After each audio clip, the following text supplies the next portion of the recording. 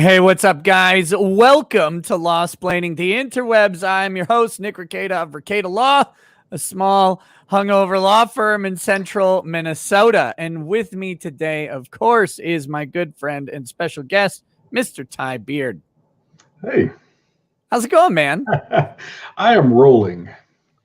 You're rolling? It's a classical reference. Oh, I thought you were talking about being on ecstasy or whatever. No, I don't do ecstasy anymore. Ever. Of course not. No, but that's what they used to call it back in the day. Yeah, that's right. I forgot about that. when I saw Tombstone and Doc Holliday says that to Wyatt, I went like that. And my incredibly square buddy from law school looks at me and goes, "What's so funny?" I went, I'll tell you later. Yeah. How are you doing? Yeah. I'm pretty good. Last night was a bit of an adventure. A little crispy? Yeah. Things are the brights are bright today and the louds are loud. But all told, I'm alive and I did not throw up. Well, see, glass half full, I guess. Yeah. I'm here to tell the stream and the audience. Hank Williams Jr. was correct. The hangovers do hurt more than they used to. Dude, it was not good. I did not feel good this morning. And this is the best. So my second child has entered into band. Right? So what instrument? Percussion. Yeah. So my two oldest, they both play violin, piano, and now percussion. So he was on, but they had a band camp for the week, and today this morning at 11:30 was the concert, and so that was little loud on that one. Say, don't do the crime if you can't do the time. And it was this thing that they did, since it was a band camp, right? It wasn't just like you go in and listen to kids play the songs. They had to demonstrate where they started for the week and where they ended up. So they started like having each section just play like their reeds or whatever with no instrument. So they get the clarinets or whatever. It's like, and you're just like, oh God, why would you do this? Some of us were busy drinking last night. You can't do this to people. But yeah, so this morning I so don't miss those days. To the stream. I found it. What is that? This is my stylus for my drawing tablet. You probably don't know. I create works of art, Ty. Sure. Okay. Yeah. Let's go with that. I do. I'm gonna prove it. Last night I created a work of art last night. I drew something. I'll show you. Oh, well, I can hardly wait.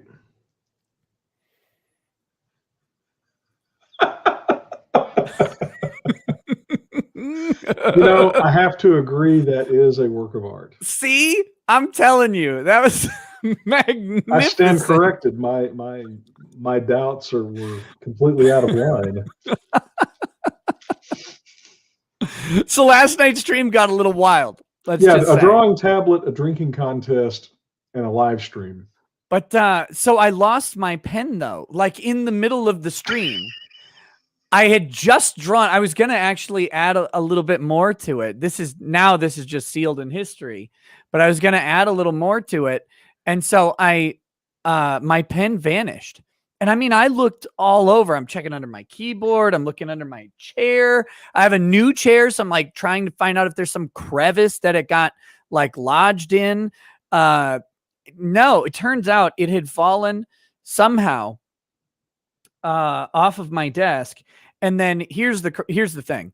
So my computer tower, is solid. It goes all the way to the floor. There's no like little bevel, except on the front, there's a plexiglass thing with some crap in it so it can have some LED lighting.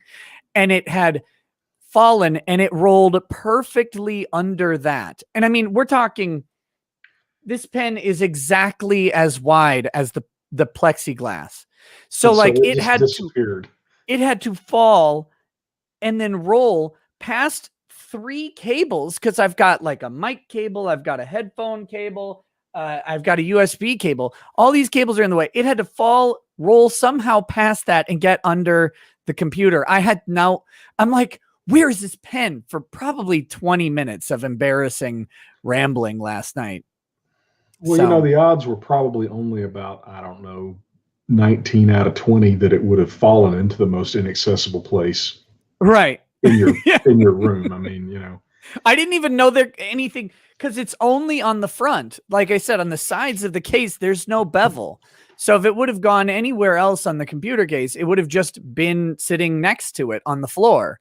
This is the only place it could have rolled under. And I didn't even know you could get something under there. It never occurred to me to check until today at about 5 p.m. And there it is. I went on about the pen for an hour. Oh, okay. Well, I probably went on about the pen for the hour too. I'll have to look at that stream. It sounds like it was entertaining. Well, let me set up how it happened. The stream's ratting you out. They're saying you were yelling about it for like 2 hours. Well, see, I don't know. When you get older and decrepit and you can't find things and can't remember things, you get vocal about it. Let me explain how this stream went, Ty. So first, Joe, good logic. He's a New York lawyer. He says to me, hey, why don't we do a 5-hour stream where we do the first, because he does the pre-show he calls it a pre-show. It's his show, starts at 9 p.m. our time, every night before my show, except for Friday, because he's an observant Orthodox Jew. So that's his Sabbath. But so Sunday through Thursday, he starts his show at 9 and ends it at 11. And so he's like, come on to my show and we'll start over there, and then we'll move over to your show when 11 o'clock rolls around. And on his show, he's like, okay, we're going to do a drinking game where every like $100 we each take a shot. And I'm like, that doesn't sound like a good idea. I had seen this awful thing before. Yeah. I've done something stupid before, but Joe apparently has never done anything stupid in his life. Oh, well. And so I'm like, I don't know about that. But so we start there. So we're like 7 drinks deep when we get over here. But did you have Drexel at your house to bail you out? No. No, I had nothing. Oh, wow. I had nothing. You went commando then. Yeah.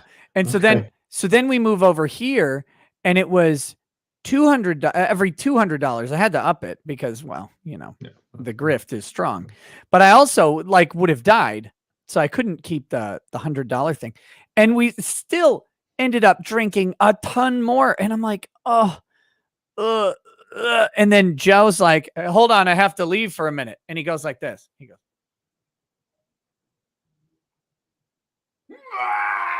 oh,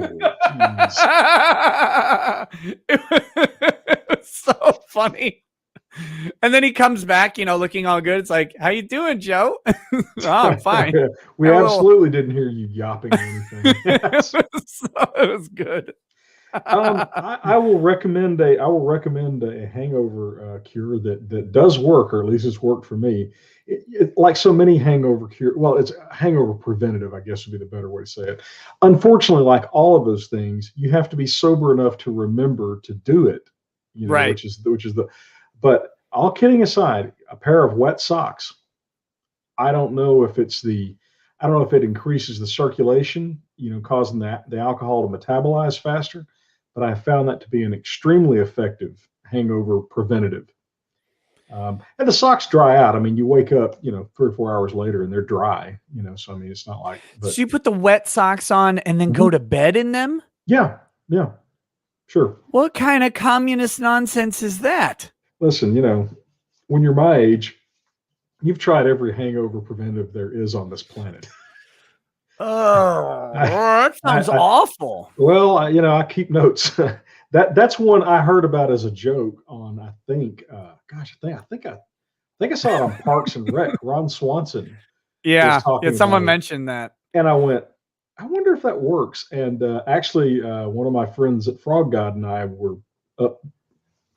Well, we were up really late. I mean, we were, at one point I said, we have to go to bed because we're about to see something we don't want to see. And he said, what? I said, the sun. Because you're a certain age, you don't want to see the sun. Anyway, but so I tried it and it worked great. So anyway, for what it's worth, try that. Yeah. Yeah, the problem with just drinking water is you have to drink a lot of water and you still don't replace the salts. I would suggest water, cut Gatorade about 1/3 Gatorade, 2/3 water. Try that. Tylenol is good. Anti-inflammatories are good because inflammation seems to be an integral part of hangovers. So Tylenol, Advil, that kind of thing. But I just I've solved it. I'm just not going to drink again for a little bit. Right. Yeah, we all, I too have sworn off drink. Oh, I'm not swearing it off. I'm just I'm not like, well, now I'm going to be sober forever or whatever. I'm just not I'm not drinking. I'm not drinking tonight, and I'm probably not going to drink much this week. Yeah, somebody suggested that Pedialyte is where it's at. I'm not sure that Pedialyte isn't just Gatorade cut, half or 2/3 by water. But yeah, something like that. Anyway, that's my particular hangover thing. But again, the problem with all those is you have to remember to do it. And if you're really, if you're drunk enough that you need the remedy, you're probably too drunk to remember to do all those things. That's the flaw in the reasoning.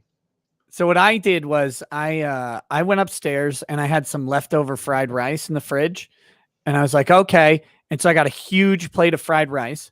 Mm-hmm. And when you're microwaving fried rice, you gotta add some water. So I add a little water to it, microwave the fried rice.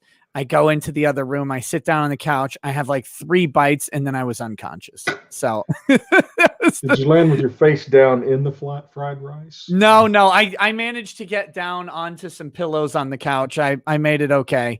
And then I got up a couple hours later and went to bed.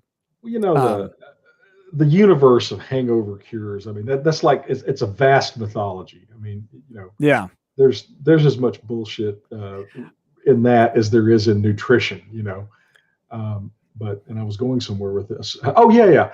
But I read somewhere that they actually figured out that a big greasy breakfast, bacon, eggs, sausage, gravy, biscuit, all that kind of stuff actually helps with the hangover. I always thought it did. I mean, it always seems I can't do it though. Like because normally I'm like, a greasy breakfast sounds delicious, but in Knoxville, I was there for Bubba Fest and went drinking with Yellow Flash. Had a very terrible morning. And so Lady Rackets and we go down to this Greasy Spoon breakfast place for breakfast. And I had, I think, a sliver of scrambled egg. And I was like, I need to go back to the hotel and just die. Like, that's all I wanted. So it was, you were tore up. it was bad. Yeah. Well, I've also got a theory too, that drinking is like any other athletic activity. You have to, you have to stay in shape. Yeah. And I'm out of shape. We entertained friends last Friday night, and I did what you did last night, and Saturday was a long, rough day because I had to go play war games with buddies of mine. We had set this up weeks in advance, and so we play at my office in our conference room. And so I walk in all bleary-eyed. It's like, y'all want? What are we going to play? Let's play Firefly. but by the way, Firefly is a great board game, but it's got like 10,000 cards and pieces. And I mean, it's an incredibly component-intense game. And I'm just sitting there going, I want to die. I want to die. That's what I hate about all these games now. Like, especially now, because so some jackhole got the bright idea that you could just license every popular thing ever made and make it into a board game. The thing is, kind of an easy way, I guess, to make games is to add 1 trillion cards to it. I don't know why that seems easy, but for some reason that seems to be the trend of these. With Chinese printing, color printing in China, I'm told by people in the know, color printing in China is something like half the price, half to 2/3 the price it would be here. Yeah. And so so things That's like because they don't use cards. HP ink. Well, yeah. Well, and they also don't, worry about pollution and all that kind of stuff. And so it's never been cheaper from a manufacturing standpoint to put just lavish amounts of components. And I do think that gamers perceive value when the game's got a bunch of crap in it. I'll say this about the Firefly game: it is an excellent game. It's not one of these generic, we just made a game and slapped a label for whatever property we license. It's a game that's very, very faithful to the series, but it does require a certain amount of concentration and just effort. And I was just kind of going, but yeah, I was mostly talking about how when you go to Target now, they have like a Princess Bride game, they have a Jaws game, they have a Die Hard game, they have I have the Princess Bride and the Die Hard ones. The Princess Bride one's okay. I haven't played the Die Hard one yet. Yeah. Well, the license, heck, I've got a $6 million man game somewhere. Those kinds of things have always been a thing, but they do seem to be a lot more prevalent today. Well, yeah, because licensing has invaded everything. I mean, Lego is terrible now. I don't even like it. Oh, I know. Lego used to be the coolest toys ever, but Lego was never supposed to be a model building platform. Yeah, and Star Wars Lego ruined Lego entirely. I just life's just too short. I'm not gonna. Yeah. It's fascinating. I read that George Lucas basically, no one had any concept of the value of licensing stuff. So when he did Star Wars, he kept all the licensing because basically nobody wanted it. And, I've never been able to completely reconcile in my mind if George Lucas is a genius or if he just is the luckiest son of a bitch to ever walk on this earth. I think it's the second one. Yeah. When you hear it, when you watch the prequels, you go, wow, this guy thought that would be a good movie. Yeah. Well, my hatred of Star Wars is long and deep, but we don't have to get into that too much. So there are some topics I've been wanting to talk to you about lately. There's a little thing going on over in the Sandbox. I don't know if you've heard of it. This place, what's it called? Jamie, what's that place? Carpet. Afghanistan. Right. I was thinking of a dog or a carpet, but yeah. Could you screw that up worse if you tried? I think someone could have managed to do it worse, but it's pretty bad. A retrograde operation like that is always going to be. It's the military knows how to do those things. Nobody likes to do them, and they're not necessarily the simplest thing in the world. But it's not really rocket science, right? You pull the most vulnerable non-combatants out first. If it were me, that would be American citizens. And the amazing thing is, this doesn't have to be covert. No, because they know we're that's the agreement. Yes, is that we'll finally just leave. We're gonna leave. But if it had been me, I would have pulled out all of the American civilians first. I would have pulled the European civilians, the NGOs, all those idiots out second. Then I would have gotten whatever Afghan personnel that had helped us that we thought needed to leave. I would have blown up every fortification. I would have spiked every gun. I would have rendered inoperable all military equipment that we weren't going to take. And this kind of stuff wouldn't have taken more than a few weeks. This is not like it, And then only then would we have pulled out the military forces, and I would have had them loaded for bear and shoot to kill if they're attacked while we're trying to pull out. I would have had air support. This wasn't that complicated. I just can't. If you said, Ty, how could we fuck this up? Screw it up from one end to the other. I couldn't come up with a better plan than what Biden implemented. Yeah, it's that's the amazing thing. It's like he took what is like a universally held sort of idea on the left and the right that we, for the most part, people are like, yeah, we probably don't want to be in Afghanistan anymore. No, right? I was never a fan of nation building. That's the dumbest. that was stupid in 2003, 2002 when we came up with that bright idea. And I Right. remember saying then, these are tribal cultures. You are not going to turn them into Jeffersonian Democrats. Yeah. Not Yeah, it's unless not you want to gonna work. spend about 1,000 years and implement feudalism in between, maybe. No, I mean it was beyond stupid. But my God, you just couldn't have felt. And of course, obviously you get into the thing of they've emboldened our enemies. Mhm. Gee, I bet China's more terrified of us than they've ever been. Yeah. You know, They're like, "Ha, they won't even get their own people out." yeah. Well, that's funny. So I've been reading some stuff, kind of behind the scenes stuff, that Biden's getting a whole lot of flack from his normal supporters because apparently, this is hard to believe, but in that 10,000 plus American civilians that are there are a fair number of children of elites there. Now, I'm sorry, anybody that went to Afghanistan as a civilian voluntarily after Biden got elected or got selected, whatever you want to call it, is an idiot, because I don't know how Why you would could have possibly imagined it was going to end up any way than it, other than how it did. But in any event, you've got apparently some children of elites that are trapped there. You've got these Eurotrash non-government organizations trapped there. I mean, it is a cluster from one why end would to there the other. be why would the my mind is blown.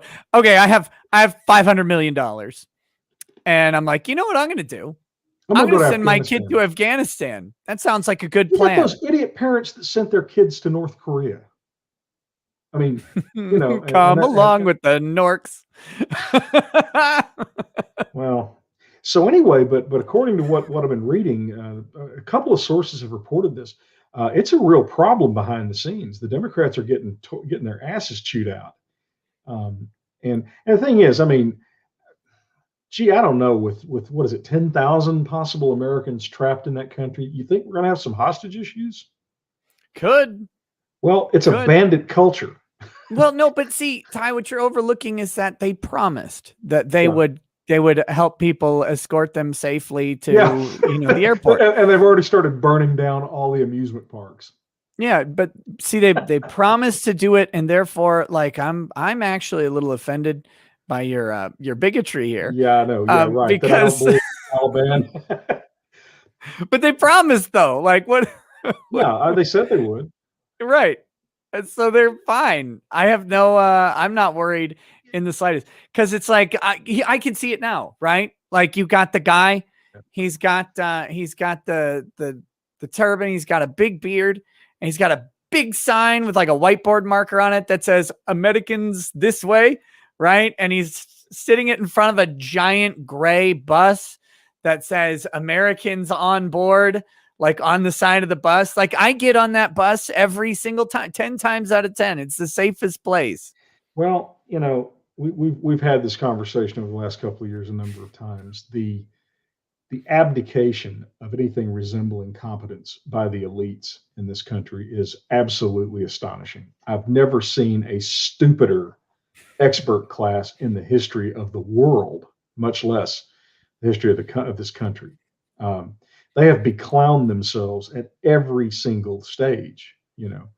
I get into this all the time with people on the vaccination thing, and I have been vaccinated. I mean, I got vaxxed as soon as I could because I had a business decision to make, and I made it. But they're running the problem that something like 75% of African Americans are not vaccinated, and I'm like, yeah, turns out they don't trust the government. Yeah, it's not like the government's given them any reason at all to trust them. I mean, is it?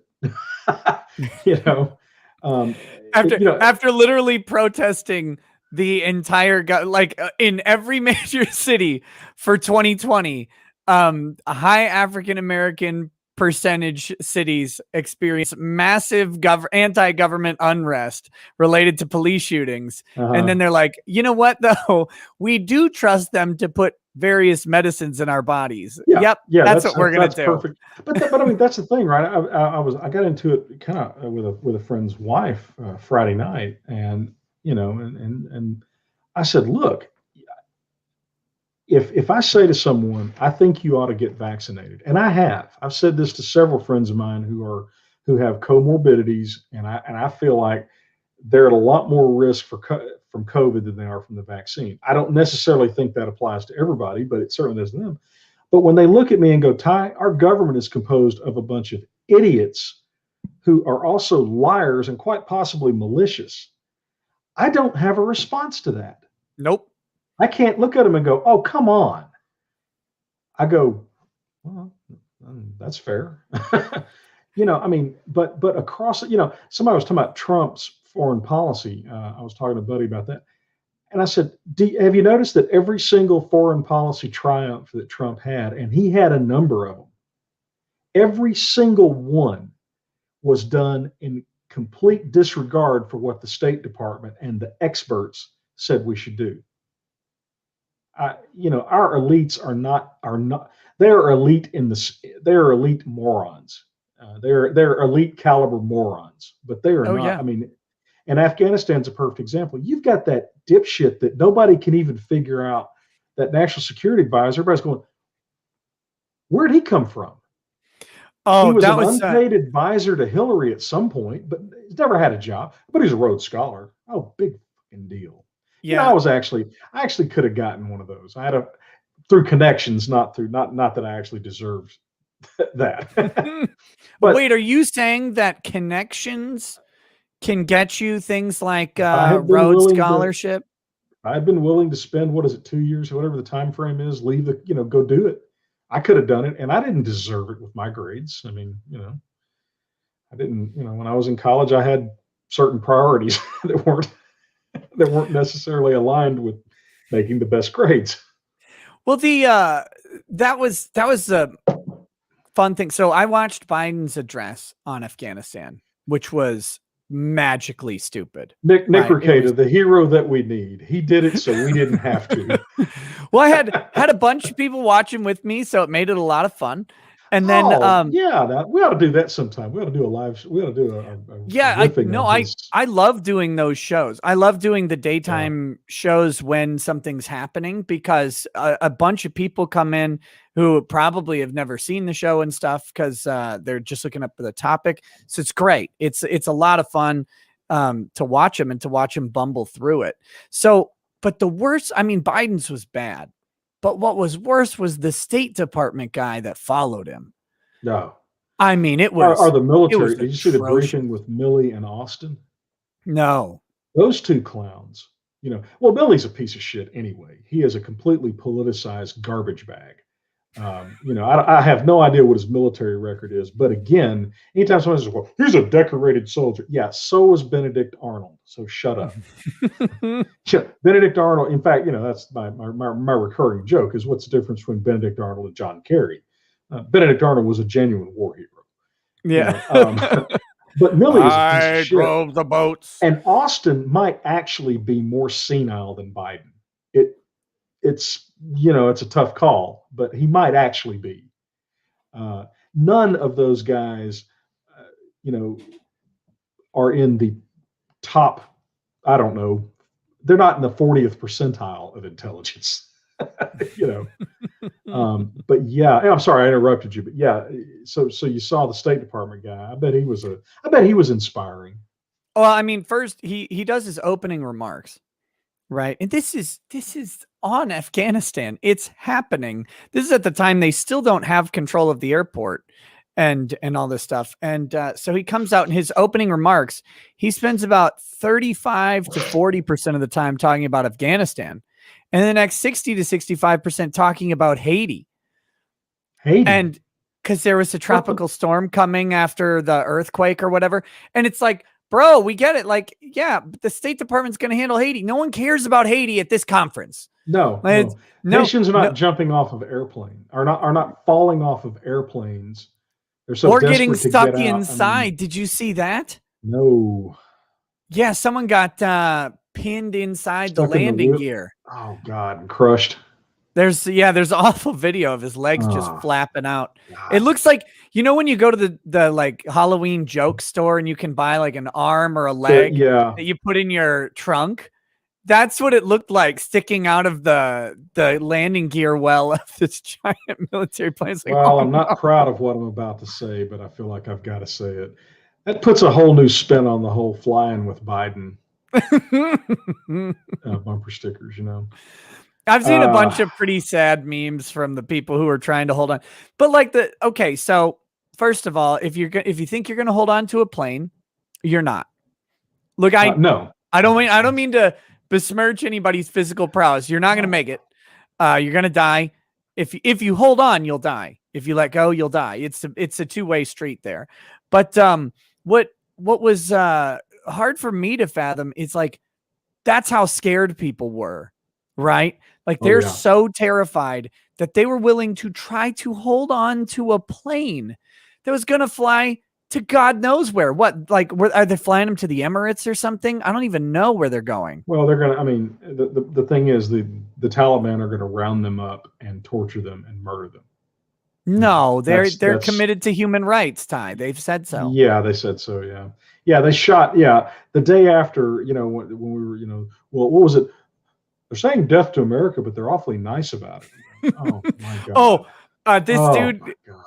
This dude sent me a bunch of, you know, pictures and tweets that were the goings on of Afghanistan. And the one, it was the 15th of August and the 16th of August. And it was the same lady reporting both days, the CNN reporter. And the first one, you know, she's blonde hair's out and she's, you know, out there. The next one, she's all covered up. Well, they shot a woman. They shot a woman the very next day for not wearing a burqa. Oh yeah. Yeah, well, because they respect women's rights. Yeah. You know, I've always, so some guy got in trouble doing this, but I think it would be funny. I've been tempted on social media to do it just as a test. Just simply say, you know, I think Islam is right about women. Just watch you're not on social dissonance. Like you're only ancillarily on Twitter. You don't realize. I don't pay any attention to Twitter. There's one thing there's one reason to be on Twitter.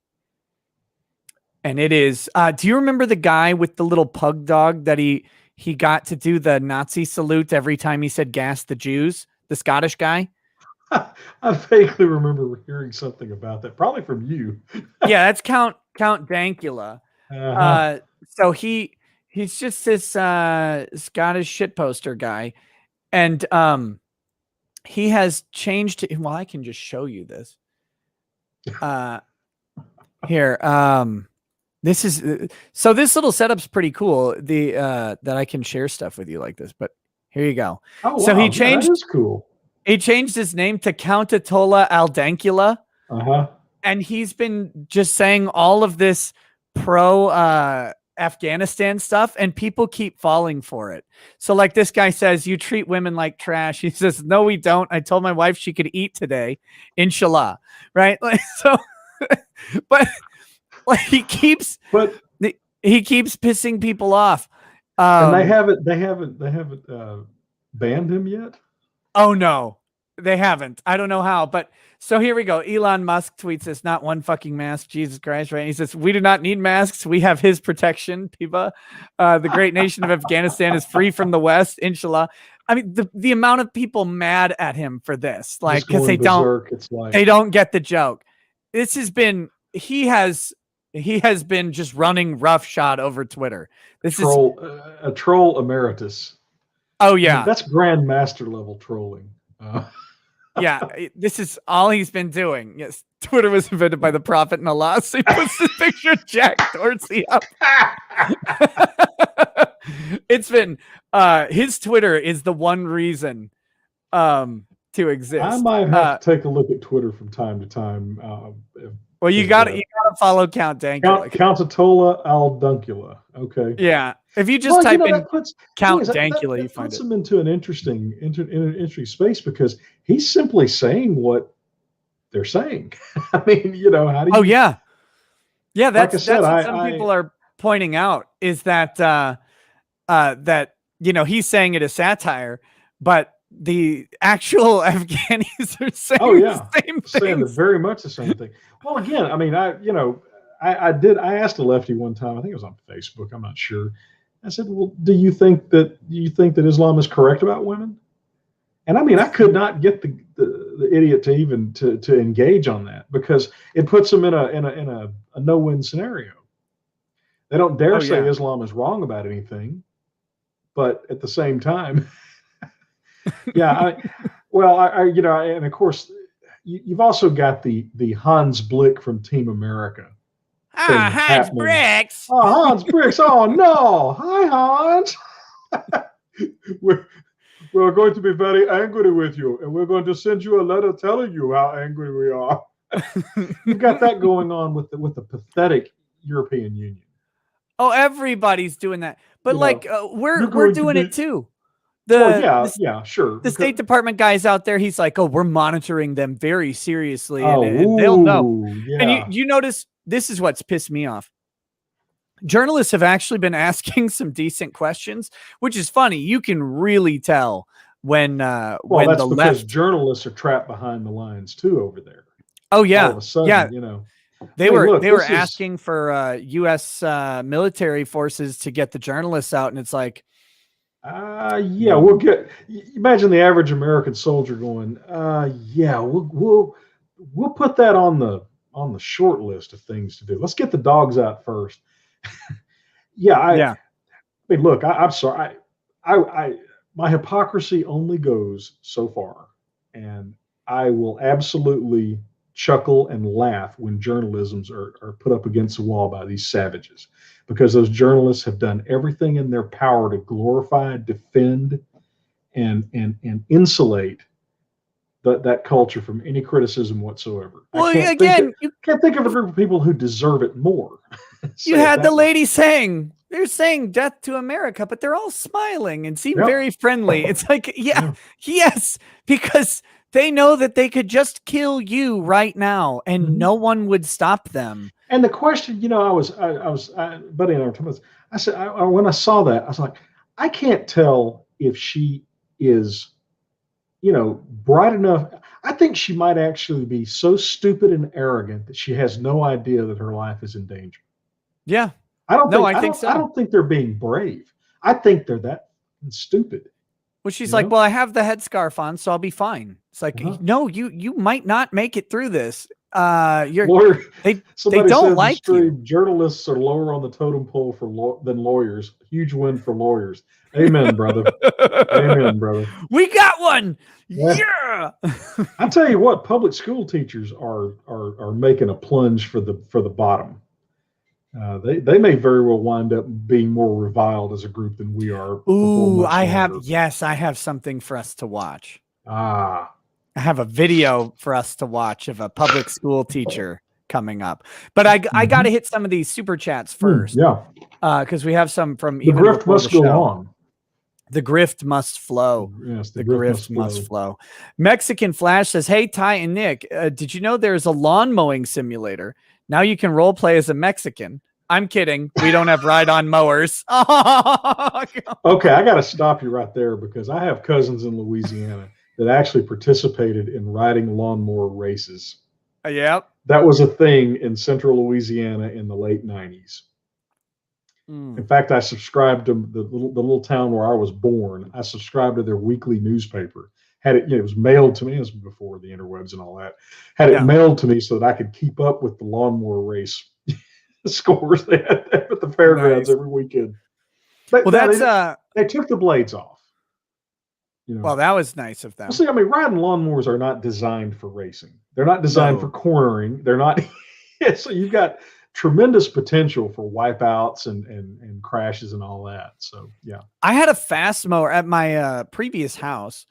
When I had time to mow, I had a fast mower. It still took forever because I had so much grass. But it would take 2.5 hours to mow the lawn. But I had an Exmark Laser Z, a 0-turn radius mower that would mow. It's got the tank controls. Yeah. Oh yeah. So yeah. Okay. And it would mow at 11 miles an hour. Wow. So, I mean, you're just like, it was like driving a tank go-kart. It was so much fun to actually, like, it was, Lady Rackets was like, you're mowing the lawn again? I'm like, yeah. Yeah. And then the mistake I made was I let her mow the lawn once. Oh, boy. And then she's like, no, I want to do it. 2 hours. I don't have to listen to the kids, complaining. You didn't see that coming? just white noise. And I was like, but that's my thing to do. So then I hired someone to mow the lawn from then on. Yeah. I was allowed to do lawn work when I was a child extensively, and I got my fill of all that when I was young, and I don't have much use for it now.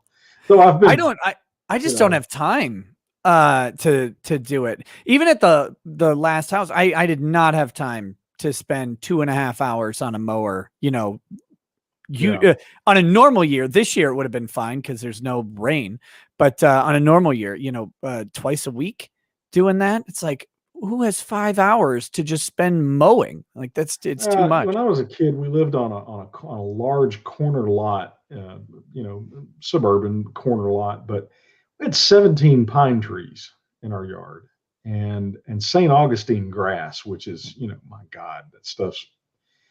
And my mother was just tight as a snare drum when it came to spending money, and so she would buy the cheapest lawnmower that Sears sold, and I'd burn it up every summer, because they weren't powered. I mean, I'm talking, Yeah. And I finally got to the point where I got a job so I could hire somebody to do our yard. So I didn't have, seriously, I absolutely did. I was like, I would rather rack bottles. And so I've just never had a real strong desire to get out and do yard work. Yeah, it was only fun when I had the fun, fast, zero turn. Yeah. I mean, if I had gear like that, sure. Yeah, it was. Well, and I had an abusive father too, so of course it was never, the job I did was never satisfactory. But a lot of it was just, hell, by the time I'd get the damn thing completely mowed and completely raked and everything else, well, it was time to start over on the other end again. Because it just, and so I was like, So yeah, I've hired people to do my yard ever since as an adult, pretty much exclusively, because I just. But back to that chat, they did create a game. It's called Lawn Mowing Simulator. Like it's a fully. Hey. And it's really popular. After seeing the Cuck Simulator, anything's possible. Yeah, that's true. That's got an update. I need to play that soon. That was just sublimely hysterical.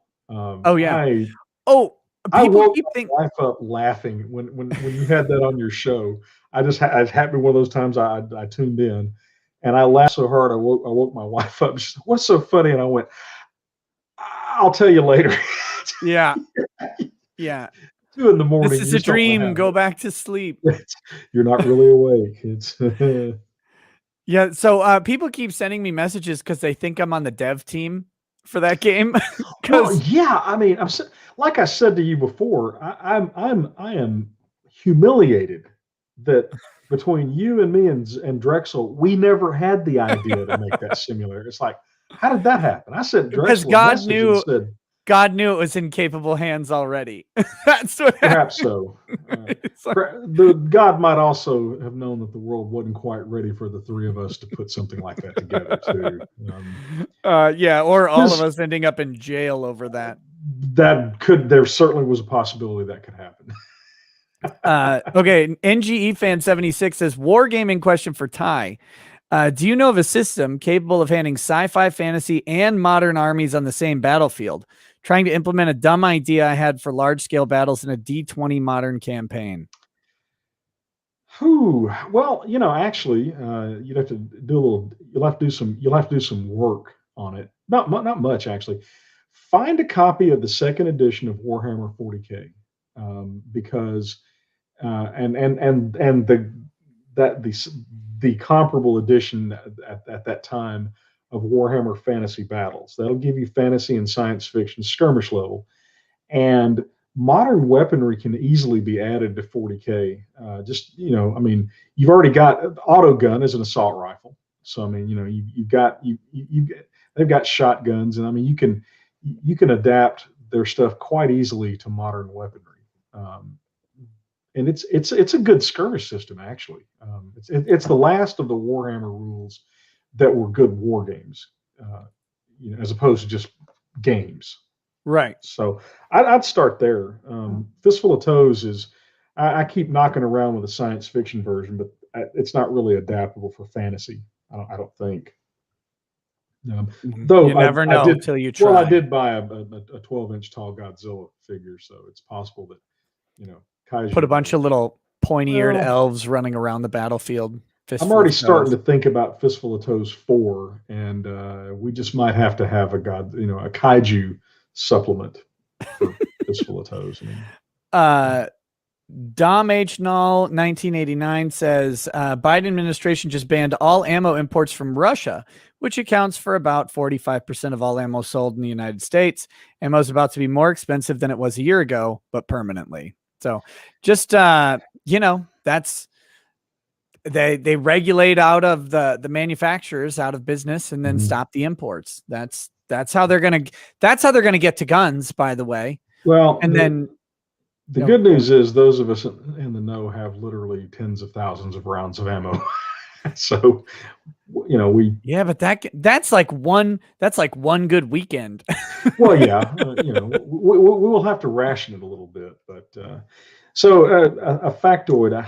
I'm trying to remember. I believe I can look this up. I've got it written down in a notebook somewhere. I found that the average number of rounds expended in World War II by an American soldier in combat, firing a semi-automatic rifle in a firefight, was it 20 rounds? Is it 20? I think it was 20 rounds. Sure. Let's go with that because it's a little straight. So, it's one of those things.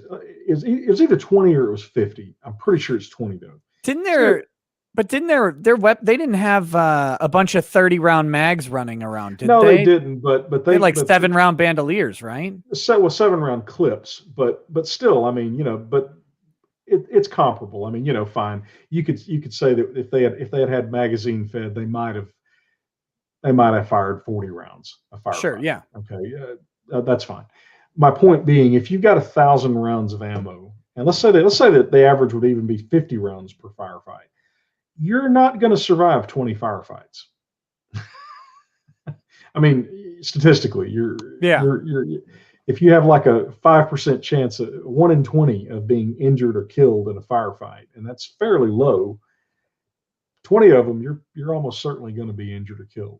And so I would wager that's way higher for the soldiers today, though, like the amount of rounds fired on modern battle. But I'm talking about semi-automatic rifles, which is what we have.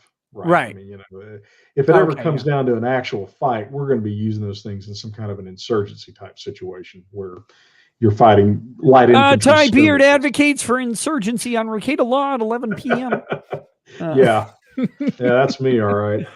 Wolfgang Deo says, I just learned why Ace Attorney is your favorite game. Phoenix Wright's nickname is Nick, #exposed. Yeah, I hate that. I hate playing it. I hate it. I hate it. I hate it. The Knowledge says, dang, can't wait for the replay on this one. Yeah, thank you. And we're sober. I mean, that's... Yeah, and I'm staying that way forever. Not well. Right. I will never ever do this again. This time I really mean it. Well, here's the thing. So, my plan is simple. Anytime someone challenges me to a drinking game, I say, well, yeah, I'm happy to lose the drinking contest. I don't want to win those. But then I won last night, and I didn't even want to. By certain definitions of the term win, yeah, I suppose so. See, well, because he threw up and had to leave the stream eventually. So, and I didn't. Yeah, so that means I win that's like a forfeit. Well, congratulations. I would hate to think that you feel this awful and you lost. I mean, yeah, that would be way worse. That's what happened last time with Uncivil Law, which apparently, I guess yesterday I said I won against Uncivil, which is. No, I said on that stream that he won because I thought he was going to die. But yeah, no, I'm not a fan of drinking. I'm not a good drinker. I'm not a big enough guy to be a good drinker. Yeah, and I'm way out of practice on that kind of stuff. I remember one time, God, I have a younger cousin. He's about like 6 years younger than me, and he's like a little brother to me. And so he started college and he started talking about he's doing these drinking games and stuff. And so he came to town And I got my buddy Greg, my best friend from way back. I said, oh, let's teach this little shit a lesson. We'll fix him. So we started playing quarters. He hit every single bam, boom, bam, boom, bam, boom. And so we finally just started cheating.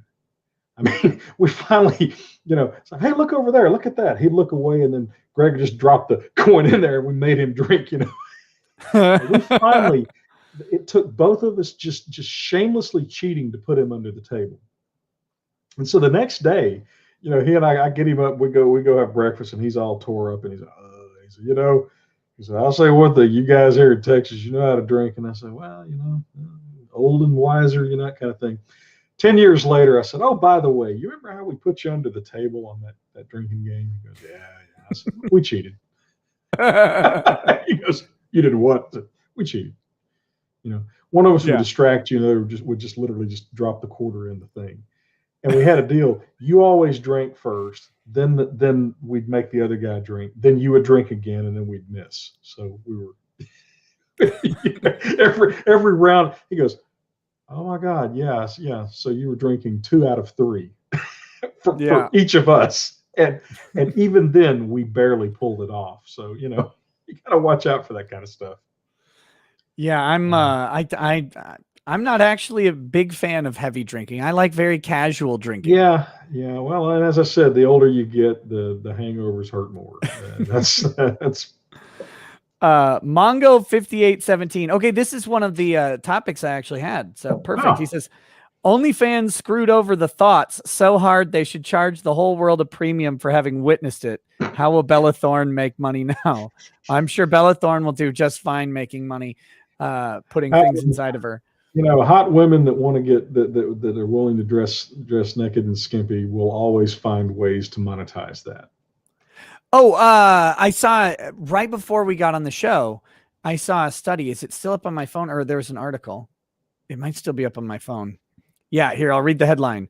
Deep machine learning study finds that body shape is associated with income. No. Turns out thinner and more attractive people are make more money. Yep. It's amazing. Who knew? But what I want to know is how you get some of that sweet grant money to study the bald ass obvious like that. Yeah, well, you got to be a professor, so you have to really debase yourself. Was that ever really in doubt? Oh, I meant to send you a meme. By the way, it's kind of tangentially related to this. It was a picture of what's her Elisa Schmidt. She's a German runner and is just insanely gorgeous. It's a picture of her, and the caption says, "Nah, let's go with Rapinoe instead," says Victoria's Secret. Yeah. Or who they should have? Spiranak, the golf chick. Oh yeah, she's Paige Spiranak.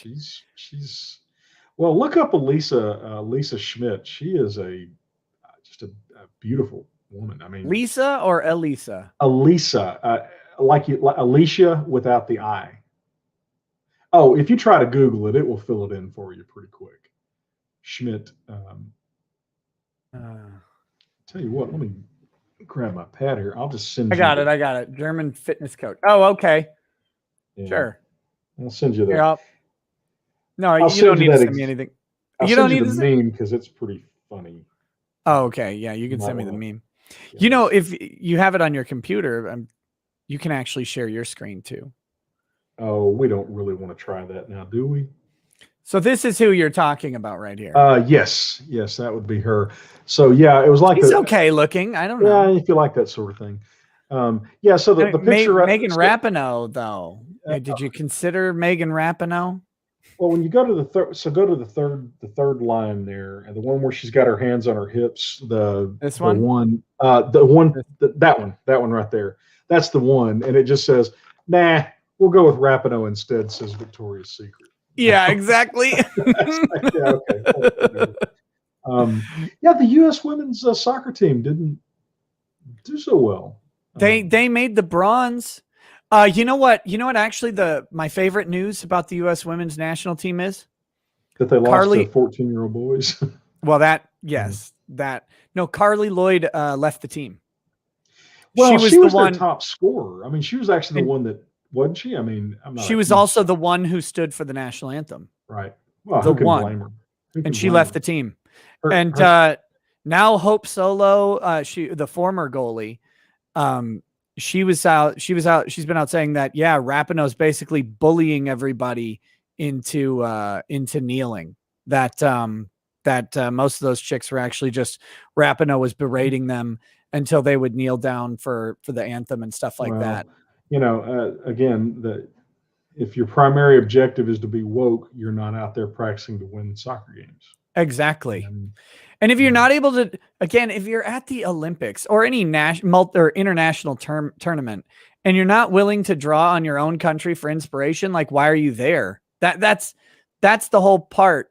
Well, like Rapinoe is just a vile, disgusting person. I mean, she's horrible. Subway. So the Subway chain, they don't have any corporate stores. All their stores are franchises, and their franchisees are in open revolt with those Rapinoe ads. I haven't seen any of them, but just the descriptions of them are utterly worthy. She's just an ugly, angry, bitter. Did you see that she's just Joe Biden with pink hair? Yeah, I mean, she's, and I mean, she's just pissy. That's, anyway. This picture, this is the I can't take it. Look at this picture. It's just Joe. It's Joe Biden. It really is. It looks just like him. It's like Joe Biden 10 years ago with pink hair. That's what Megan Rapinoe. She looks like a 74-year-old man. Oh, God. I mean, that's the thing. It's another version of the get woke, go broke kind of thing.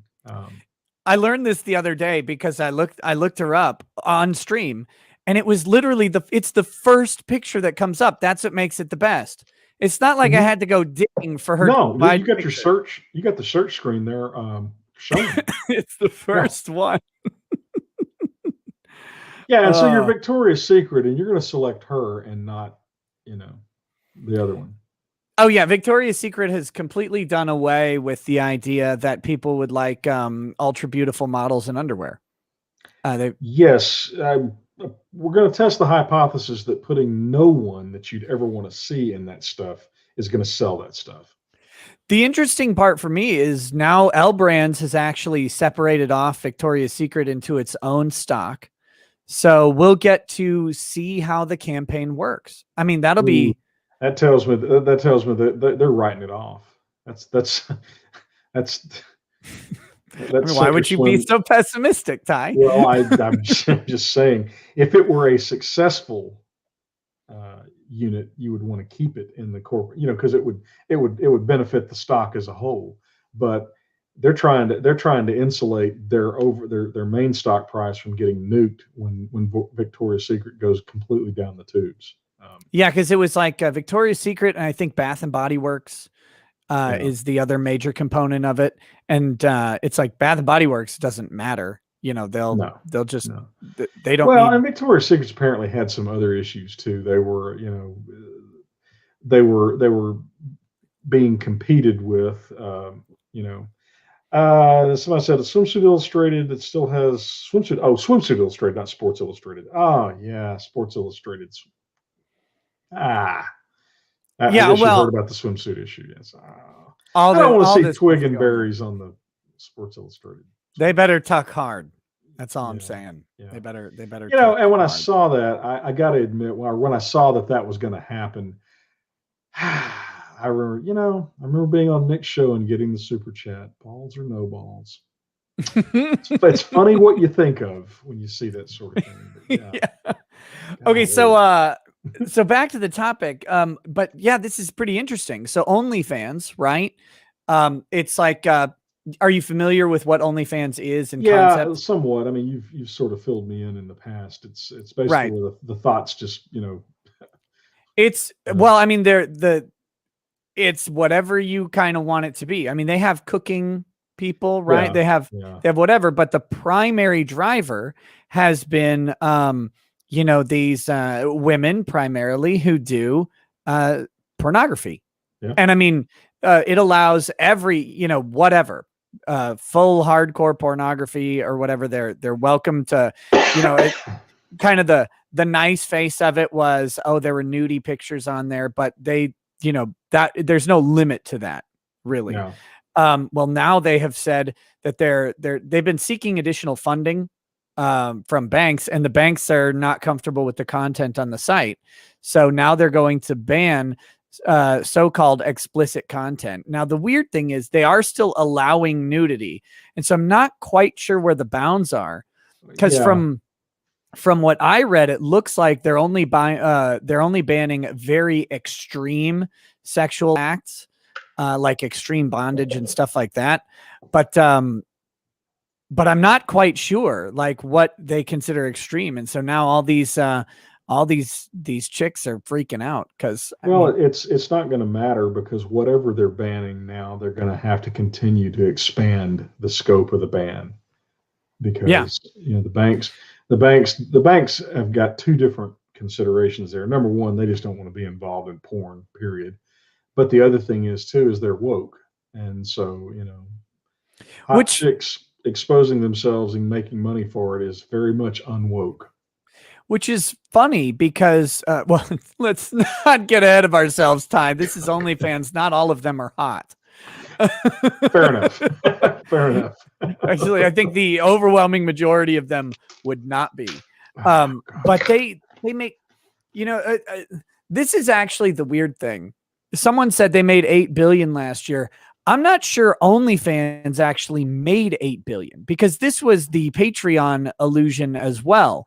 It's like, oh, Patreon, processed something like $70 million back in 2015. It's like, but they're only taking like a 5 to 10% cut of those transactions. They're counting their collections as though those were sales, and they're really not. Right. Now, if OnlyFans transacted 8 billion in business, I mean, they're still making close to $1 billion just on those transactions. Yeah, but if your valuation is based on 8 billion, that's a little bit of a problem.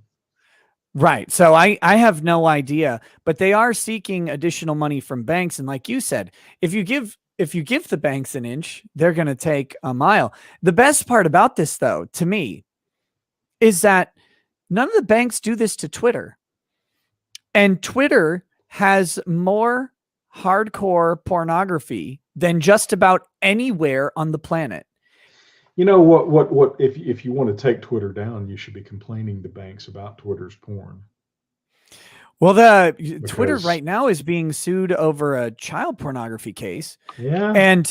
And the crazy thing is, so the kid reported the video of himself, right? Like he sees the video of himself because he got scammed. He got catfished and scammed. And so he reported the video. His mom reported the video. Twitter comes back and says, we reviewed the content, doesn't violate our terms of service. Oh my God. Seriously? So then they had to get a cop to send a letter to Twitter letting them know that the content was illegal, and they eventually took it down. But this stuff was up for quite a while. And so there's a lawsuit going on. That lawsuit actually, Twitter moved to dismiss, and they just lost that motion. So it's going forward now. You think? Yeah. Well, I mean, that's. I mean, look, Ayers in his rules for radicals, or not? Yeah, said, look, it's real simple. Make the enemy live up to their actual rules. If we can find ways to just force these tech companies to live up to the rules that they impose on everyone, it'll destroy them, because those rules are not sustainable. Right. They're utterly subjective, and they're ever expanding. It's just whoever screeches the loudest.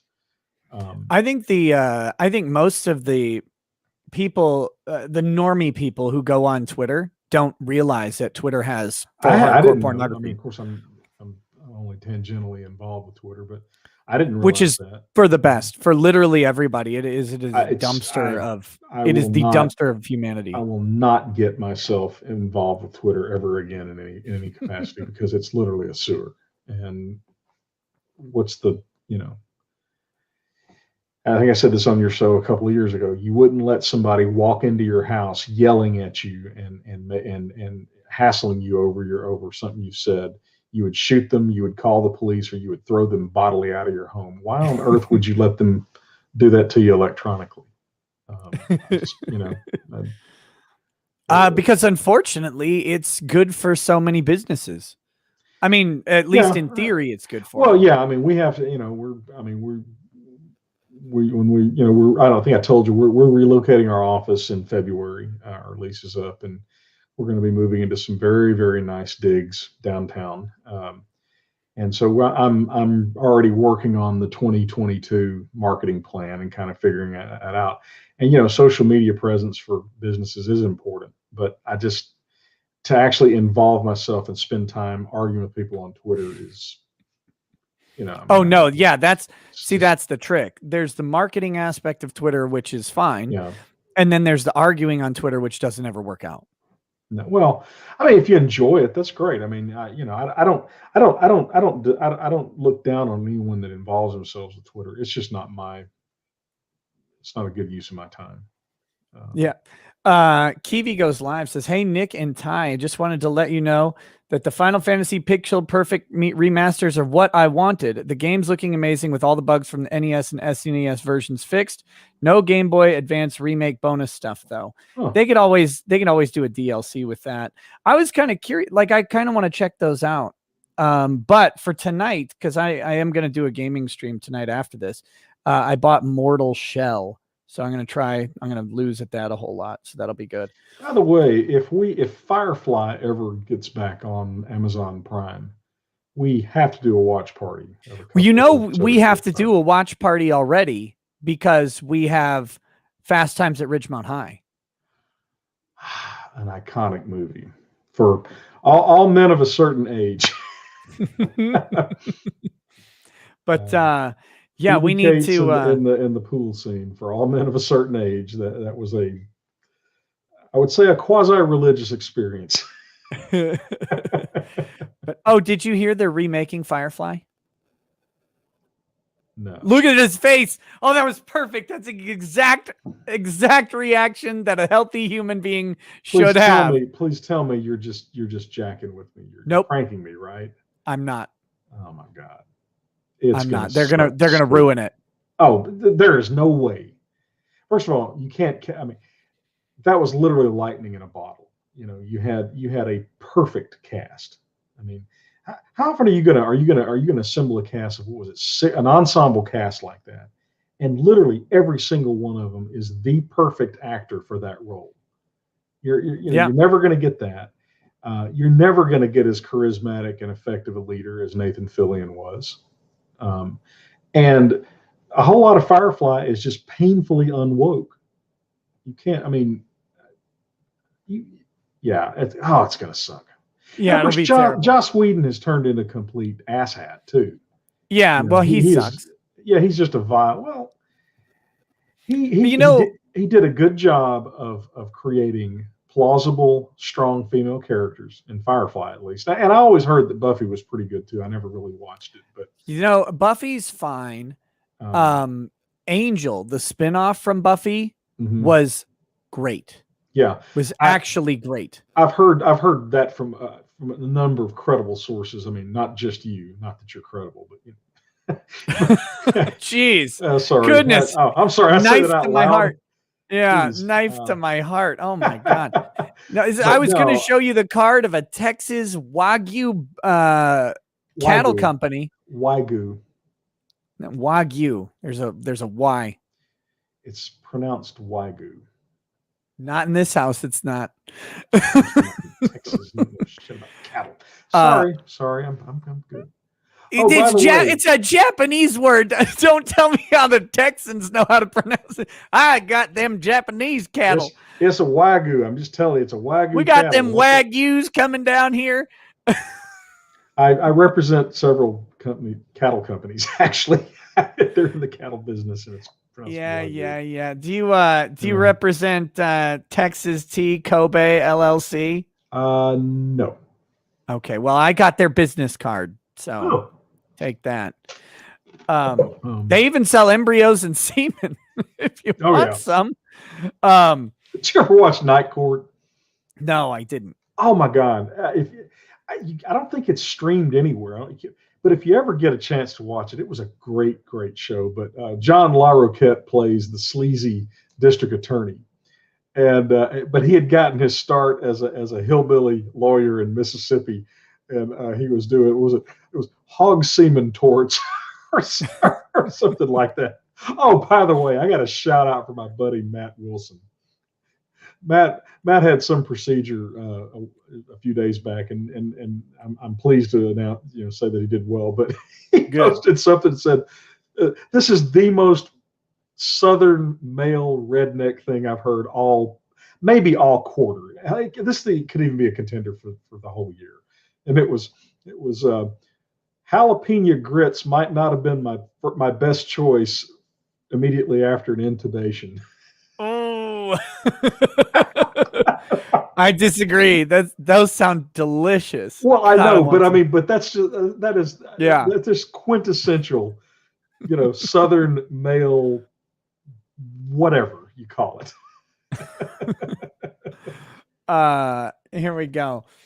Joshua Vidrine says, "You and Joe are lucky that my bank temporarily froze my card after my first donation to Joe last night. I was going to throw more cash in the pile of alcohol-fueled suffering. I'm so glad that didn't work." Well, there's an element of sadism to this that I've always found a little troubling.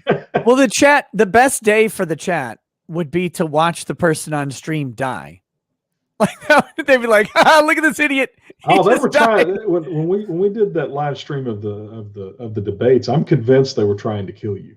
Yeah, I think so. I think. Yeah.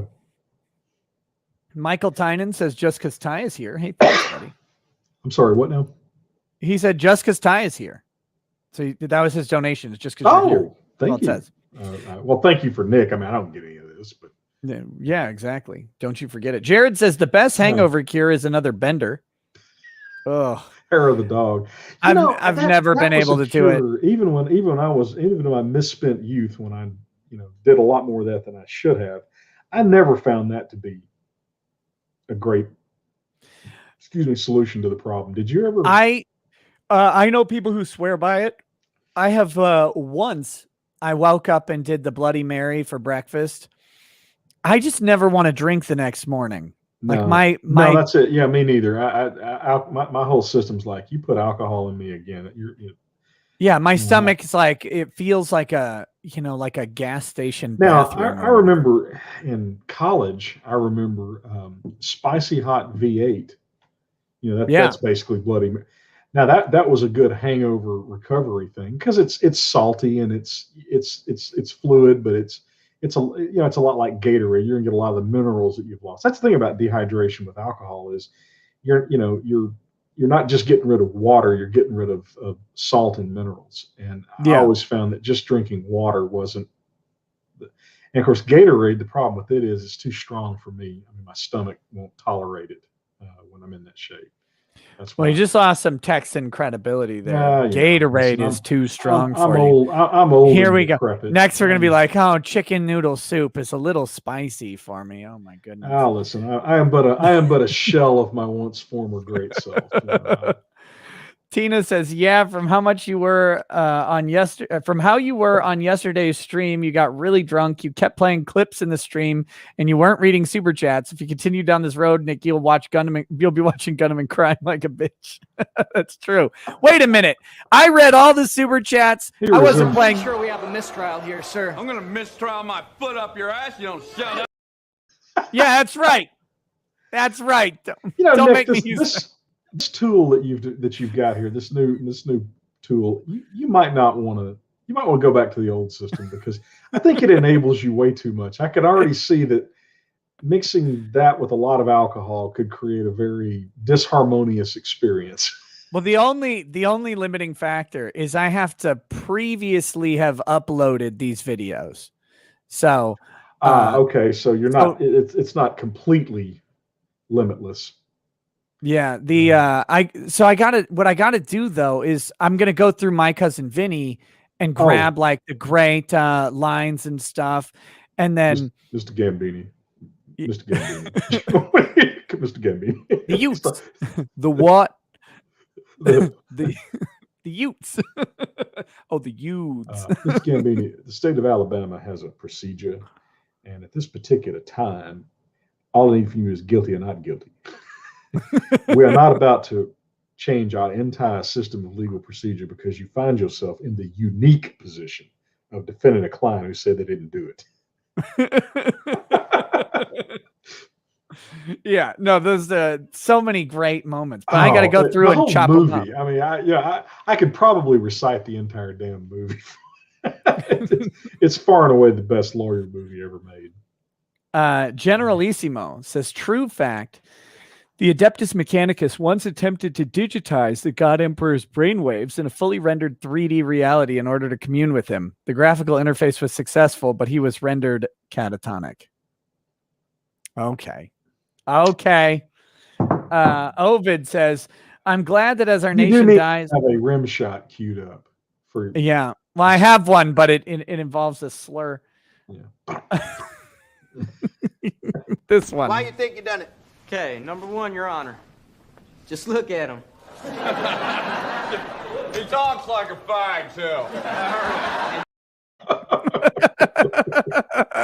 Oh, Fast Times at Ridgemont High, the scene where Sean Penn as Spicoli, he's having the fantasy and he's being interviewed by an actual sportscaster of the day, Stu Nahan.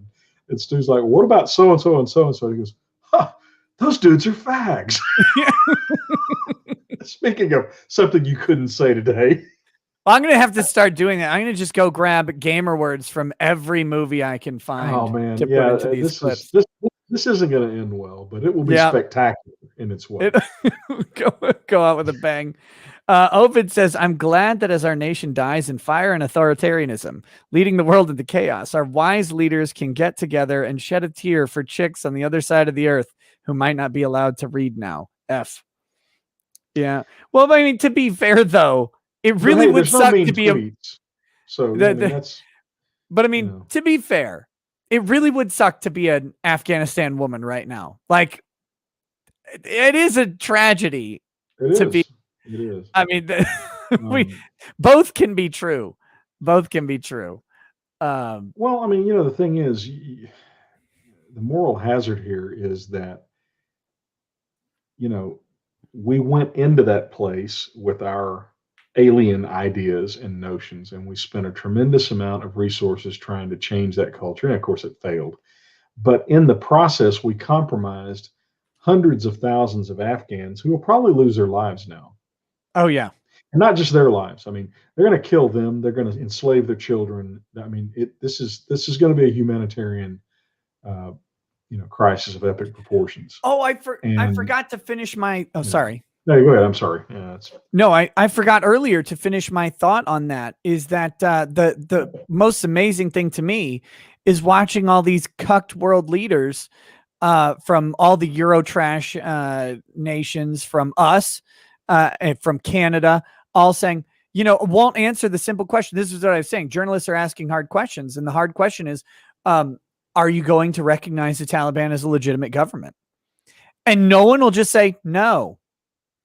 They're like, well, they're answering the question by not answering. Of course they are.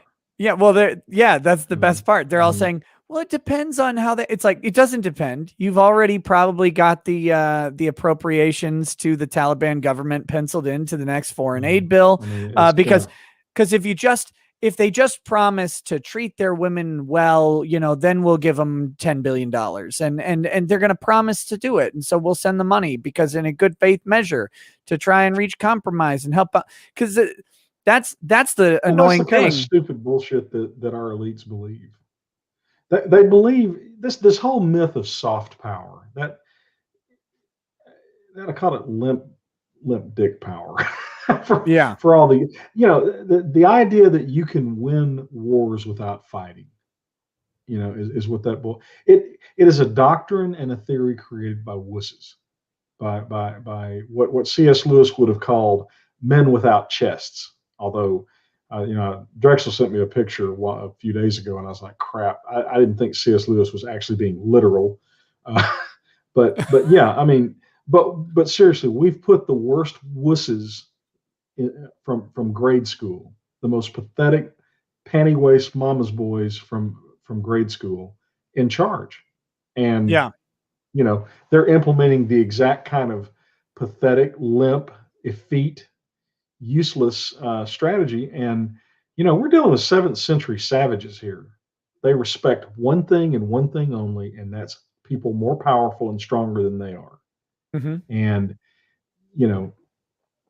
you're not going to reason with them. You're not going to persuade them to become enlightened. They're either gonna have their way, or you're gonna kill them. Those are the choices. And that's why they're all like, that's why they're on a victory lap right now. Yeah. The same way they were. I mean, it wasn't the Taliban, I don't think, but it was the same way after Russia. The whole nation building thing was ridiculous. And how many times will the United States have to find out that we simply don't do that very well? And the reason we don't do that very well is actually not necessarily a weakness on our part. We aren't willing to go in and stomp them flat, and kill whoever we've got to kill to make them act right. The British were willing to do that, and they always had a very effective empire because they were willing to go in and string them up. We Americans, we've never been able to do that. We have no taste for that. That's just not our style. Fine. I actually kind of like that about us.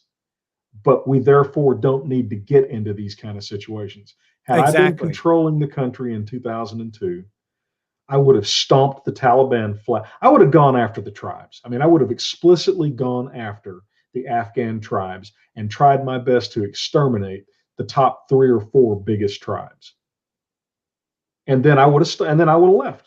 Okay, bomb them flat. Then when they jacked with us again, I'd you do that enough times, and the point starts getting made. But this idea that this bullshit, crazy idea, if you break it, you bought it. Dude, what? That was actually stated by Colin Powell, worst Secretary of State in a Republican administration. I like how you call him by the proper pronunciation, Colin Powell. Colin Powell, yeah. That's how he pronounced it. But yeah. So the whole exercise was pointless and doomed to fail. But Genocide Friday only on Ricada Law. Well, again, it's just. Like I said, a retrograde operation like this isn't rocket science. It's pretty straightforward. You get the softest parts out first. Yeah. And you render, if you're not gonna move the gear out, you render it unusable. That's not hard to do. Well, see, I was saying this during when Biden was talking. I'm like, why are you leaving the embassy building the compound? I'm like, that thing should be rubble. Because I learned from I've never been in the military, but I learned from Black Hawk Down. Very simple. You're leaving the helicopter, you throw a grenade inside. Yeah. Like you spike the guns. That's the, kind of generic term for all that. Yeah. The fact of the matter is a lot of the gear that the Taliban is capturing, they're not going to be able to use because it's delicate and it requires maintenance and da-da-da-da. But they'll be able to sell it. They'll be able to sell the, to the Chinese or whoever. I mean, the point is doing that kind of stuff. I will trade it for rock. Well, with big rock, though. Big rock better be big. Much bigger rock than you. But that tells you that tells your opponents that you're serious. And if you leave a trail of debris behind you, it's like, yeah, we're leaving, but mainly just because we're tired of this shit. We're not. You didn't defeat us. It's just no longer worth the effort. This looks exactly like a defeat. Yep. Well, I was explaining it. I was explaining it to someone this way. It's like, well, okay, we were gonna leave. Trump had the exit strategy May 1st or whatever. We were going to be out in May. I don't know if it was the 1st or the 5th. It was early in May. We were going to be out. And then Biden comes in and unilaterally changes the negotiated exit date to be September 11th because he's an idiot. No, he hates the Democrats hate this country. I mean, it's just that simple. Of course they wanted to see us humiliated. But so then instead of leaving, now we've been kicked out early. Like we've been removed rather than us removing ourselves. And like the symbolism there is the important part. That's what the Taliban wanted. Well, you're dealing with 7th century savages, and appearances matter to them. They matter to everybody, by the way. And we can sit here and, we can sit here and you could, well, actually, we haven't been defeated. The perception is, to anybody that matters, the perception is we got run out of that country on a rail. And you can't give savages that kind of an easy victory, and there not be some bad consequences down the road. The United States is hideously vulnerable to terrorist attacks. It's remarkable that they haven't pulled off any other ones since 9/11. But think about how many schools and malls and churches and football an armed group of 5 or 10 men with automatic weapons. Think of the carnage that if they set out to do it, that they could easily inflict upon any number of soft targets in every city in America. Oh yeah, that's we've just basically wussed out in front of the people willing to do that. Right, but that's okay, Nick, because our elites are going to protect us. Yeah. Well, the good thing is when the Taliban terrorists show up to the U.S., Joe Biden knows what to do. He already talked about this. You go outside, you cock a shotgun, and you fire it into the air, and then they'll leave. So that's what he's going to do. He's going to get on a boat from Delaware coastal. I don't know. Doesn't matter. He's going to get on a boat. Where even is Delaware? It's in the Northeast. God, it sucks. Remember the Wayne's World, right? That like they're going through all the different states, and then they get to Delaware. It's like, hey, we're in Delaware. Yeah. So Joe's going to get on a little paddle boat or whatever, and he's going to be like, not today, Taliban, blam, and that's it. And they're going to leave. I have full faith in this. They've shown in the past that, all you got to do is just threaten them and they'll leave. I mean, but that right there, that's such a microcosm of the complete wussiness of our elites, is down in the South. When we grew up with guns, what was one of the key things that you learned about guns? I mean, every Southern boy knew it. Anybody anywhere that's grown up hunting knows this about guns. What's one of the golden rules, Nick, about guns? You treat them as if they're loaded at all times. That's number one. What's number two? Don't point it unless you aim to kill something. Damn straight. You don't threaten anybody with a gun. You don't cosplay with guns. Yeah. If you point a gun at somebody, you then pull the trigger. There is no, See, all that shit in the movies is great for drama in the movies, but in the real world. So you're saying if someone's like at your doorstep and yelling at you and calling you a bunch of slurs or whatever, you shouldn't walk out and fire the gun up into the air? No, I wouldn't. What if you're in a school zone though? Should you do it then? Like you're in a suburban neighborhood and like hypothetically Arkansas. If you're going to deploy a gun, you shoot.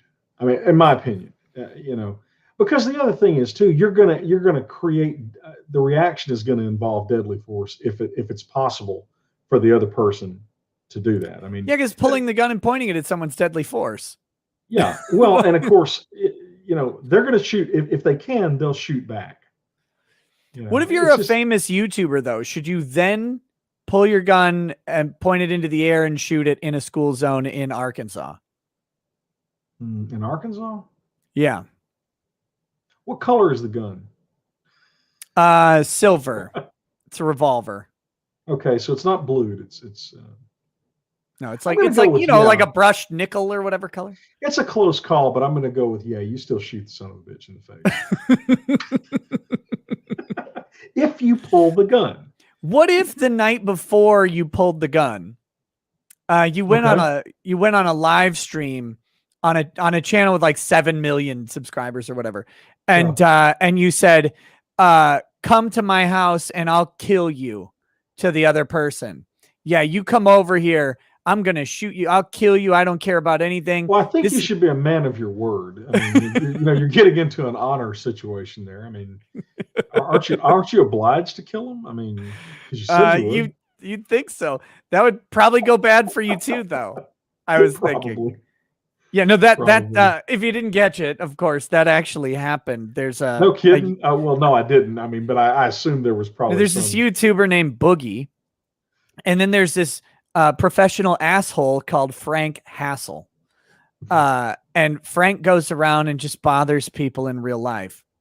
Because he's an asshole. I don't know how else to put it. Yeah. And so he showed up in Boogie's town. He was trolling him on Twitter about how he's in his town, and like took pictures from like the some street or whatever nearby. And then they got on a show. They went on Keemstar's show and screamed at each other for a couple hours. And Boogie's like, "You come over here, Frank. I'm not stable. I'll shoot you. I'll kill you. I'm gonna fucking kill you because I'll like it. It's because I want to." So then Frank the next day goes over there and knocks on the door. And and that's a classic opportunity to rid society of two complete dipshits. Yeah. But I got this terrible premonition that that's not what happened. No, somehow both of those idiots are still walking the earth. Yeah, they are. And Frank goes, knocks on the door and is screaming at him, calling him a pussy and stuff like that, which as one would if you were trolling someone. And but then Boogie, he comes out with the gun pointed right at him, and then he ends up firing off into the air, and then the police end up. I think Frank leaves before the police get there. But here's you didn't have to open the door. You didn't have to go outside. You just call the police and say there's a crazy jackass sitting on my front porch. No, it was beautiful. It was good. If I ever was, for whatever reason, I don't know, I really can't I don't know how I find myself in the situation, but I would advise anyone, if I ever said, "I will shoot you if you show up at my house," you really, really should believe me. Because I wouldn't make a threat like that idly. I mean, nobody that grew up around guns and with guns would ever do that. No. That's the thing, right? We've literally got LARPers running around, pretending like they're in movies. And guys, those are movies. That's not real. Boogie has been charged with felony assault, basically. Yeah. Let me see if I'll show you a picture of the scenario real quick. We won't watch the video. Boogie versus like Frank. I said, there was a golden opportunity for society to rid itself of two complete dumbasses. And so here we go. I can't take it. Every time I see this, I just keep laughing. Well, that's here. Okay. We're getting this. I need a producer to do all this stuff. I'm just kidding. He assaulted our intelligence. Look, so this is Frank over here on the right. And dear heavens. And then here's how Boogie comes out. Loaded for bear. Oh, and some weird guy is there holding Boogie's dog in the background. Some other guy. I'm having to look around because my camera is like literally, I need to arrange. I've got this gigantic 55-inch monitor. You'd think I'd do a better job of.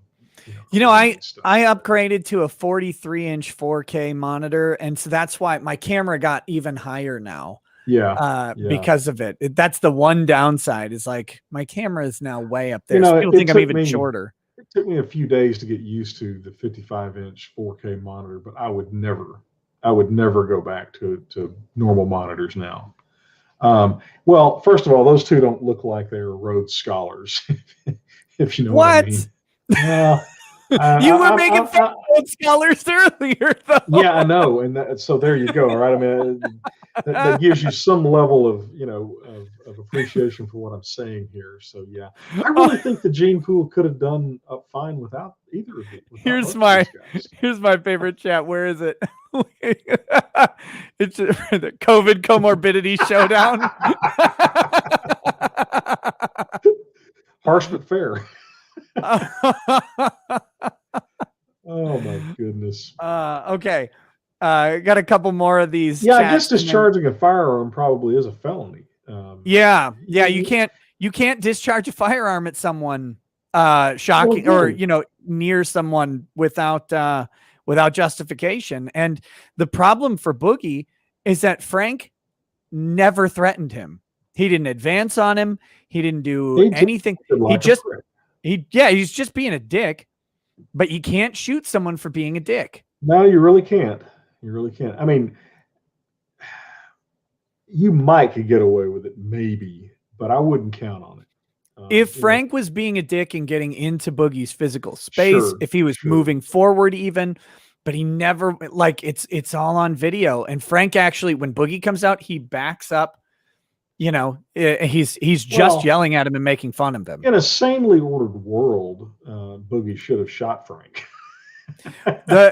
Here's the I'm the just one, saying, we're back to my old thing of wanting to bring back dueling, though. So right.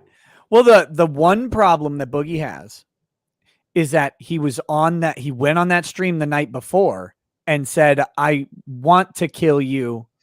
I will kill you." And it's like, if he had not done that. Yeah, the heat of passion arguments, those aren't available because you right.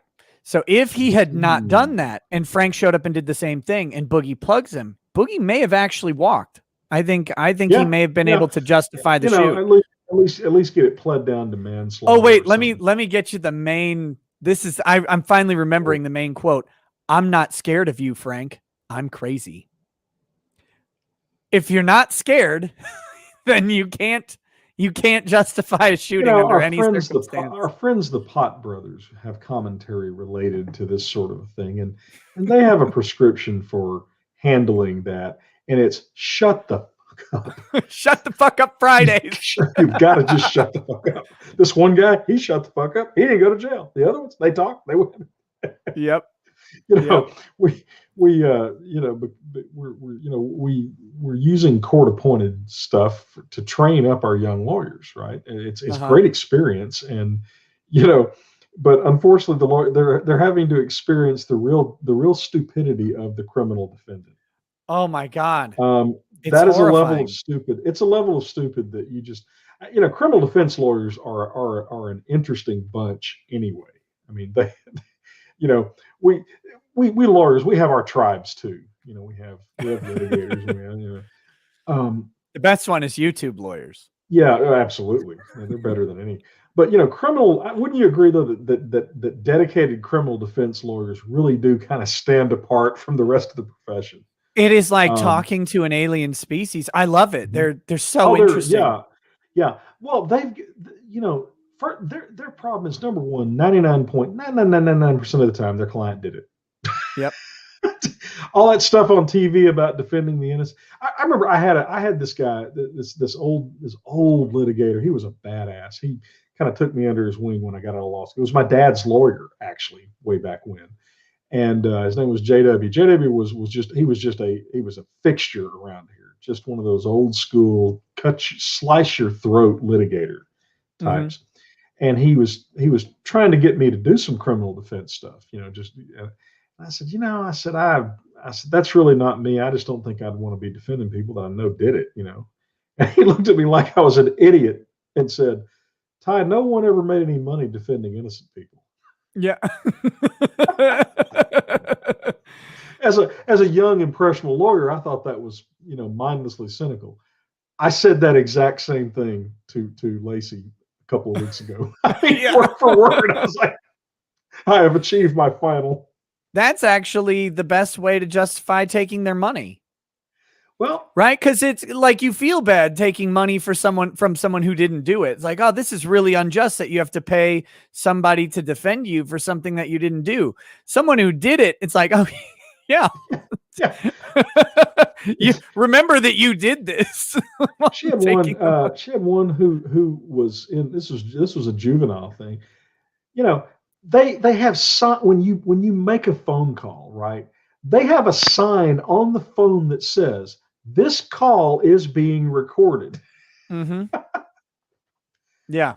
Like gets on the phone, calls his buddy, and says, "Hey, go hide all that stuff so they don't find it." You know, when we beat that guy up, we beat him up, and then he called the police, and she's just going, what did I say? I said, well, when he comes in with his dad, you play that tape and go, we're gonna talk about a plea deal right now. We're gonna, you get your expectations in order.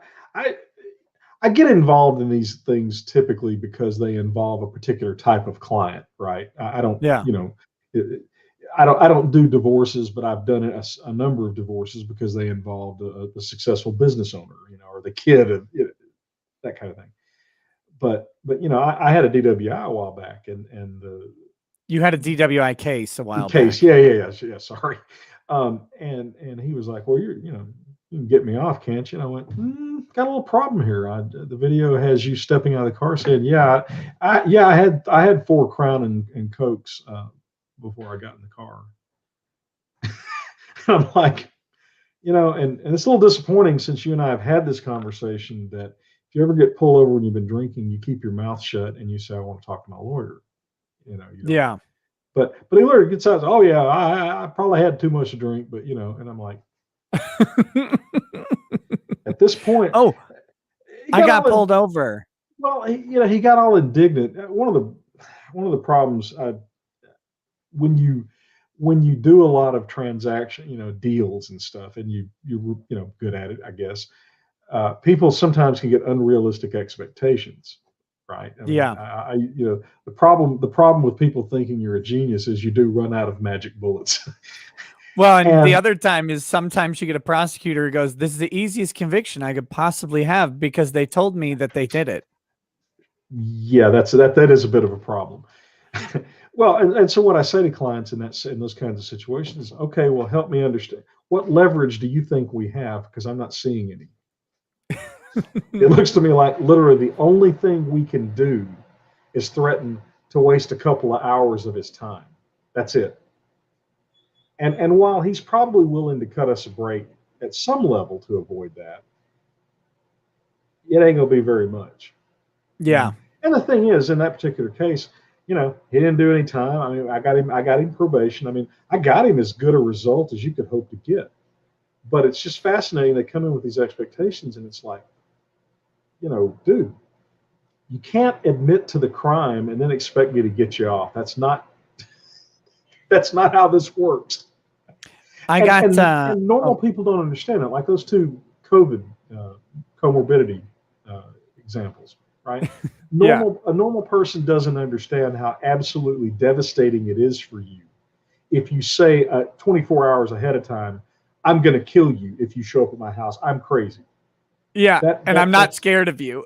Right, yeah. I mean, if you had the big brain panel and you had said that, every single one of us would have gone, oh, jeez. I mean, it's just, oh.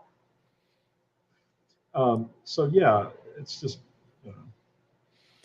so I got pulled over the other day, which was great. I was so I'm driving with Lady Rackets, and she accused him of pulling you over because you were driving while white. No. She has her phone hooked up to the Bluetooth playing music, right? But I had to make a phone call. So I get out my phone and I dial the phone number, and the cop sees me with my phone in my hand. So he pulls me over because Minnesota's a hands-free state. Mm-hmm. So that was fun. I didn't get a ticket though. Mm. He's like, do you know about the hands-free law? I said, no, because I don't know what it says.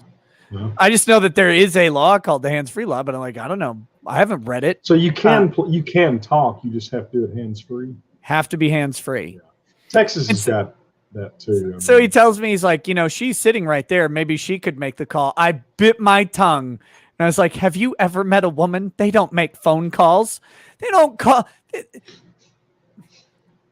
Yeah, So, he like, would have triggered the PTSD because he's probably married.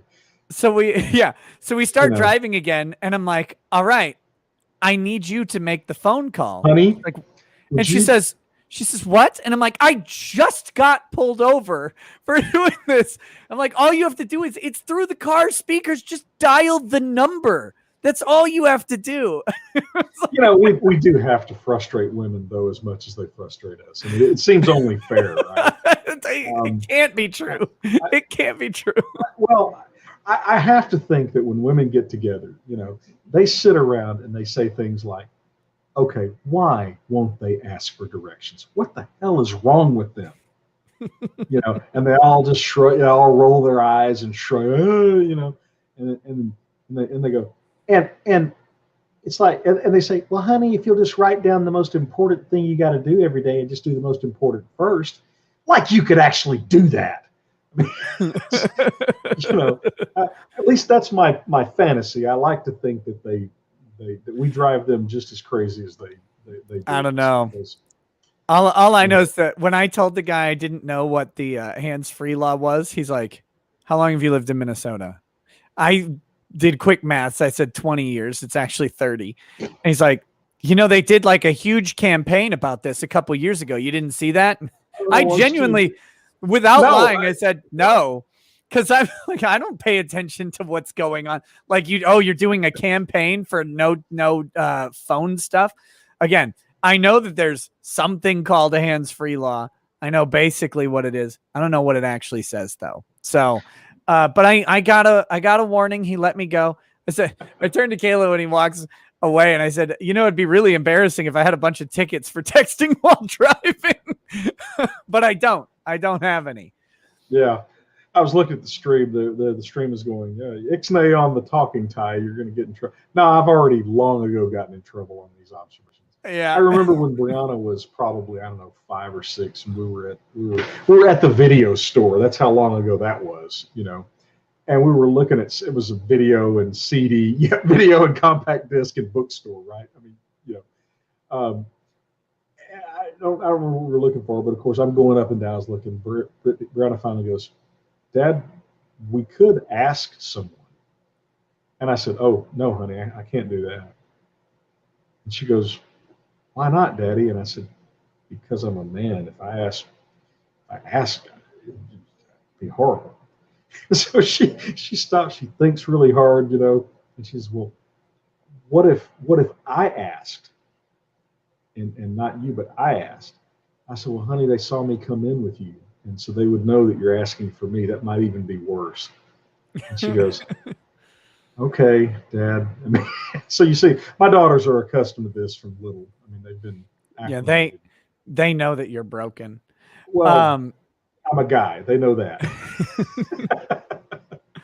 Snuggle Struggle says UK is prioritizing Afghan women first because the waves of immigrants were mostly young men, all who want wives. Lol. UK locals weren't ready to hand over their 12-year-old daughters to 30-year-old men. That'll change soon under Sharia. Well, Austria is running into a problem. They welcomed a bunch of Afghan refugees, and something like 50%, if I read the article correctly, this is just a few days ago, 50% of the rapes are committed by these Afghan men, and they're sexually assaulting women in broad daylight, with no provocation, because their religion tells them they're allowed to do that. Yeah. And no one's gonna stop them. Well, yeah, the Austrians are all pissed off about it, but no one's strung any of them up yet. Well, hey, because we actually have our own pet cuck Austrian here in the States. Arnold. Mm-hmm. Sure. Who's turned into a colossal bitch lately. Look, maybe I'm idealistic, but I would caution anyone not to try that shit in East Texas. Well, yeah, I still think we would resort to extrajudicial remedies if it came. I know I would. Horwitz, Feinberg, and Horwitz says, "Here you go, rackets. It's payday. Have some of Das Kapital and Good Morning Thai." Hey, good morning to you too, sir. Yazoo Media says, "White pill. The Taliban proved country boys armed with only rifles and pickup trucks can topple the government." Yeah, so much for the F-15s and nuclear weapons thing. Yeah, that's the funniest thing to me. It's like, okay, so the US government, or well, the president of the United States has suggested that they're quicker or more likely to turn nuclear weapons and air power on the American people than they are on Taliban soldiers. Well, because the Democrats hate the United States almost as much as the Taliban does. They see the Taliban as allies. That's crystal clear. Theophrastus 3.0 says, "Ever hear of the Aussie civilian helo company who got a used military simulator? They changed all the soldiers to kangaroos. First time they used it, the roos scattered, then reappeared firing handheld anti-aircraft missiles." No, I didn't hear about that. Sounds funny, though. I got to tell you, I am so bitterly disappointed in Australia. I mean, the shock troops of the British Empire for 2 centuries. And they are just lying down and letting their idiot leaders just shut them down over hysteria. That WTF, as the children would say. Yeah, it's well, yeah, that's headline. Sorry, the whole Aussies are a bunch of tough guys. Just does not. That meme is over to me. There's no evidence for it. I mean, they and the Scots were like, if you were facing them, it's like, crap.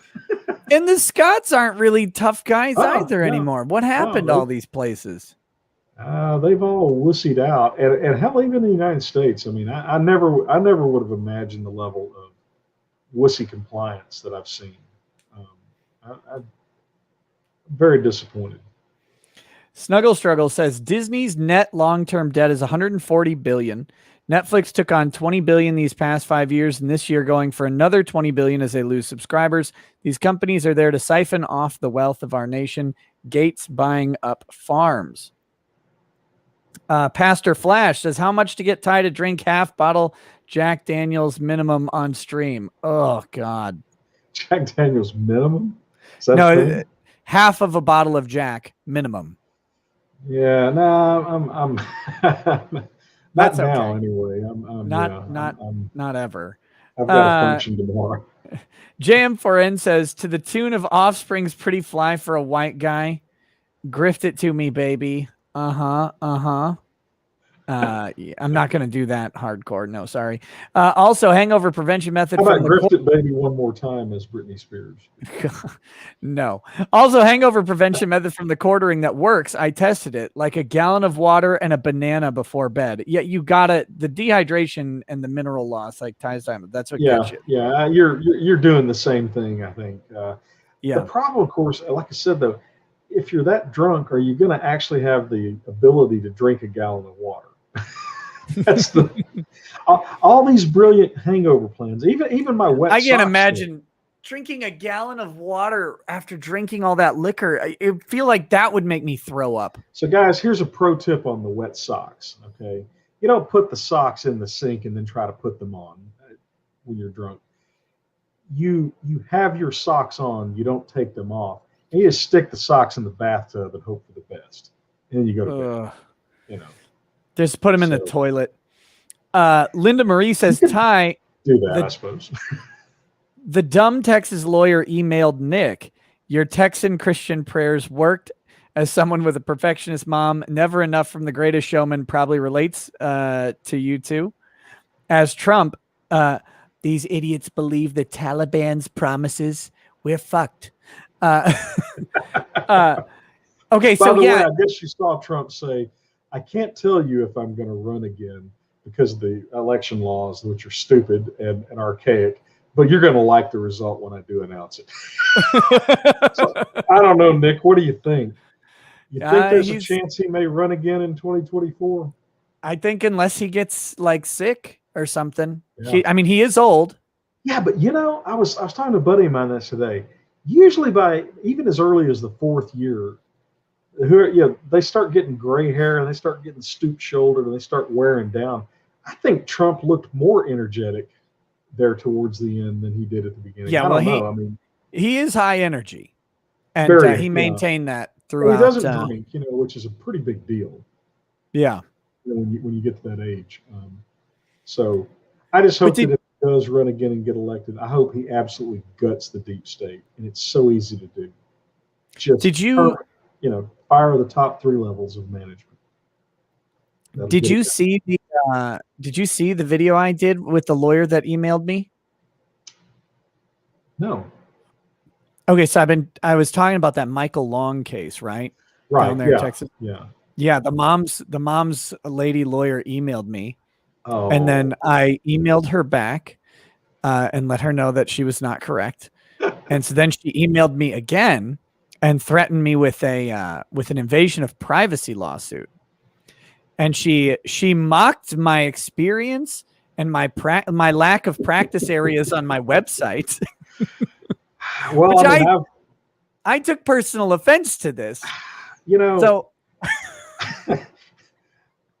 remember, I told a lawyer one time, just look, lawyer to lawyer, I'm just trying to help you out here. Don't fuck with him. Nothing good is going to come of this for you. So just don't jack with him. She didn't listen. No. So and this one didn't either. Well, and spare the rod, spoil the child, I always say. So I sent back my first email was kind of pithy. Yeah. And because I was just like, you can be terse. I said, well, she said something about ethics or whatever, and I said, I wouldn't want to get into a discussion with ethical activities of lawyers after those cease and desist letters you sent to people that I know. And it's like, because those, you misrepresented the facts in the law to laypersons as a lawyer, which I find to be despicable. But I kind of left it at that. So then when she sent back the thing and she's like, from all your vast experience, blah, blah, blah, which I can't actually tell because you don't even list your practice areas on your website. I was like, I have a website? I kind of do. I kind of have one. Google lets you set up a business page. So I set this thing up in 2018 and it links to like 2 videos I did. I was trying to establish backlinks for SEO purposes for my YouTube channel. And then I never maintained it because it's a pain in the ass to maintain this thing. So I forgot that it was even there. And so not the most devastating rejoinder on her part, I have to say. But go ahead. Yeah. Well, but then she threatens me. She says, she says, look, if you want to read the private details of a minor on stream, then go right ahead. And then she says, oh, okay. And so then she says, we have a tort for that in Texas. It's called invasion of privacy. And so, it took me about Texas. It took about 1 second to look up the elements for invasion of privacy. And I'm like, this is clearly a matter of public concern. The TikTok video or the video of the little girl crying at the beginning that sparked this whole thing was seen by like 12 million people. It's been covered. And so I said, it'd be pretty hard to argue this is an invasion of privacy and not a matter of public concern when it's been covered, locally, nationally, internationally, on all these different things. And then I just dropped a string of citations, like a bunch of links to all the different coverage. And I was like, but you're a specialist in invasion of privacy, so you probably already knew that, Nice. But I don't. She didn't write back after that. Really? Well, hey.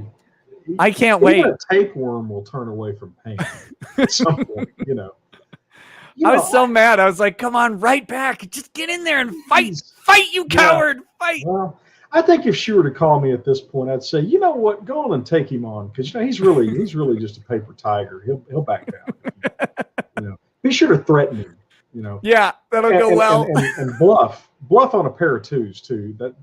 That'll do. I was like, come on, just fight. I know you want to. Just fight. Don't know what it is about lawyers, because this happens a lot. When you get something from an attorney, from opposing counsel, and they flat out misrepresent and misstate the law, and it's like, don't you think I'm going to look this up?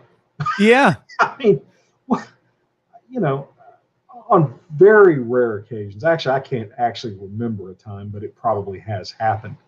I might have been wrong about something, but to intentionally misrepresent anything to opposing counsel, why would you do that? I mean, I don't know. I would assume that they're going to be as thorough as I would be, which is I'll check everything out.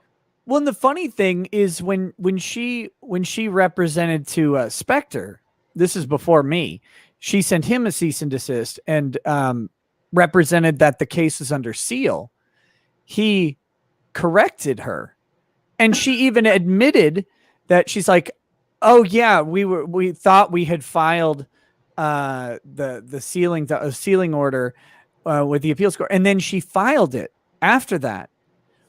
And so, like, I was like, first of all, you don't get to forget that. Like, that's your job. You don't get to misrepresent that it was sealed. And second of all she did was she filed the district court sealing order with the appellate court. That's just part of the record? Right, which doesn't actually seal the appellate court file because it's still open. Like, you can still now today go get a copy of it if you go into the court. It's got sensitive information because it involves children, but it's not confidential. So you just can't get it online. But yeah, so he corrected her, and she's like, I didn't misrepresent the facts. I was like, oh, you mean like when you said it was sealed and it's not? By the way, it still isn't, because you still haven't just asked the appellate court to seal it. You just filed a district court order that can't bind an appellate court, you dummy. When you beclown yourself like that to a layperson, I mean, not you, that your friend, that right there ought to be your first indication that you might want to be a little more circumspect. But the thing is, I mean, remember, she's trying to intimidate non-lawyers. She didn't actually, she was too stupid to, or whatever you'd call it, to think of the possibility that these lay people might know lawyers, or might be actually smart enough themselves to even look it up. It's not that hard, Yeah. Elements of invasion of privacy, enter on Google, and guess what? Texas. Be sure you put Texas. Yeah, and I'm it's trying to figure out how a Texas court would even have jurisdiction over you. I don't know, but it would be fun to find out. It's like I would happily take her and her clients' money on that one. Oh, yeah, because that one you might have to convene the big brain panel as kind of your brain trust. Just really, that. Like I said, that one woman, I genuinely tried to persuade her not to mess with you, because I knew you were going to chop her up into fish bait. And she wasn't a particularly nice person, but I was in a somewhat congenial mood. She never reached out to me. That was the annoying part of that one. I thought she sent you something pissy, though, didn't she? No, they just took down my shirt thing. Oh, okay. They just took it down. All of the pissy stuff was through you and someone else who knew her. Yeah. That's why she was pissy to me, and I called her and said, what the hell? Yeah, and she was. Yeah, I got a letter that said, you're selling Fear the Beard stuff on your website. And I said, you obviously didn't even bother to check. We don't sell anything on our website. Yeah. I mean, so where'd you get your information? And then she lied to another lawyer and told them that I yelled at her staff, which is not true. Because one, I wouldn't yell at anybody. I just laugh. Right. I said that it was ridiculous, like that her thing was ridiculous. But yeah, so no, they just took it down off they did the full copyright claim on my Teespring. But then ultimately wound up with their trademark in jeopardy, right? Isn't that how that played out? I mean, they I don't remember what ended up happening with it, but I think their trademark is in jeopardy on Fear the Beard. Yeah, I just yeah. One of the critical things to the lay people out there in Streamland is that you try to tell. I try to tell young lawyers this, but it's shocking how many times I've got to mention this to theoretically experienced lawyers. For God's sakes, figure out what your leverage actually is. Don't delude yourself on that one point. So because lawyers routinely overplay their hands, and that's a recipe for disaster. Because sooner or later, someone's going to clip you. The Amazons are really good at that, by the way. Some of the old time lawyers around Tyler are learning that the hard way. Like, those old guys have been doing it 30 years, 40 years, and they just come in and make shit up. And the old judges used to let them get away with it, and the new generation of judges aren't quite so accommodating. The Amazons just chop those guys up because they go in super well prepared. Yeah, that hurts when you're doing when you're in the old boys club and then that doesn't work. Yeah. Okay, wait. So before I forget, we've got a video to watch. Oh boy. This is a high school teacher. I mentioned it earlier. Oh yeah. Okay. All right. So this is about 4 minutes. All right. This is in Utah, by the way, in Utah. The problem. Oh, hold on. I gotta change my audio output. Oh, is this that teacher? She wound up getting fired, didn't she? I have no idea. I hope so. She's terrible. Yeah. Here we go. No sound. What? I'm hearing no sound. You're hearing no sound? No sound. I can hear you. And I heard sound when you started it. So did you accidentally click mute? Mute? Did you mute it? Okay, I must have. Hold on. Let me go back. By the way, one of the greatest Saturday Night Live skits ever was with Jesse Jackson doing a game show called "The Question Is Moot." Okay, this should work. I don't know why they're. The problem. I'll straight up call it out. I'm like so over it. Okay. Okay, well, I would be super proud of you if you chose to get the vaccine. But yeah. So, like, this is awesome. Great start to the year. I already have, is that, like, isn't this called Is this high school? Yeah. Oh, dear heavens. We'll just keep getting Delta. We'll just keep getting variants over and over and over until people get vaccinated. It's never going to end. You'll still get variants. Exactly. It could end in 5 seconds if people would get vaccinated. Wait, hold on. I have to put a disclaimer up because she just gave horrific medical misinformation. Yes, this is for reportage only. Talk to your healthcare provider and make a decision as to.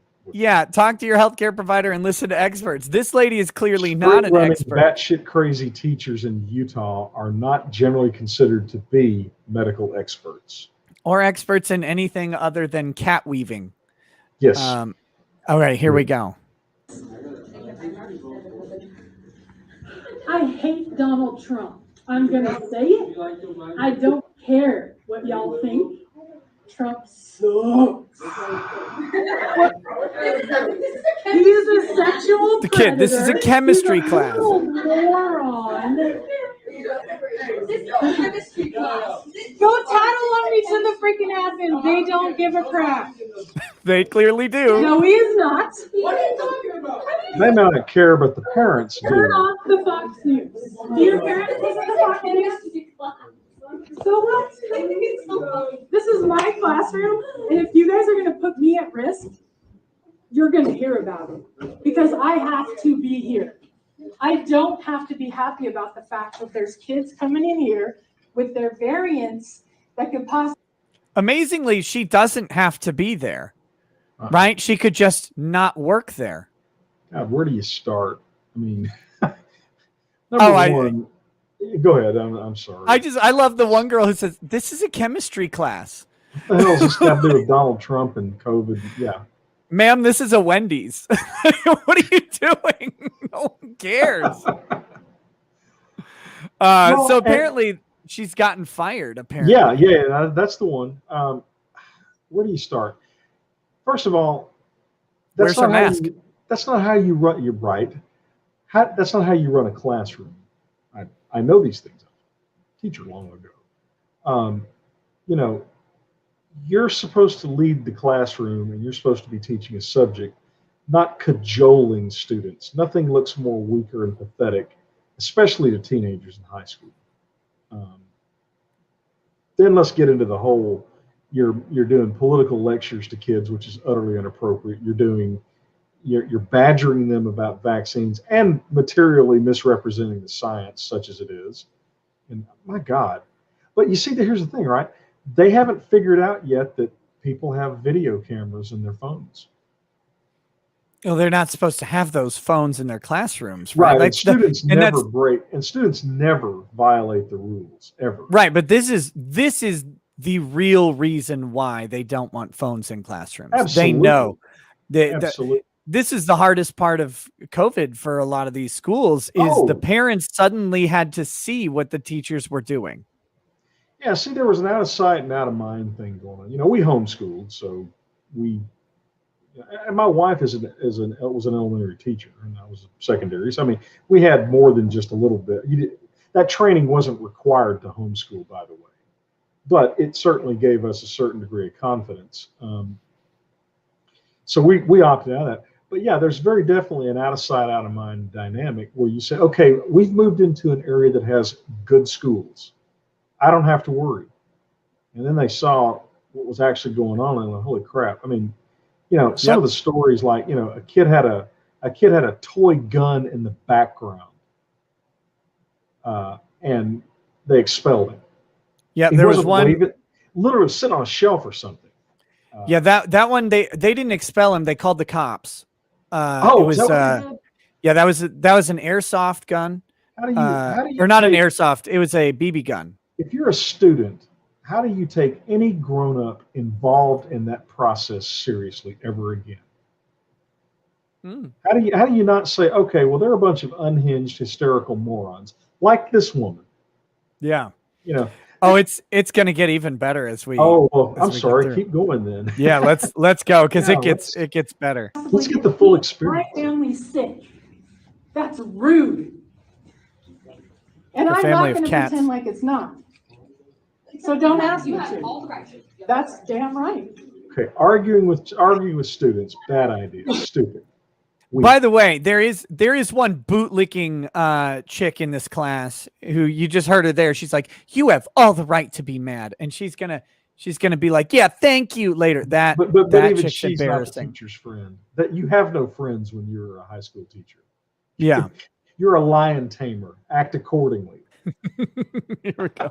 This is literally a lion tamer out there trying to argue and cajole. I'm not going to pretend. Yep. I'm not going to lie. If you ask me a legit question, I'm not going to lie. I'm not going to sugarcoat it either, because y'all need to hear the truth. The truth. Oh, how precious! She has her water bottle. You don't have to be, though. That's the thing. Most of y'all parents are dumber than you. I'm going to say that out loud. My parents. First of all, this is funny to me because this lady is stuck in the teenage mindset that they're actually smarter than their parents. What's funny is a lot of people realize that they're, you know, when they're in high school, their parents are idiots, but as they get older, their parents seem a lot smarter. Yeah. Well, and look, you're in that universe of I can talk about my family, but don't you talk about my family. I mean, you know, it's good grief. Yeah, so keep going. I mean, oh, I clicked the wrong thing. Hold on. A rookie mistake that you hate to see. I'm not gonna, because y'all need to hear. I'm also just a dumb teenager. You don't have to be, though. That's the thing.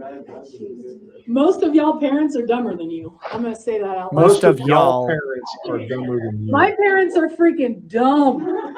I believe it. And the minute I figured that out, the world opens up. You don't have to do everything your parents say, and you don't have to believe everything your parents believe, because most likely you're smarter than them. Actually, I take that back. I bet her parents are brilliant, down-to-earth people. I now 100% that her parents are probably charming, brilliant, down to earth people, and that she fancies herself a genius and is turned into a colossal pile of garbage. Yeah, I mean, as a former educator, it's the unprofessionalism is off the scale, but just the general cray that's going on there too. The whole trying to get on the same level as disaffected teenagers. How pathetic and ineffectual. Yeah. I 110% disagree. My parents are geniuses. I'm the idiot of the family. Like 110%. You can believe what you want to believe, but keep it quiet in here because I'm probably going to make fun of you.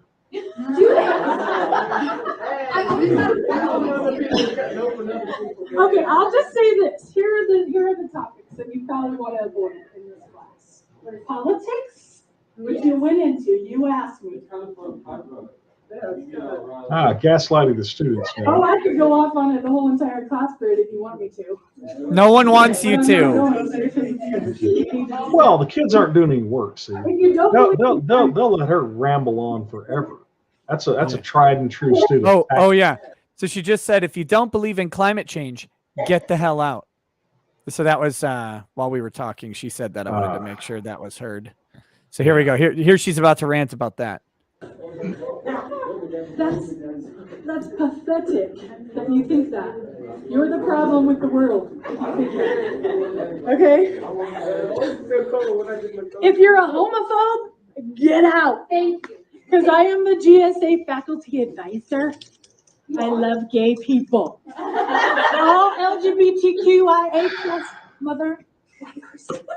If you don't like it, get out. If I hear you say a damn word against any of them, I will open a can. And I will make your life a living hell. And they know it. Can you, Ty, when you were teaching and you taught in a nasty area, would you ever have dropped an F-bomb in your classroom? No,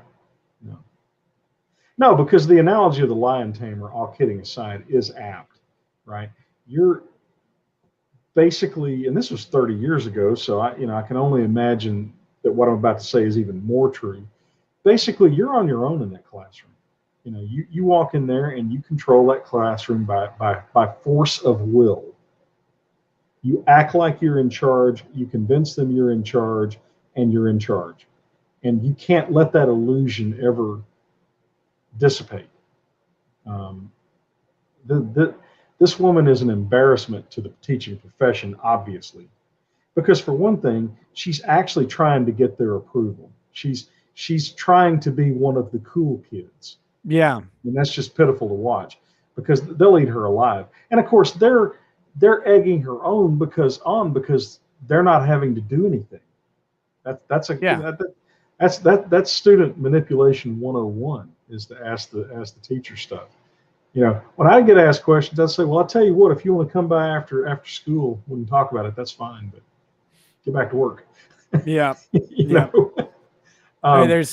There's 12 seconds left. Yeah. Let's get the rest of it. Let's get the full experience. Shiz to any LGBTQ kid in the school, I will hear about it, and you will be in trouble. See, she's trying to get their approval.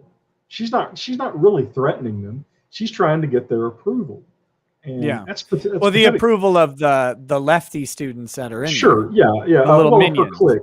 She's probably one of those teachers that has her little favorites, and her little favorites get all the good grades and all this. But the problem is that I find it very easy to believe that she is not a particularly unusual example, because we're getting way too many of them coming out of the woodwork. They want me to show you one more person. They don't have our best interests at heart, Nick. This is a preschool teacher. Oh dear God. Just a second, I gotta find it real quick. Yeah, now those are the ones that you might wind up wanting to shoot if you're a parent, because now you're messing with little kids. Where is this? Oh wait, no, she. Oh no, here we go. All right. Da, da, da, da, da, da, da, da, da, da, da. Here we go. I'll make it a little bit bigger here. All right. Here we go, Ty. You ready for this? Probably not, but we'll do it anyway. Story time. This has been my first year in preschool with a class of my own, teaching alongside another queer neurodivergent educator, and we have been rocking our twos class. We've been talking about gender and skin color and consent and empathy and our bodies and In a freaking fabulous. preschool class. But our teaching team is shifting. Twos, she said. Here we go. And a new person is being onboarded, someone with many years of experience. So today at the lunch table, when the topic of gender and genitals came up, one of our students plainly looked up and said, well, I'm a girl today, but I know that teacher Co isn't. No, they're NB. And the look on the incoming teacher's face was priceless. She was shocked in a good way. And she NB, by the way, is non-binary. NB. Oh. So that's what she was saying. Thanks for that clarification. No problem. Here we go. just looked around at the two of us and said, this class is incredible, and I am so impressed. Yeah, these are the people you want to put you want to entrust your children to. Story time. Yep. That's Yeah, that's the thing, right? You know, you and I have talked about this, I think, in private. These people have no idea what they're jacking with. When you start messing with people's children, you're going to open a can of rage that you have no idea. And that's what's happening. The parents are going, holy crap, they're actually doing this to my kids. And this isn't going to end well for those lunatics, I don't think. Good grief. These are theoretically adults too, right? I mean, that's theoretically. Yeah. I mean, you know, age is only a number, man. Well, yeah. Well, it's not normally used in that respect, but we're going to go with it. What's striking though, all these videos that you see, and you know, and when you see the school boards getting the adolescent nature of the teachers. Yeah. You said it earlier. It's like they're trapped at 13 years old or 12 years old. I mean, it's like you're not even close to being a grown-up, acting like a grown-up. Well, that's not just teachers though. Like that has become a thing now. Far be it from me to criticize anybody for use of crass language or profanity.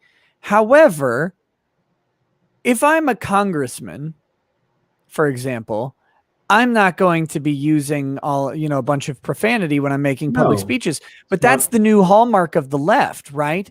You'll have Rashida Tlaib or whatever drop an F-bomb to emphasize how much she hates Donald Trump, or AOC or whatever. It's like this new thing. And it's the same thing with that teacher. Well, once she starts talking about quote unquote le gays, she's like motherfucker, right? Like she's got to be suddenly cool and use profanity. And it's like, where did decorum go in your settings? That's what weirds me out. Never had discipline problems in my class. I know that's hard to believe, but I didn't. I very rarely, I think I sent two kids actually. One to the office because he was a stylist shit and finally got on my last nerve. The other, I had to send her to the office because she literally dropped an F-bomb when I was looking right at her. You know, that was one of those things where, you know, good kid, but as I told her, as I frog marched her to the office, I said, look, you said that when I was looking right at you. You know, I don't have a choice here. Of course, I went in and talked to the principal ahead of time and said, hey.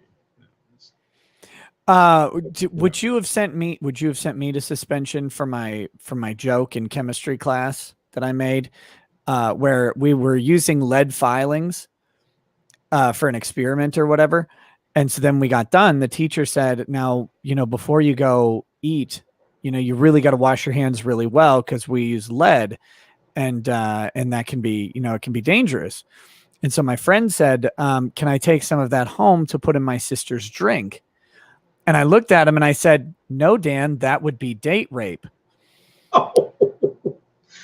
Okay, what would have probably happened was I would have found a reason to step out of the classroom, probably to check the roll, make sure the roll didn't fall off the hook or something. And I walked out there and just went. Then I would have told every teacher in the teacher's lounge or the core where we were that joke. I would never have acknowledged it in front of you. No, that would have been one of those I just didn't hear. I had to go to the. I got sent to suspension for that. No. Well, again, did you say that when I'm looking right at you, or were you smart enough not to do that? There was. Yeah, we were all pretty close to the teacher. Okay, She looked at me and she goes, I just can't let you stay in here after that joke. Yeah. Well, it's credibility, right? If you're a teacher. I mean, there were times. I mean, I remember one time some kid, dropped one, and I'm looking away, and I heard it. Of course, when a kid does that, all of his friends help him or her out by going, "Ooh." Yeah. And Mr. B, you didn't hear that? And I said, hear what? Oh, come on, you heard it. I said, no, I don't know what you're talking about. I mean, yeah, you say it. yeah, but I'm listening to you. So what was it that I was supposed to have heard? But I mean, that's all part of the thing, right? Is that it's like parody. Actually, being a teacher, I think, made me an infinitely better parent, and probably the reverse would be true as well, because the very same rules apply on things like don't try to fight every single battle, because they'll drag you down and beat you with numbers. There's more of them. Oh yeah, and they've got infinitely more energy and patience and resilience and all that. The one thing that was always funny was, I absolutely just would ban the F word. Fair. You were not allowed to, and even my own children will twitch when they hear the word fair, because it got to the point that typically when we get like a new student or something, and the first time they go, that's not fair, the whole class will go, because here comes Mr. Beard's 15-minute beatdown of that. And I finally got to the point where I just say, Lamont, explain it to him. One of the other kids explained, and he would rattle off everything I said to the T. Mr. Beard says that, life's not fair. Some people are smarter than others. Some people are better looking than others. And in my case, I'm smarter and better looking than you. that was a pretty nice little bit of. So, okay, just no improv. Just to do this speech and. But no, I mean, you're leading that classroom. You're leading those students. They don't need you as a friend. No. They don't want you as a friend. You need to act like a grown-up. And so when I see teachers that act that way, that stupid bimbo probably thinks she's a popular teacher. I can tell you right now, the students, even her pets, hold her in contempt. They don't respect her. Yeah. Real quick, to the people who have joined lately who are asking, who didn't see earlier, I have the pen. I have the pen. He's found the pen. Digitalis says, what are you and Ty's opinions on the BattleTech Renaissance and Games Workshop's new douchebaggery? And do we know if Joe survived the night, or do we have to wait till Shabbat to end for proof of life? Yeah, I'll send him a message and see if he's alive tomorrow. The man proof of life. I mean, yeah. I don't know about. I've heard rumblings of Games Workshop's latest douchebaggery, but I don't know what they've done. Well, here's the long and short of it. They went on YouTube and they did something kind of cool. They hired some guys who made some really good animations.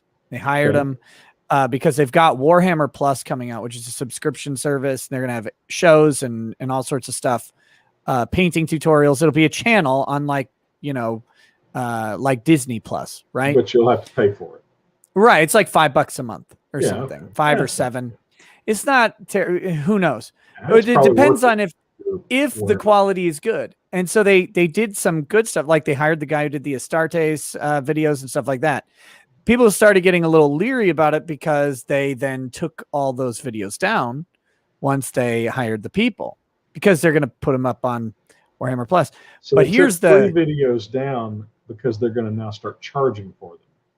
Right. And the really bad thing is they started sending cease and desist letters to other fan creators. I was about to say, the problem they're going to have with that channel is the fans are already doing some insanely high quality videos and have for a decade now. If you want to learn to be a good figure painter, there is who knows after the cease and desist, there is a tremendous number of insanely good painting videos. Everything from, slop it on and make it look good to, you spend 30 hours painting this one figure.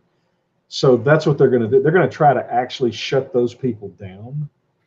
That's so what they can then sell video. Oh, that's good. That's what they were doing. Now, apparently, Breck is saying that they've issued a statement that lore channels and parody is fine, but not animating actual books or audiobooks. So there was this short book called The Last Church, and someone made it into an animated movie, and they took that down.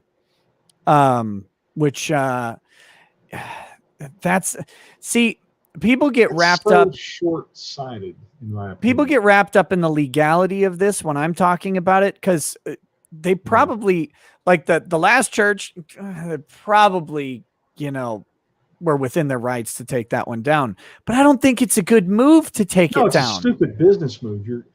TSR, before Wizards of the Coast bought them out, TSR had spent 15 years litigating and threatening their customer base. And that's why Wizards of the Coast was able to buy them for pennies on the dollar. Right. Yeah, Games Workshop is one of those bizarre things because every outrageous thing they do, everybody goes, okay, enough's enough. This has got to be. And yet they never seem to.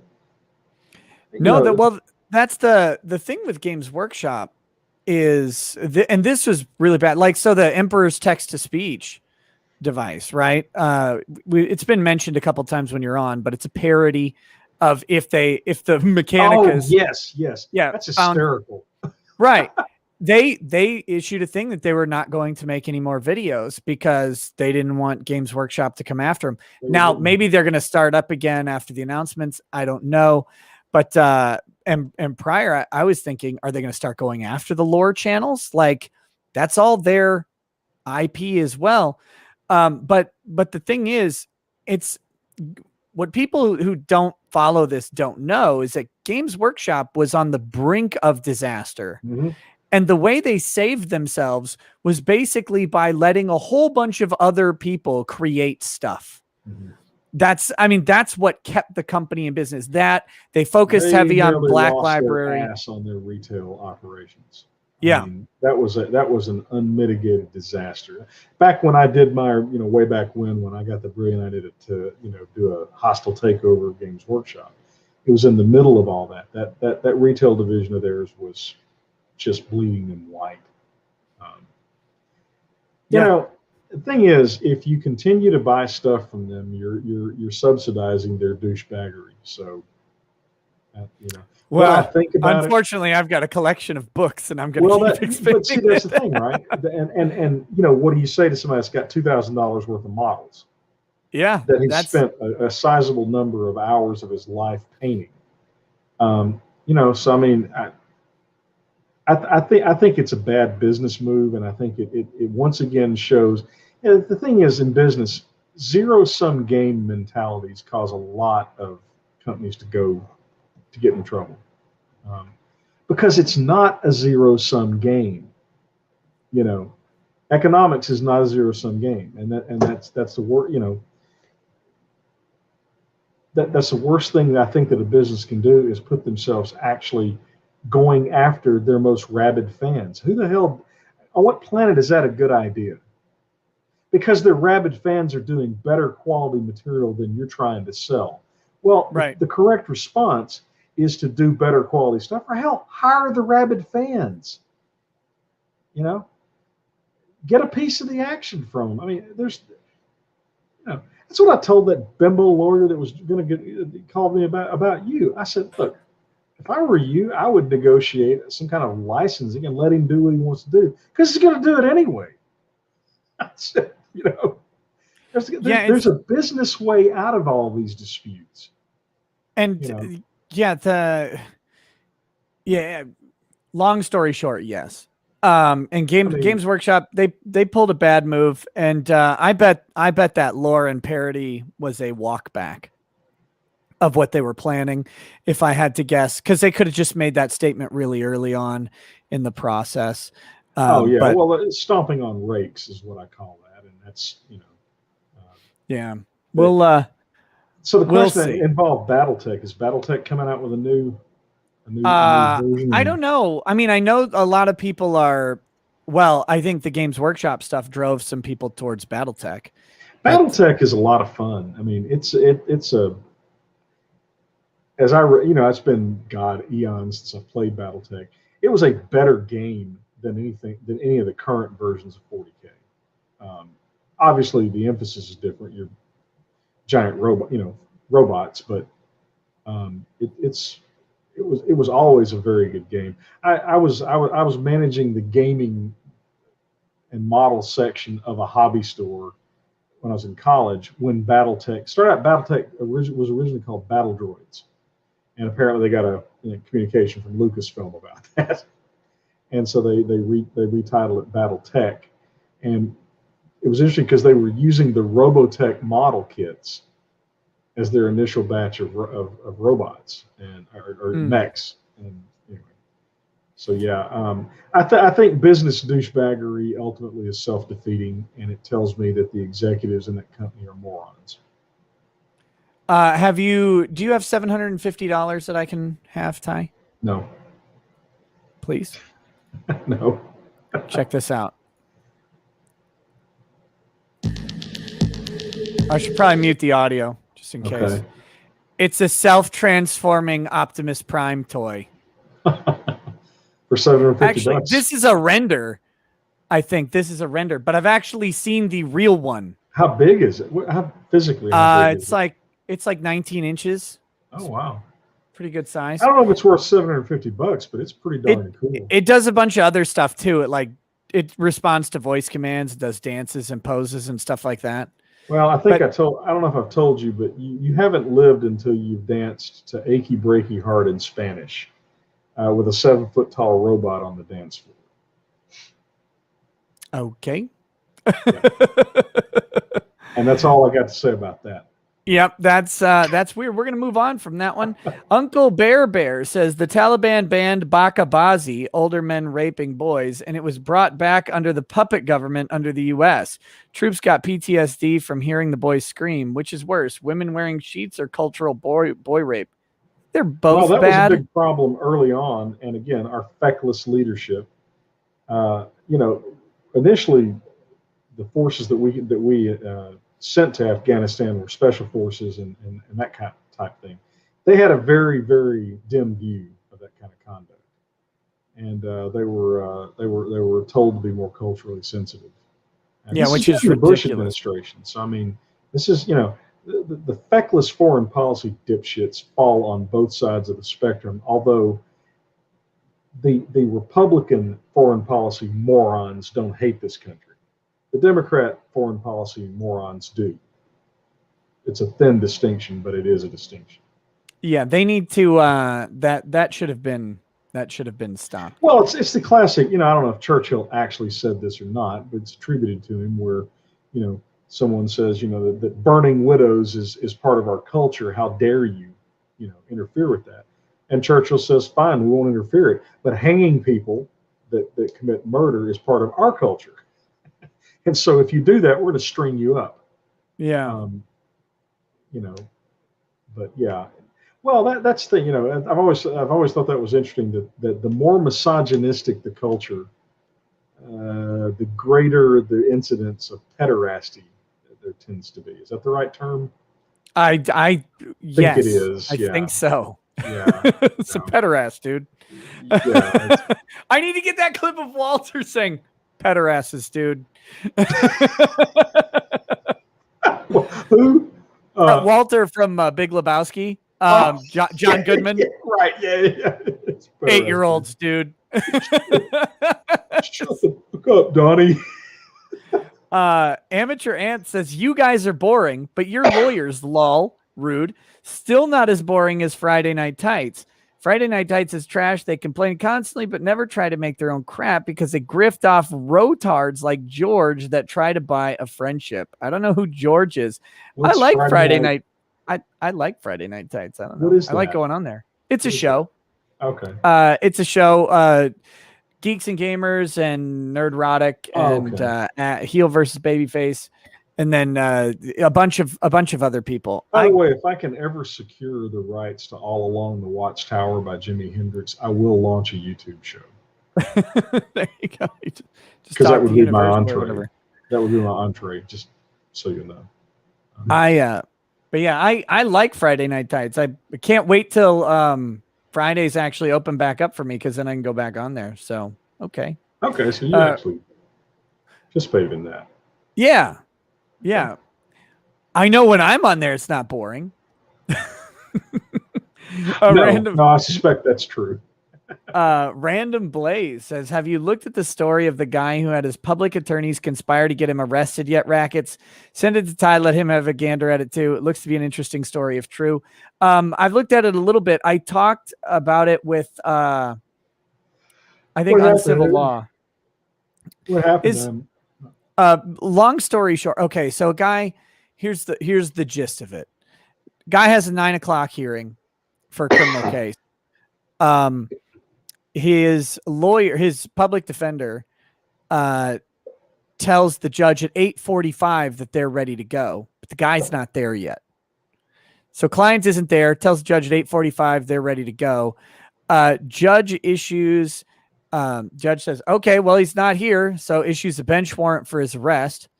Guy actually shows up at 9:07 and is being booked in. And is seen by another defense attorney. So then when the judge is, it's like 9:38 or whatever. The judge is like, well, where is he? Type thing. No one says anything about seeing him. It's really weird scenario that ends up with the guy going to jail, having to post a $15,000 bond, and then basically he had to borrow money to get the bond. Then he had to plea out or to get the money back so that he could pay back the person who lent him the money. It's a mess. It's a mess. But it all started with, a public defender basically telling the judge that they were ready to go.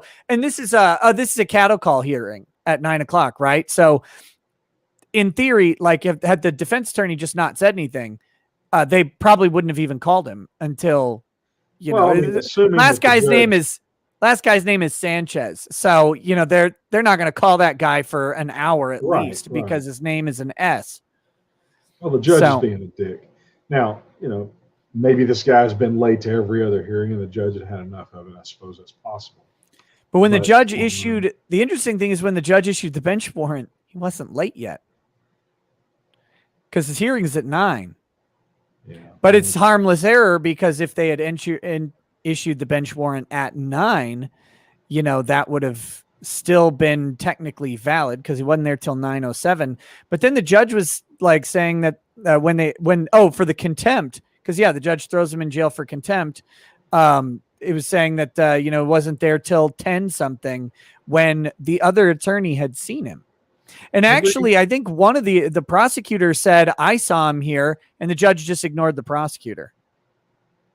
Every time someone does some chicken shit thing like this, they reduce the public regard for the legal system just a little bit more.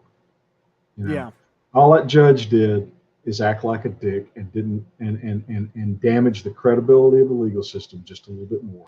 How can you take a system seriously where that kind of bullshit happens, right? Well, sprinkle in a little malpractice on the defense attorney. Yeah, but Ty, you've got a client who's not there, and you tell the judge you're ready to go. I understand. The public defender threw the ball over the fence, but sending someone to jail for being nominally 6 minutes late, come on.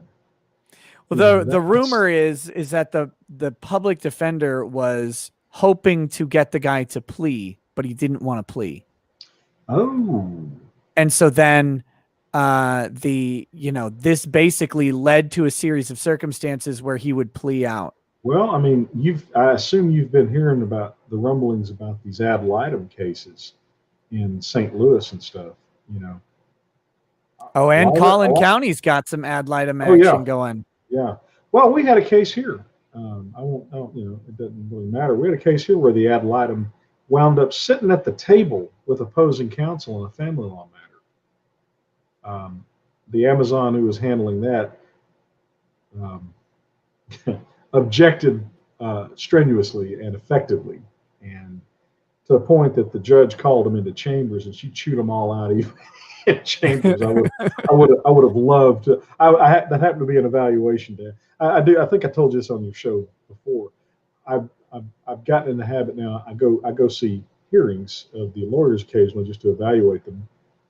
And if one of Yeah. our lawyers is having a particularly intense trial or hearing or something, you know, something like that, if we try to show up, some of us, just for moral support, and that does a tremendous amount of good. And the bailiff, in fact, pulled Christina aside on one of the ones she handled recently, and he's like, "Were those people all from your firm?"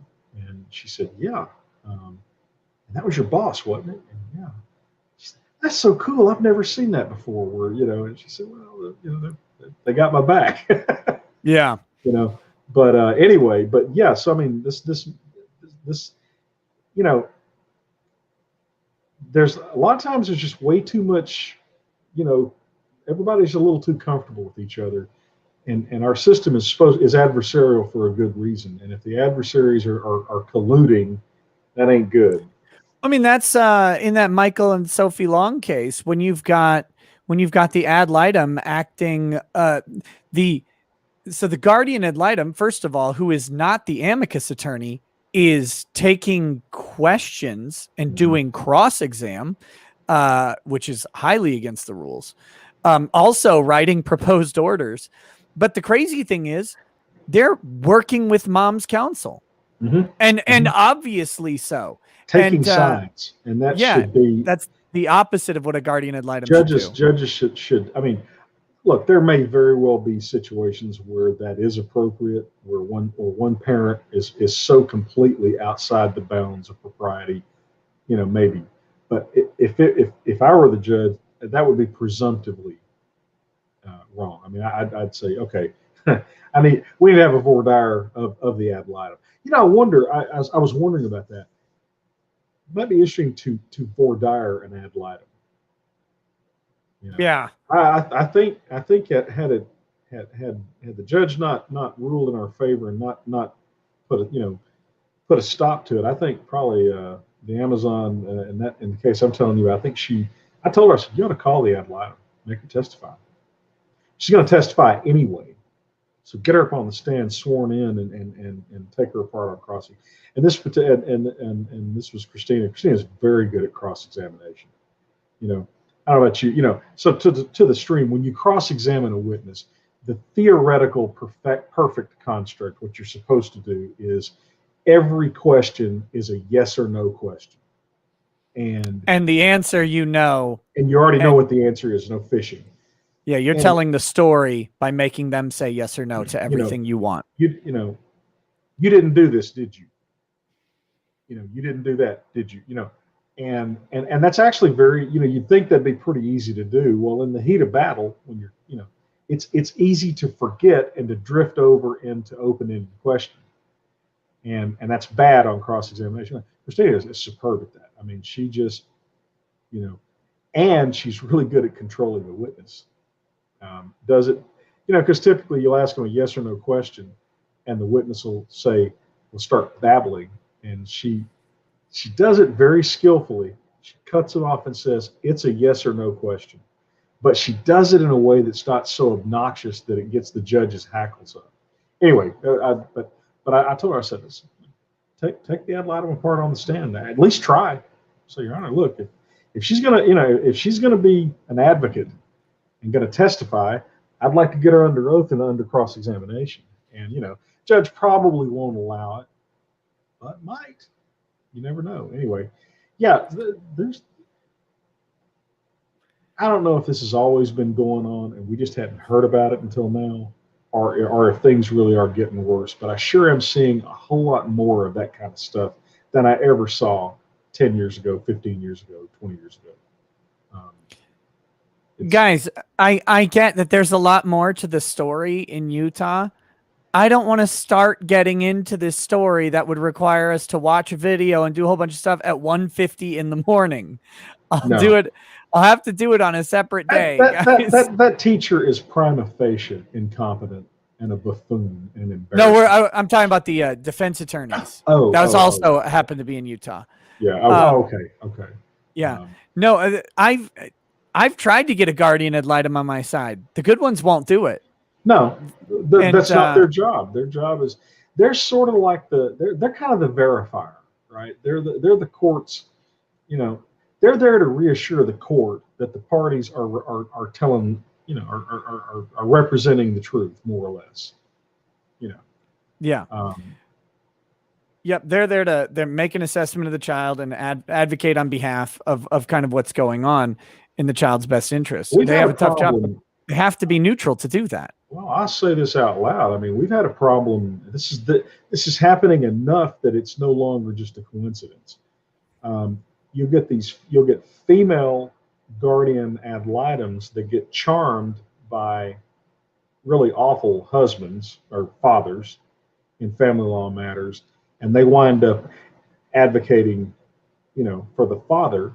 We've also seen, and I know everybody says, "Oh, the fathers always get screwed." That's not necessarily the case always, and we've even seen this happen with CPS, where the CPS investigator gets charmed by, and it's almost always, well, at least every time we've experienced it, it's a female CPS caseworker and the father in a contested matter, and that. They don't seem to have the mechanisms in place that they ought to have, to prevent that from happening, or at least deal with it when it does. So. Yeah. Andrew Young says, "Hey, I'm going to start going through these chats as fast because it's getting late." Yeah, that's right. Andrew Young says, "Hey, Ty, love you and Nick. What's the procedure to happen if I swim ashore of Texas, respecting First Safe Nation laws, with an AR-15 strapped to my back? FYI, I'm Canadian. Help me get out of this communist hell." That's a long swim, brother. It's a long swim. You got to hop political asylum. You got to hop the border, get to the Mississippi, swim down the Mississippi into the Gulf, then turn around and swim back to Texas. That's how you got to. Don't try swimming around. That's a lot longer. You don't want to go around Florida. Stiga says, "Has Ty seen the public defenders in Utah who intentionally got their client arrested for not showing up to court 15 minutes before court was supposed to start?" We were just talking about that. Snuggle Struggle says, "Empty Plan B packages still piling up at our southern border. Our borders are Kamala knee pads. Harris can't be bothered. She's too busy aiding Newsom in California. 22 and 24 ads need to prioritize these crimes against humanity." They get taken down. It would be. Have you seen the eggheads trying to save him? Erwin Chemerinsky. Oh, God. He's out there. I should pull up a picture of Erwin so people know what he looks like. This is. Okay. Yeah, go ahead. I was going to say, to those of you who are 30 Rock fans in the stream, Gavin Newsom, Devin Banks. It's almost a Devin Banks is Will Arnett's character, and he is a flamboyantly gay producer who's Alec Baldwin's chief rival. And I swear to God, Newsom's mannerisms, his vocal tone, everything is like, oh, well, that's a strapping. This is Erwin Chemerinsky. So my con law class was not taught by him. It was taught out of his book. He wrote the con law book that's like this thick. Yeah. Of course, someone that looks like Erwin wrote the con law book. What fraternity would pledge a man like yourself? Classical reference. Now, Governor Hairdo appears to be in trouble. When you've got the eggheads coming out trying to say suddenly that this is an unconstitutional recall because of an equal protection violation, like the funniest thing is that Erwin Chemerinsky, renowned constitutional law scholar, is Completely using this. whoring out his profession. He's using the exact same arguments that Lynn Wood used in Georgia, right? The exact same, and he's got the exact same standing flaws that Lynn Wood has. What And my guess, he equal- was very critical of Lynn Wood. Oh, I'm sure. Yeah. But here's the question. What standing do you have for under equal protection as just a voter in California? All voters are similarly situated to Listen, you. You can't. I'm willing to entertain the possibility that you do have standing, but you're going to have to live with the consequences of that. Well, these people are not willing to entertain that, and that's why all of Lynn Wood's Georgia lawsuits were dismissed based on lack of standing. Because as a voter, even if the laws are unfair, you are similarly situated to every other voter.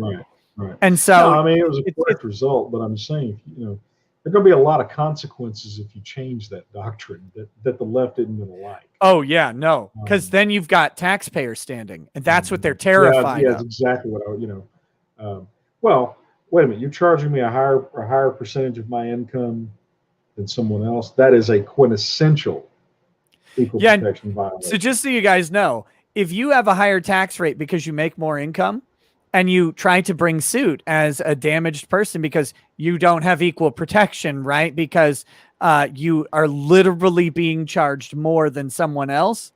They say you don't have standing because the law is equally applied to all taxpayers. If you just made less, you would pay less. So therefore, and so if that sounds like bullshit, it's because it is. They made that up after taxation because they knew, like, they suddenly realized what monster they had created. If we actually if we ever were able to unravel the emasculation of what's called economic due process, the New Deal, right? The New Deal was largely dismantled by the Supreme Court under the right to contract. I mean, that's in the Constitution. FDR comes up with his court packing scheme, and the court folded rather than let that scheme go forward. And they said, there's actually no economic due process. It doesn't really matter.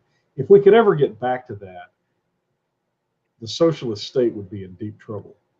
We never will.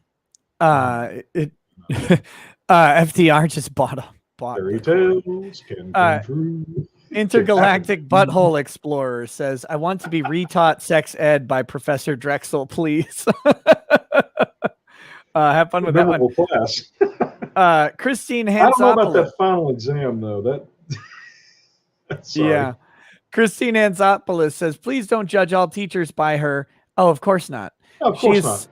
She is so unprofessional, doing everything you're not supposed to, insulting students, giving opinions, threatening students, disrespecting their parents. These are all wrong. No, that was the point of that one. Like every profession, there are good ones and bad ones. I think, though, the thing about teachers is they have enjoyed an undeserved amount of regard, frankly, by them. I mean, time was they were the most admired profession in America, and they literally are ruining every last scrap of credibility. Well, in a way, kind of shenanigans.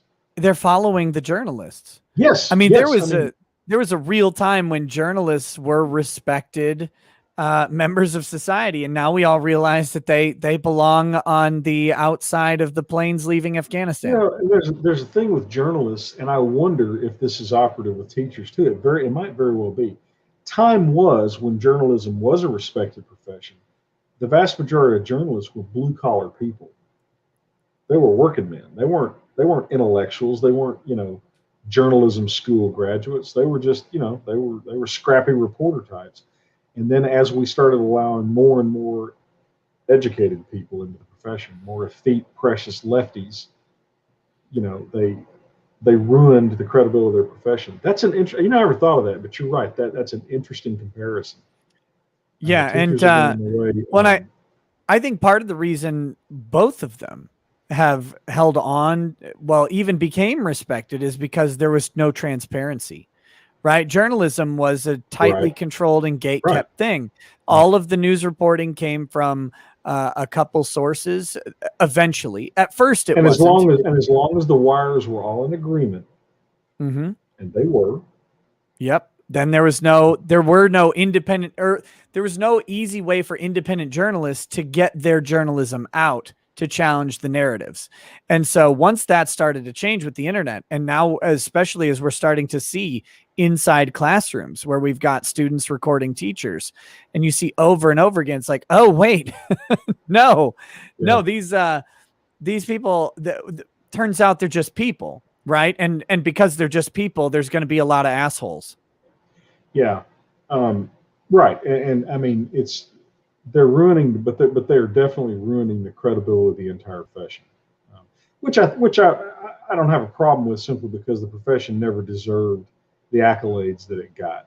Teaching is just a job, guys. It's not magical. No one holds a gun to your head and makes you be a teacher. The money isn't bad. That's another myth, by the way. Teachers don't make any money. They do pretty damn good, especially when you consider they get around 4 months a year off when you add up all that. I will say it's hard to get into teaching. Like the first couple years of, where you get bounced from school to school is a rough gig. But once they get into a school and stay, they end up making very good money. It's for the amount of work that they spend doing it. And again, I'm generalizing on the profession as a whole. Stipulate that there are some teachers that are way underpaid. Unfortunately, there are a whole lot more other teachers that I believe are overpaid.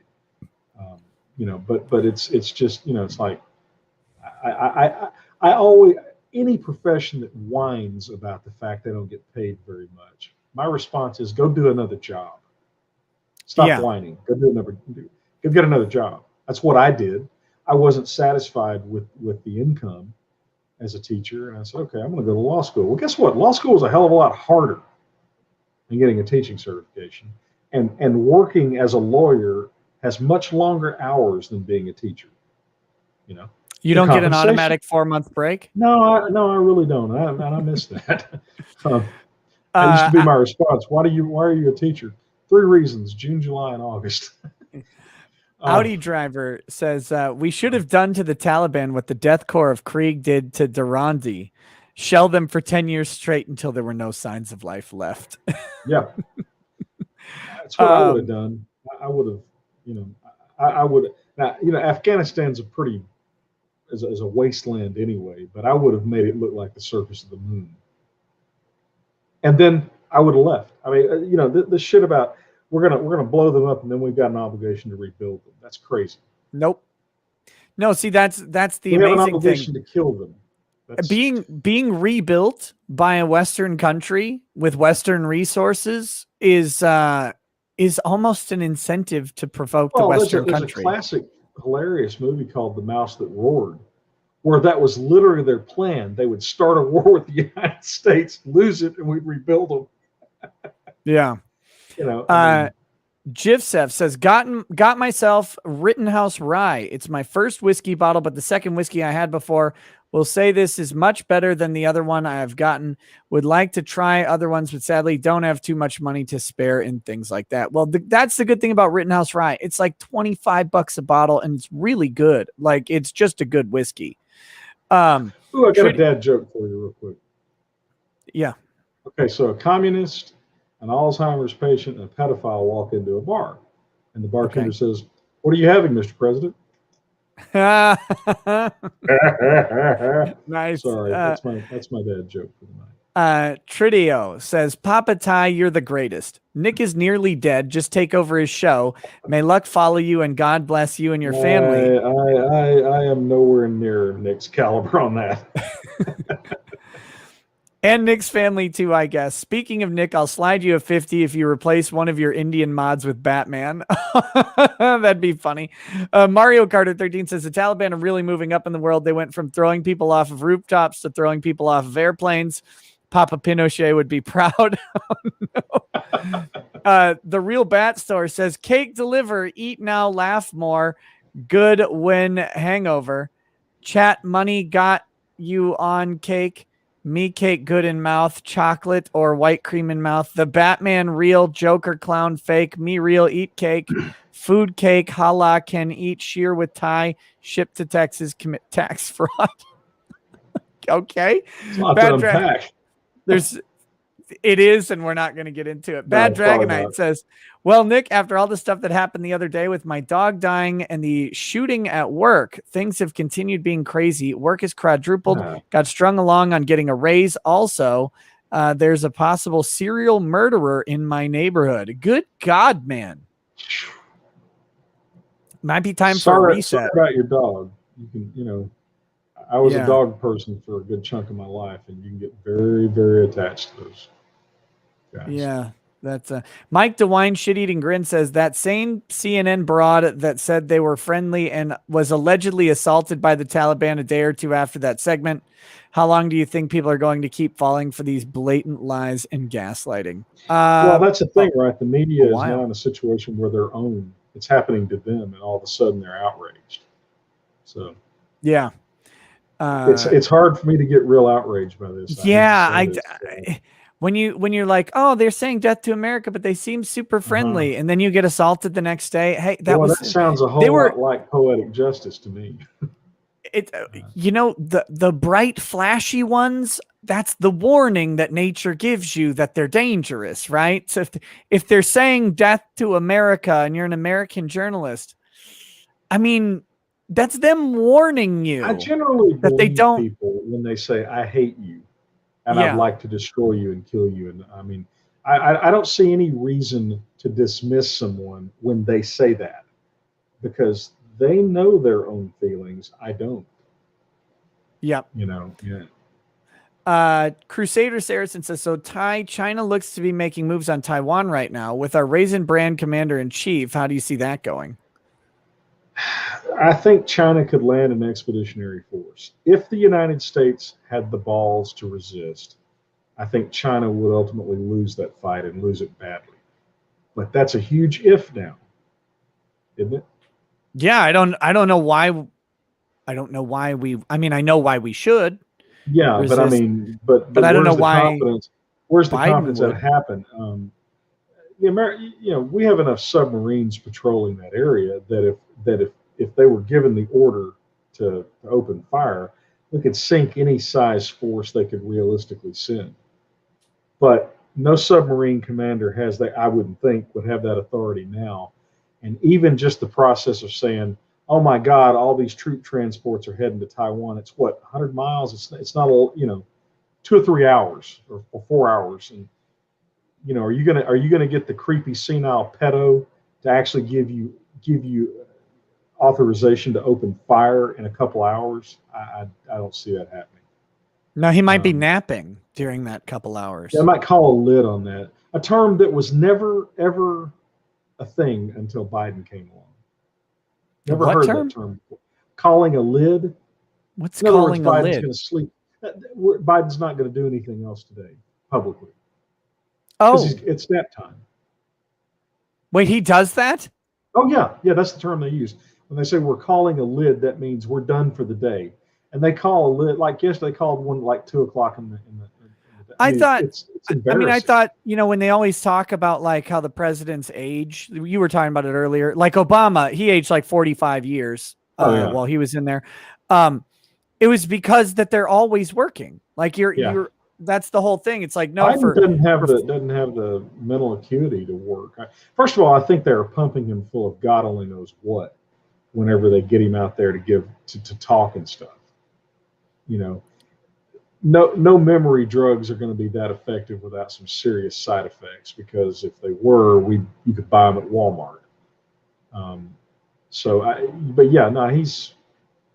That's the problem, right? Is getting the guy. The only person that can authorize opening fire is the president, the commander-in-chief, and you're going to try to get to Biden with that. To me, the question is: do you actually think they're going to pull the 25th Amendment at some point? Not for another year and a half. I think I agree. Mrs. Biden is not going to cooperate with that. Not yet. Dr. Jill Biden, she's not going to go along with that. Biden isn't smart enough or competent enough. Look, Biden was a complete straight-running idiot before he was ever senile. So he doesn't think that he's impaired.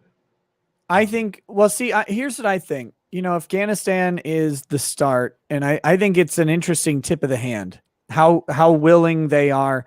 They are willing to turn on Biden. I mean, Trump's gone, and they're happy about that. So they think, in my opinion, this is like the start. And I think we'll see some big blunders come up over the next year and a half. And that's when that 25th will be invoked. Because again, if you're planning on having a maximum reign of insane Democrats moving into Kamala Harris, you start with Biden for 2 years, because Kamala Harris would have gotten destroyed by Trump. Yeah. Like that would have. Well, and everybody hates her guts. She is literally Hillary Clinton without the charming personality. So, what they had to do is they had to get someone who could conceivably put up a fight. They get Biden to do it, and then they just slowly wait for some big things to happen over a year and a half, because you can't do it after one screw up. I mean, they can't 25th Amendment him now, even though there's a Republican who called for it, but there's no way and he's trying to just gaslight the Democrats. Well, in the 25th Amendment, I'm trying to remember. I seem like there's a procedure involved. It's not just like an automatic, it happens. It's like they got to decide this, and the president's got so much time to do this. And I mean, and doesn't it ultimately get booted over to the Congress? I don't remember the exact process, but I wish I could remember, but it's not just a one vote thing and he's gone. No, there's like it's a proposal. I think it starts with like Speaker of the House, and the Vice President has to be involved in invoking the 25th, because they tried to get Pence on board with it and he wasn't. So you get the Speaker of the House and the Vice President. They get together, they issue a thing. The president has 30 days, if I remember right, to respond.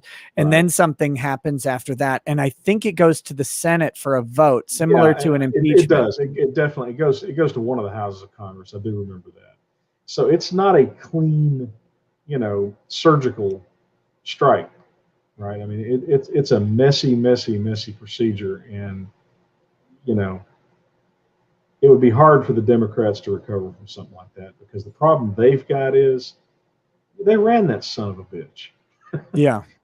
And I see what you're saying about they're almost have to wait another year or two, because that's their problem, right? Well, if they get Kamala in there before 2 years, then she can only rerun once. Right. And I think their delusional mind is that if they can get Kamala in for that 2 years, that she can run again 10, and then run again. I mean, well, word on the campfire is that she had a meltdown. I've heard this from a couple of sources, and they're somewhat reliable. That she had essentially what could be described as a meltdown, and said about Afghanistan, saying, "There's no fucking way they're going to pin this on me." Yeah, that's why she's gone off to Vietnam. And oh my God, the optics of all the places. Yeah, go to Vietnam while Afghanistan's on fire. That's why when everybody says, "Woe is me, it's over, we've lost," I'm sorry. These people are fucking morons. We can beat them. We got. She should have gone to the border. What? She should have just gone to the southern border. Well, Nick, she's not a very smart woman. She really is dumber than shit. She's not a good politician. She's basically probably lower 50th percentile of intelligence. I mean, she's literally where she is because because she was willing to trade sex to older married men. I mean, that's not a selection process that is going to tend to bring competent people to the forefront. So yeah, it's a mess though. Yeah, I just hope that the Republicans have their act together and get the House back like they should. That will, Kool-Aid Man says, "Oh yeah, Ty, I'll be in your neck of the woods. Got a sex tour lined up in all the counties of Texas. Got my saddle ready. Anyway, I can stop by and do some E with you. I'll walk you through it. First, you'll feel swimmy, followed by tweaky, and then yummy." Okay. We're armed at my office. Just do that. But he busts in through walls. That's the Kool-Aid Man. Okay, listen. Every office has a fingerprint little gun safe thing. You out it comes. Bad Dragonite says. Keep that in mind. Bad Dragonite says, just going to get ahead of it and get a Phoenix Wright objection clip since you love the game so much. Stop. Timothy Reaper says, the reaction of world leaders to the Taliban reminds me of the Hans Bricks scene from Team America. Hans Bricks? Oh, no. Oh, hi, Hans.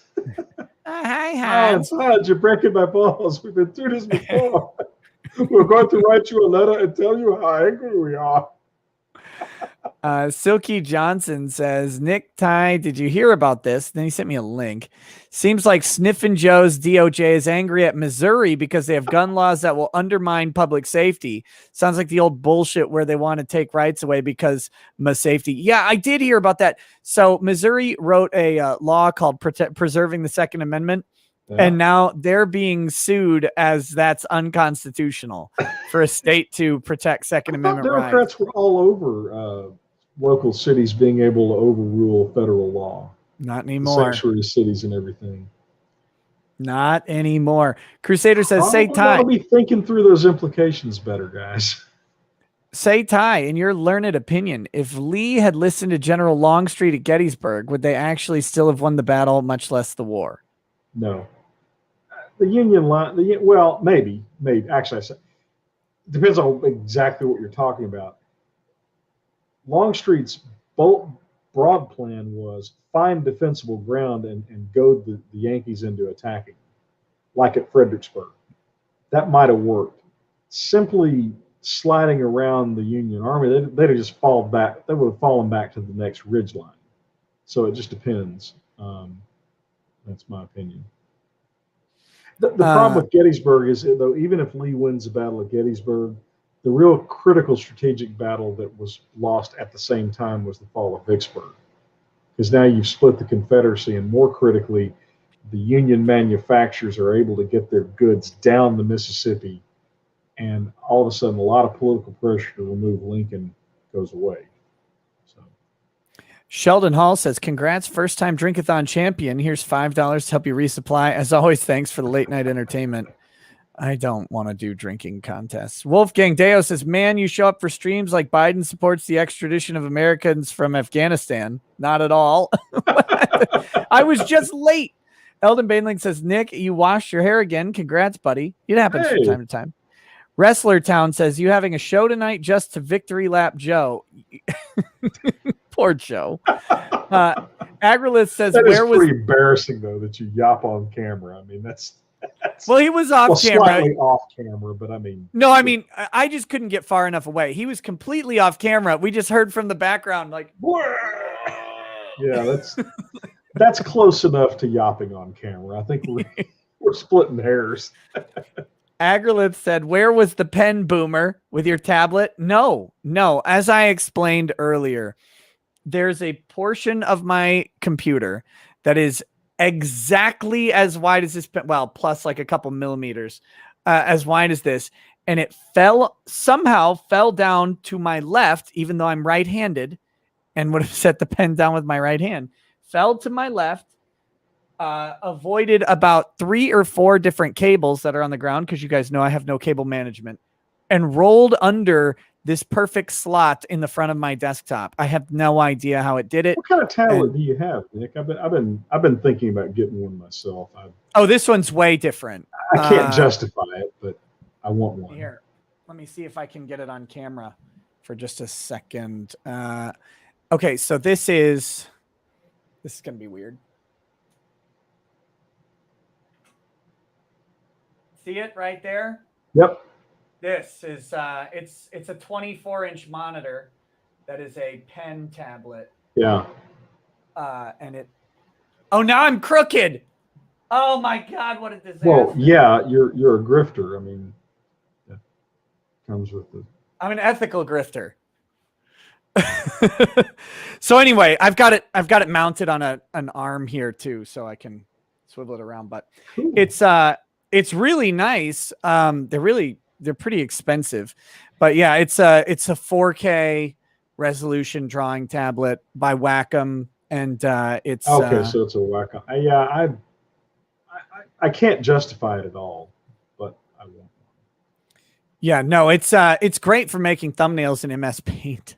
Yeah. Which I think every artist in the audience just ordered missiles to my house after saying Well, that. I would be making game maps in Photoshop, which is not really materially better. Oh no, that'd be good. That'd be a much better use for it. Okay. Aggrolith, wait, Phoenix Lord Asterman says that's an impressive cosplay of Nick Rekieta, Drexel. I'm sorry your friend drank himself to death, but I'm sure he'll be a great host. Mr. Snubble says throwing this out in case Ty knows anyone in Texas looking for an MPA grad. I don't know what an MPA. I don't either. Can the stream help us? What is an MPA, Brad? Yeah, what is a MPA? Masters of Public Administration? Maybe that's it. But that wouldn't be a grad, that'd be a degree. It's not pronounced Wacom. That's stupid. Whack 'em. Yeah. It ought to be Wacom even if it's not. Someone's saying Masters of Public Administration, so maybe we're right. Okay, yeah, okay. I mean, that's all I can think of. Huh. I have no idea. I didn't even know that was a thing. Yeah, like city managers and, people, and that's a real common degree. Okay. Trooper FN2525 says you were yelling about that pen for 2 hours. Don't slander me. Malik Fox. I'm gonna have to spend some time watching that video, but I just need to jump close to the end, right? I mean, the preliminary stuff's probably pretty boring. Oh, we were already trashed, so I don't think so. Plus, that That's happened right. right. He did 2 hours on his show, so you got good and loaded on his show. Yeah. Okay. So, no talent. Did you? Someone said, what is it? 4K Wacom drawing tablet and no talent. Give it to me. Are you? How I cannot believe this. That is rude. What have you done to make them treat you with such disrespect? How can you say I have no talent when I drew this picture of the prophet? How can you dare say there's no I think talent? it's a work of art myself. But I'm easily entertained, so this is perfect. The unibrow is the real touch. I like the turban. Yeah, there's genuine artistic. I drew that turban freehand. Yeah, and the beard. Something there. Cannot believe this. No talent. Oh my gosh. Again, what have you done to deserve such disrespect? I don't know. Malik Foxon says, as someone who loses his tablet pen on the regular, I've almost memorized every nook and cranny it can possibly roll into. You'll get it eventually. Glass desk was a pro move, off to a good start. I hate this desk so much. Look, I know we're trying to power through this. Let me give you a quick pro tip from a model builder and figure guy. In my previous house, I had a very nice painting area, and I wired it with fluorescent lights, electric fluorescent lights everywhere.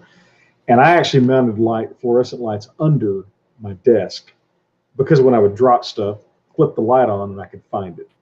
You might want to. You don't have to do it. I went completely over the top when I did all that. But no, here's the put thing. you a nice light underneath your desk that you can flip on. There's a ton of light under my desk. That wasn't the problem. I didn't know. It went into like the most inaccessible place it could go. And I didn't even know that was open because everywhere else, my desktop tower, because it has straps on the top of it. So if I need to move it, you don't go and try and reach under the stupid tower. It's got straps. So you grab those and lift those up. What the hell is this? No, get off there. I had a weird pop up there. So I didn't even know that section was accessible. So I had looked all over the place. I could see just fine. And that was why I was so baffled. I was where is this? Nick or Richard Ramirez. Oh. This is why I spent 2 hours complaining about it, because it was like a Houdini pen. I'm like, where the hell could it have gone? Yeah, this is not a big place. It's got to be, The gray one says, Hey, Nick, hungover, huh? Godspeed to that recovery. Had my first from cheap whiskey same day as an appointment, and I regretted every choice I made. Kept me off Jim Beam for a long while. Yeah. Oh, that was the worst thing. I didn't like the whiskey I was drinking last night. Made it worse. It was Jura 7 Wood. Jura's a good whiskey. This one is a bad vintage of it. Phil Labooty says, Ty, is there any instance where an out-of-country law would be used in local, state, federal case? If so, would it be used as is or consider this? Persuasive law typically is the word that comes in, don't you think, Nick? Nope. There's actually, believe it or not, well, yes, I mean, you could use it as persuasive authority. You could use it as... piss me off, aren't you? Yes. If you violate an international law of another country, you can be prosecuted in the United States under that law. For example, it's why eating certain types of lobster can be illegal, because if that lobster is harvested in a manner inconsistent with the international law of the country where it was harvested and shipped to the US, you can be actually punished for the illegal harvesting. Yeah, I mean, war crimes. I mean, it's the same. Yeah. I wasn't really thinking of international law per se. I was thinking about laws in other countries. Yeah. Well, I'm using it in that way too. So like if there's some nation, a Pacific Island nation where there's a lobster harvest, and that harvest has to happen at a particular time of year, and it's harvested, the lobster you're eating is harvested in the off season, you can actually be committing a felony level crime. Happens a lot with also with the trade of like taxidermied animals and stuff like that. If you're trading in taxidermied, are there treaties though in place that deal with that? I mean, I don't remember. General, I mean, it's weird how it works, but it can be applied directly to you. You can be charged with a felony level crime for the law of another country. Thing, because literally every law, if you did something here that broke a law in Austria, you could be. Well, right. There's got to be some. No, this is like, so you participated in the violating of a law in a specific place. So like I said, let's say you get a taxidermied endangered species from Cambodia, like I don't know, the national fish or something, and you get it from Cambodia, from like ivory. That's probably a better example. Buying ivory. Even though I don't know if that's illegal in the United States, but if it were illegal in the country where you procured the ivory, or where the smuggler procured the ivory who gave it to you, you could be punished as an accessory under the other country's law, but in the United States. Yeah. It's a weird set of circumstances. It doesn't happen very often, but when it does, you're like, I was just eating lobster. This is bullshit. Why am I going to Club Fed? Exactly. By the way, I have a recommendation for a TV series. If I haven't already made it. Get Shorty, the TV series. Superb. Okay. That's all I got to say about that. I believe you. The chat will back me up on this. Okay. Amateur Ant says, I'm waiting for the U.S. government to collapse because both parties are garbage. It will happen soon. CCP will not dare F with the U.S. because of GANs. I think he means guns. They will go after Australia first because Australia is filled with weaklings like Canada and Britain. What worries me about the communist, the CCP, is this. I agree. There's no particular reason that they should attack Taiwan right now because they're getting the economic benefits, But if the Chinese Communist Party ever feels itself to be in danger, they absolutely will do anything to stave that off, including invading Taiwan or even picking a war with us. And that's always the instability. That was the big concern in the Cold War. People weren't really actually all that afraid of the Russians walking in one day and saying, but they will destroy the West. It was more of if the Soviet, if the Soviet government ever felt that they were in danger, would they just take everybody down with them?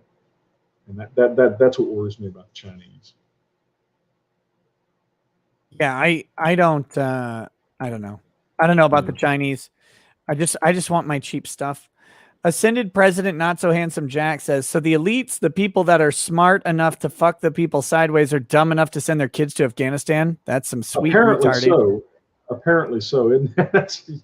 I can't imagine doing that. Andrew Ward. Again, but these are the exact kind of parents that sent their kids to North Korea and wound up one of those kids getting killed. I mean, how stupid do you have to? Well, anyway. Andrew War Snowboard says, can we get a stream red pilling on World War II in Vietnam? Sure. Okay.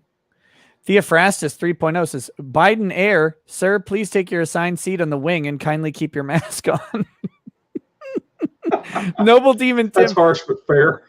Says, was I in the right for not being a paparazzo / not taking pics? V-Day 2020, I saw Harvey Weinstein, Hikaru Utada, and A-Rod in a Jeep SUV rental. Wait, what? I guess. Sure. Wolfgang Deo says, let's trend hashtag Islam is right on women. Oh no. Mo Fantasy says, this is too serious. Can we do a shit can stream? I didn't think it was that serious. Tamara Holloway says, Taliban said they'd guarantee female rights according to Sharia. Yeah, for I example, saw that. Yeah, they can maybe work if their male guardian gives In permission. other news, the Confederacy says that they will grant the slaves all the rights they're allowed under Southern law. Exactly. Perfect. Snuggle Struggle says DeSantis's press secretary was exposing how corrupt the AP is and is not letting them off the hook. Qatari prop agents, so she was banned by our overlords. What? She get kicked off the cut of DeSantis's jib. Yeah, he's an interesting fella. Abbott has he's been doing okay, but then he backed off on the schools today. Oh, you didn't see this, but did you? An apparatchik. Did you see that Chup made a bunch of lefties mad? No. So okay, so Fort Worth Independent School District implemented a mask mandate in defiance of Abbott's order. And so then some parents sued the school district for restraining order, preventing them from getting a mask mandate. And Chup, he ended up granting the restraining order. Well, he should have. Yeah, but it pissed off a whole bunch of people. And the funny thing was, watching it, you could tell the lawyers were frustrated because he was still Chup. He was acting the exact same way that he acts. And I was watching it, and I'm like, what they don't understand is that they're dealing with a toddler in a robe. And that's what the thing that they have missed is that Chup is a toddler in a robe. And so he would ask them very simple questions like, when did Abbott have the power to implement a mask mandate? And how did that not interfere with the school board's rights to control the masks in their schools? Why didn't they sue then? All that stuff. And they wouldn't just answer the question. And that was pissing him off. So by the end, he literally goes, I'm just granting this restraining order, and then ends the hearing. It was like he got tired of it. It was very, very funny. But yeah, my favorite part of it. There's a certain consistency in the world, I suppose. Oh, they did a quintessentially dumb move to him, though, Ty. Real bad move. They said, well, over in Dallas, they issued an order stating that the governor's order doesn't apply. That and he said, especially doesn't fly in Fort Worth. And he tried. He even said, so wait, what if I issue an order right now that says that the governor's order does apply? Does that then apply in Dallas County? And they said, well, no. And so then, it's like, what were you thinking? It was amazing. It was amazing. Maybe one day we'll be able to do a stream we can discuss. I can discuss. Give my opinion of certain aspects. Micah Robinson says wouldn't be the right time to do that now. No. Micah Robinson says you need a Ron beer. I don't know what a Ron beer is, but I don't want anything that has a Ron attached to it. Oh, do you mean a Ron Swanson beer? Maybe that. Oh, yeah. Well, Peter Pete says, a black doctor told me immunity is not true from me having the C. I must get the shot. The shot in the C, do you think that works the same? I'm not getting the jab. I am not a biological expert, but I've had several people explain it to me in, terms that dummies can understand. The vaccine is a misnomer. It's not like the smallpox vaccination, which was if you got vaccinated, you would not get smallpox. It dramatically cuts down your chances of getting COVID, but what it really does is it way dramatically cuts down your chances of dying. So it's more like kind of a flu shot sort of thing. It's not really they're not, if what I'm being told is accurate, and again, I'm not a biologist, so we're not doctors. You don't take advice from us. No, but it's more complicated than that. I personally, my own opinion is all of a sudden, completely out of the blue, out of whole cloth, that, well, having COVID isn't good enough. I think that's bullshit. Well, there you go. Well, look, okay, here's the thing. If you want to get people to get vaccinated, then you need to come out and say what everybody knows to be true. Masks aren't worth shit. Because what's happening is the very populations who are refusing to get vaccinated are also incredibly high in their support of masks. They think that the masks are going to protect them. The 2 pieces of paper towel stitched together in a third world shithole is going to protect you from a virus. So you can't have it both ways. You can't come in here and say masks will protect you, but you still have to get vaccinated. Yeah, I think the problem is that the government has no credibility on the issue. No, they don't. With a huge percentage of people. Sure. They don't with me. I made a business decision. I had other factors that made me make the decision I made that had nothing to do with the government. But if those factors had not been operative, I honestly don't know what I would have done. Right. I grew up in a family with nurses and such, so I've always been favorably disposed to the medical system. But no, but it drives me crazy. The only chance you got to get these populations to get vaccinated is to tell the truth about those fucking masks. And they're not going to do that because the masks have become a religious totem to these people. Okay, I'm done. Sorry. Noble Demon Tim says, what is Biden's beef with Dragunov? He didn't have to nerd rage like that because of Tekken banning Russian ammo. Dragunov is my dream gun. Wrestler Town says, no, Joe lost, but he did not leave. He stuck it out after he threw up, and now he is dead like a man. I feel like I finished that stream alone. He didn't wuss out exactly. If you pass out, that's not the same as wimping out, right? Yeah, I don't think so. Now, Crafty Huragok says, government gun restrictions is like boiling a frog, slow, but eventually the government authoritarian wins regardless. Noble Demon Tim says, how do we go ahead? No, I don't agree. This is bullshit. The government is not predestined to win any of this. Yeah. If we make a fight out of it, we'll win. But we have to actually make a fight out of it. How do we strike down Jacobson versus Massachusetts and Zuck versus King? Both pertain to mandatory vaccinations. Chirac is still violent AF. Yeah, you're probably. How do you strike them down? You challenge the mandates and have them go to the Supreme Court, and then have the Supreme Court take the case. That not unlikely to do so. It was interesting that somebody pointed out that under international humanitarian law, it is a war crime, or a crime against humanity, but it's a war crime to force people to submit to medical treatments that they have knowingly rejected. So maybe if we all just wear a uniform, then, because no, Oh, so this isn't one that requires a uniformed opponent. Correct. No, forcing anyone, either a combatant or a non-combatant. Okay. Nuremberg trials. It's been so many years since I've read this, but I vaguely remember. I think it was one of the Nazi doctors, got hung because of that. So that's an interesting little quirk. A Crafty Huragok says government gun restrictions is. Oh wait, I read that one. Damn it. Natalie Brathwaite says I didn't know Biden was a trans woman. Well, you learn a lot here. Kidda says OnlyFans Right. is banning the same thing DeviantArt and Tumblr banned. It's MasterCard's list of naughty things, outright porn, lewd's still okay. The thoughts overreacted the same way to being told no back then too. Well, it basically killed Tumblr from what it was. So it'll be funny to see what happens when they I'm can't all have for like these social media platforms self-destructing.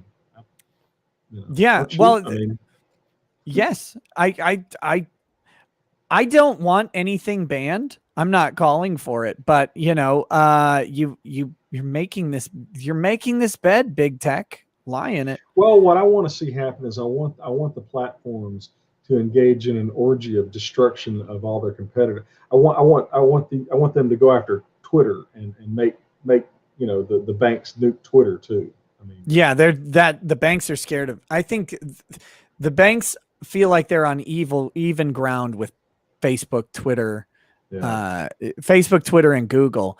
So I don't think it's going to happen. I don't think they'll go after them.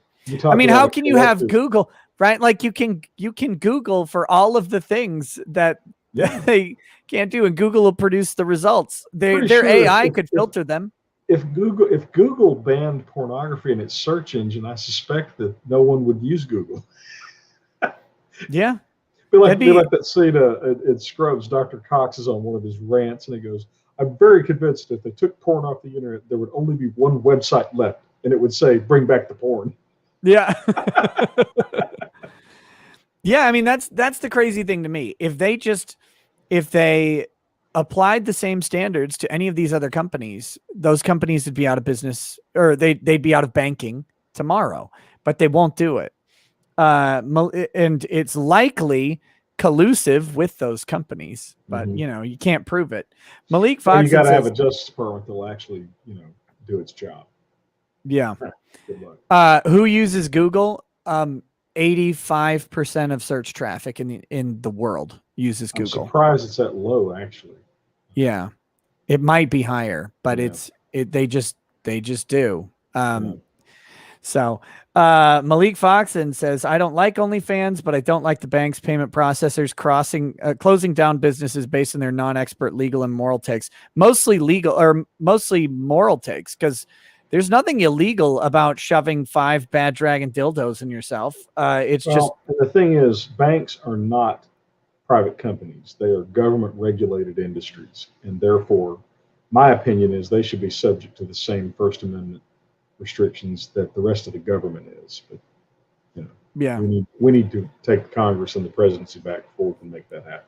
Well, and I say the same thing about social media companies now. I believe they're something akin to a common carrier or a telegram company, and they're doing the same thing, and they should be similarly regulated, which means they have to just take all comers.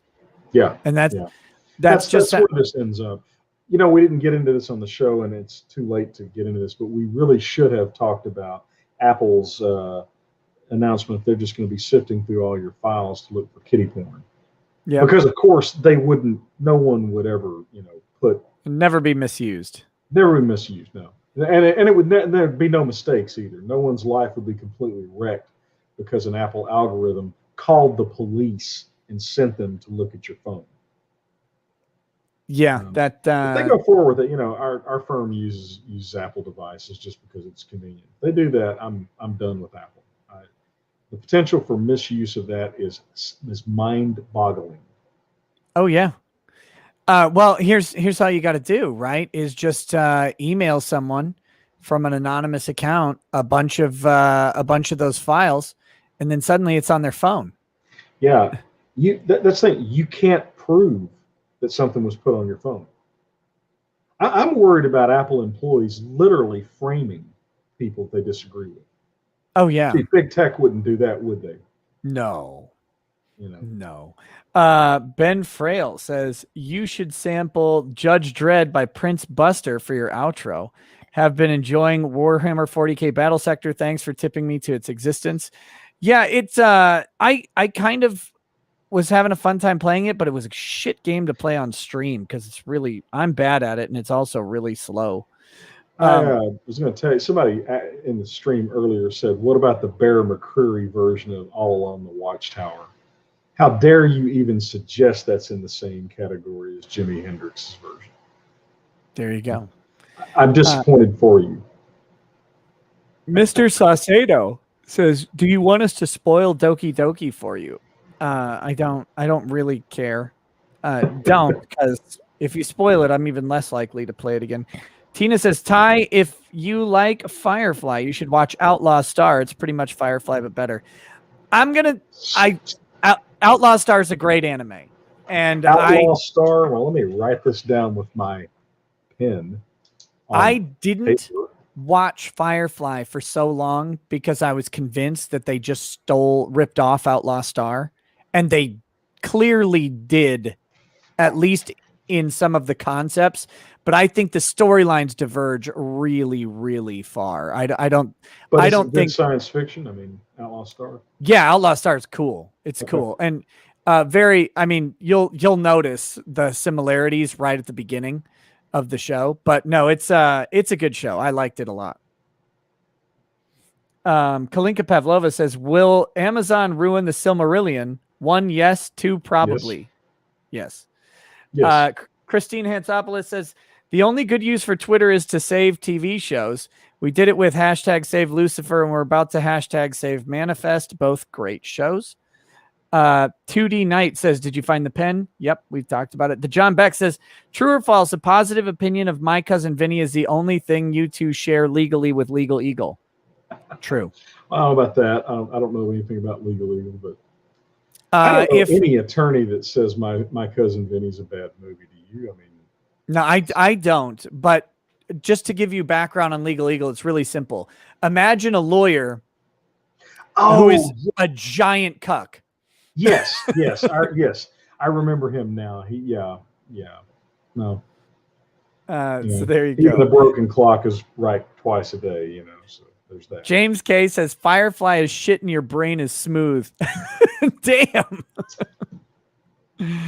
Okay. Any other obvious signs of mental illness that you like to confess to?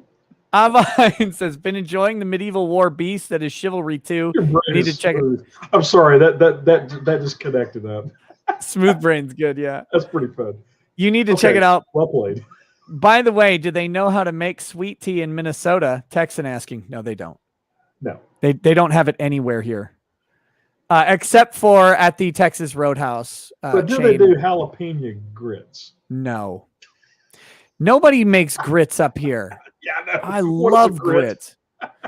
Last time I had grits here, I was at the Margaritaville restaurant in the Mall of America, and I had some shrimp and grits. Skull 937 says, "Nick, where was your pen? It was under the front of the computer." Wolfgang Deo says, "Remember that ship in the Suez in March? It's back." It's not stuck again, though. Please no. Matthew Brazel says, "Just got off work and headed home to a glass of whiskey. Starting the stream over to catch it all. Cheers." Hey, cheers to you, buddy. Crafty Huragok says, remind me how many people believe in the noble savage and also believe in soft power." I have no idea, but too many. Yeah, you're familiar with the noble savage myth, right? Yeah, that savage tribal nations or anything other than savage tribal nations. Yeah, right. That are not murderous, violent savages. Yeah. Yeah. No, that's one thing I really liked about the movie Last of the Mohicans. Yeah, they didn't idealize them, did they? No. The Huron, the Mohawks, they're all just a bunch of murderous assholes. Well, that's one of the few complaints I have with Dune, by the way. The Fremen are very much noble savages. So I know you don't want to be Dune-pilled. Is that the word? Based in Dune-pilled. Next week you shall be Dune-pilled. Okay. So I'm content to hold my fire. 2D Knight says the correct pronunciation is colon bowel. Amateur Ant says Nerdrotic needs to change his name to Nerd Narcotic at this point. Batgoat says, "Good to see you, Mr. Beard. Congrats on drinking win last night, Nick." Hey, thanks. Silver Dragonian says, "My favorite show with Ty and Nick. Awesome." Sarn Zero says, "Nick, may I retain you as a lawyer? I attempted to murder 2 lawyers last night via alcohol poisoning." Yes, You need a good defense. Voice of a Free America says Australia and Scotland got ruled by a queen for too long. Damn you, Elton John. Amateur. By the way, if you ever get a chance to see Rowan Atkinson's interview with Elton John, it's not very long, but it's hysterical because I bet he swears about his name. It's like, but you know that John is not a surname; it's a Christian name. What do you have to say to Ben Elton? Have you ever seen Rowan Atkinson doing his Welcome to Hell? Oh God, yes. That's so good. The French over there beside the Germans. Yes, y'all have a lot to talk about. That's a classic. Also, his the drummer in the dark was really good too. I don't know if I've seen that one. He's like a guy who's walking around a studio and he like kicks some drumsticks, and so he sits down on the drum stool and he starts like swinging, and then he'll hit and a drum sound will play, and then there's not a drum there, but he'll pull in all these drums, and then he starts playing the drums but there's no drums. It's really good. It's funny. He's an amazingly talented guy, actually. Yeah. Oh, he's also great in that movie, The Rat Race, where he has the narcolepsy. I haven't seen that movie.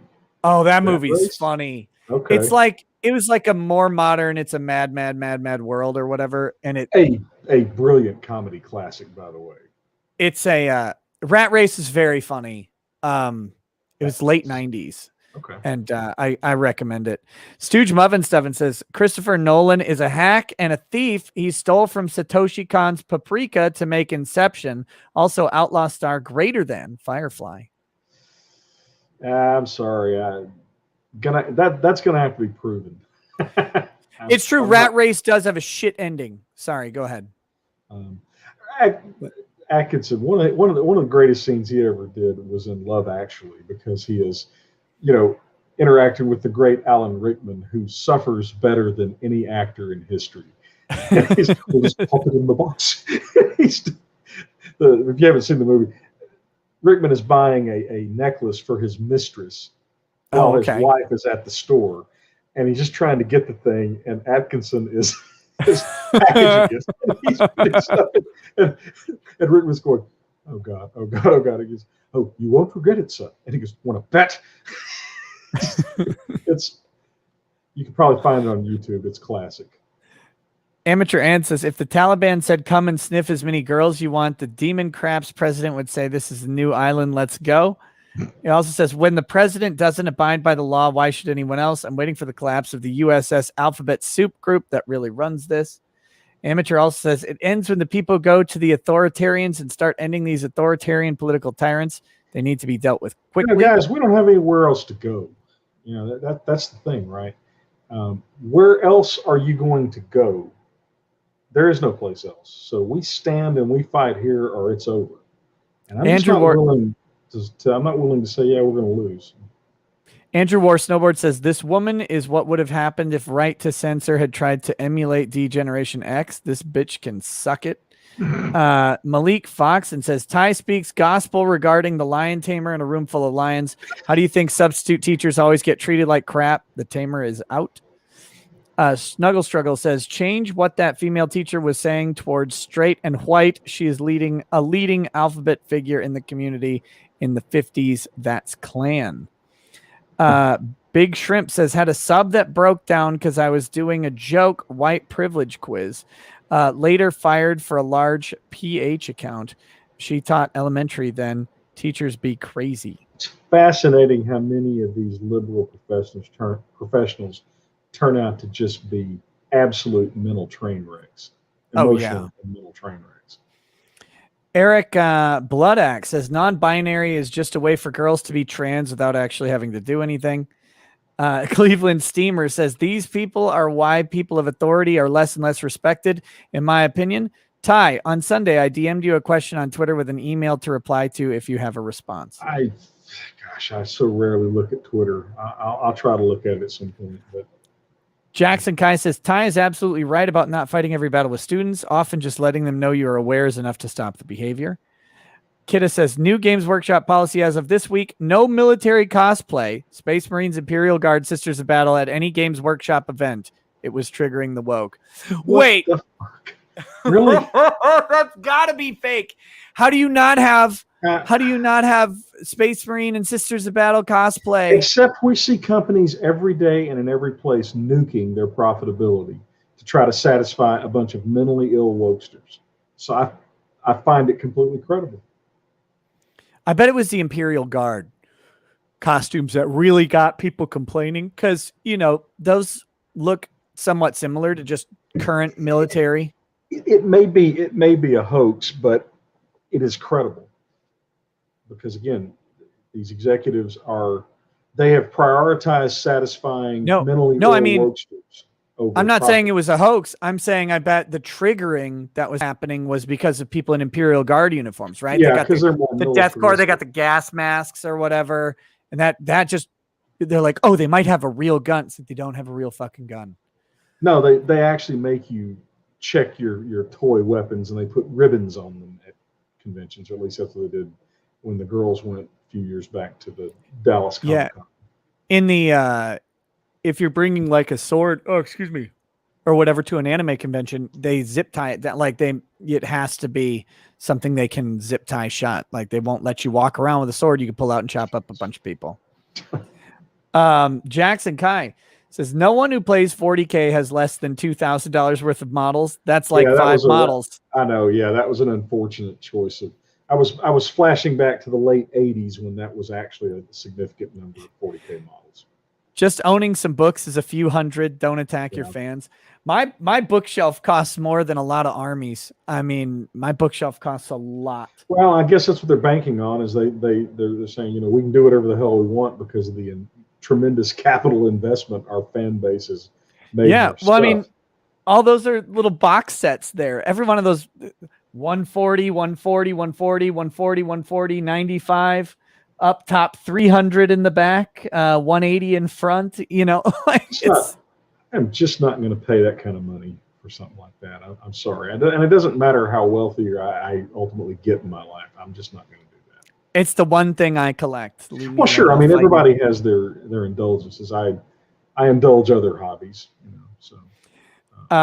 Eldon Bainling, how many of the books have I read? Quite a few. I'm way behind, but I've read well over 50 Warhammer books. I've got a lot to go. Just ran out of time. I used to read 1 or 2 a week. Eclipse Warlord says hire the rabid fans. Blizzard did that. Oh yeah. Don't hire the rabid fans. Hire the good content creators. Oh, where the hell did it go? It just. Here we go. 2D Knight says I have a simple opinion. Not all cultures are equal. No, that's true. It's absolutely true. It's demonstrable too. Right. Well, equality just doesn't exist as a thing. You can have equal opportunity. You can have equality of approach to things, but equality in outcomes it's not real. It's not a thing that happens. You can't get them to answer the question, but if you could just get a liberal and say, look, define a fair and equal society, whatever you say it is, and guess what? That society will not exist anywhere, but it especially won't exist in the third world. Yeah. Equality. The notion of equality is a luxury of first world wealth. And it is unique to Western civilization too. Yeah. No non-Western culture ever said, it'd be really good if we treated everybody equally under the law. And, didn't make any distinction, and treated men and women the same under the law. That does not appear anywhere outside the West. And what about the Taino? Yeah. I'm joking. Fan advocacy. Yeah, the Indian tribes. What about the such and such confederation before? Oh, no, I was completely kidding because the problem is it's so plausible.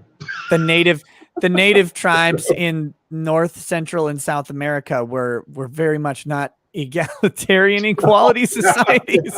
The Aztecs, Yeah, that's a yeah. Everybody was equally fodder. Yeah. Fan Advocacy Network says when Trump gets reelected in 2024, would Nick and Ty accept the nomination to the Supreme Court? Will the Ty Court have mandatory Warhammer game night? It should be considered. I'll do it if I can live stream our stuff. Yeah.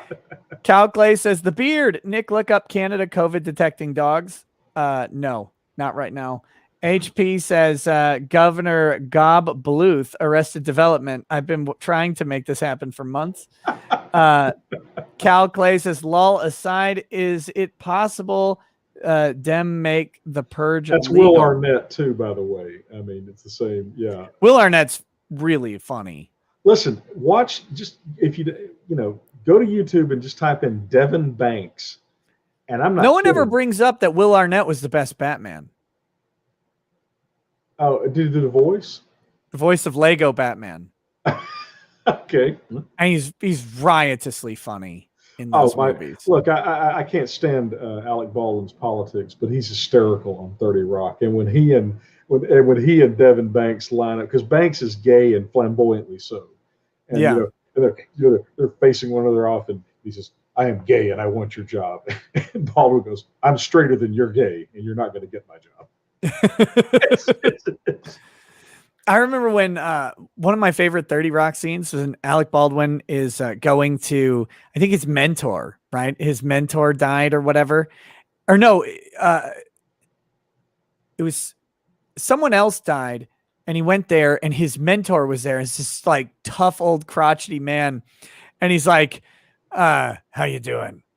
There's weakness tissues in the hallway if you need to make eye water. Yeah, weakness tissues. It was, I think it's Rip Torn is the actor that plays his mentor. I think. Yeah, and he died. He died. That's right. Yeah, he died, and yeah, the weakness tissues. I remember that. God, that guy was so funny. The old guy. But okay, Snuggle Struggle says the leaders of the teachers union publicly said they're going to now start teaching the truth regarding critical race theory if they lied to the masses. Expulsion. Scotty DU81 says back in 2004 a study was done on teachers and it was found they abused and harassed students more frequently than priests. Wouldn't surprise me. Would not surprise me in the slightest. A crafty Huragok says communists get free helicopter rides or free plane rides out of Afghanistan. Outside of the plane. Death Trout says my favorite professor was a huge lefty and he would start class by having a discussion about current affairs in the world. He welcomed vigorous debate and graded fairly. I had liberal professors like that in the 80s. My econ professor was an avowed communist. But those liberals don't exist anymore for the most part. That's the problem. They would be denounced by their brethren just almost as much as we would be. Poorly Redacted said for last night, a Teespring t-shirt design idea, suffer not the liver to function. Phil Labooty says Rittenhouse Rye costs $65 in Australia, 90 Australian. That sucks. Yeah. Cal Clay says Nick Dem's age in office. Trump looks 5 years younger. Victor Phantasm says, Nick, I got trashed and watched last night. Awesome. Thanks, buddy. By the way, I got an Australian buddy who used to refer to the Australian dollar as the Pacific peso. Speaking of Australian dollars, Jason of the Great Awakening says the universal truth needs to be recognized about socialist authoritarian Karens. They're always hideously oversized. Oh, yeah. Oh, guys, if you want a nightmare, if you want some nightmare fuel, just go look at the cover to a book called The Feminist Guide to Sex. Just go look at the cover of it. It's all illustrated and there's nothing nude on it. It's just go look at what they like. If I was drawing the cover of a book, would you go ahead and induce vomiting before you even bother to look at it, or would you just wait? How would you do that?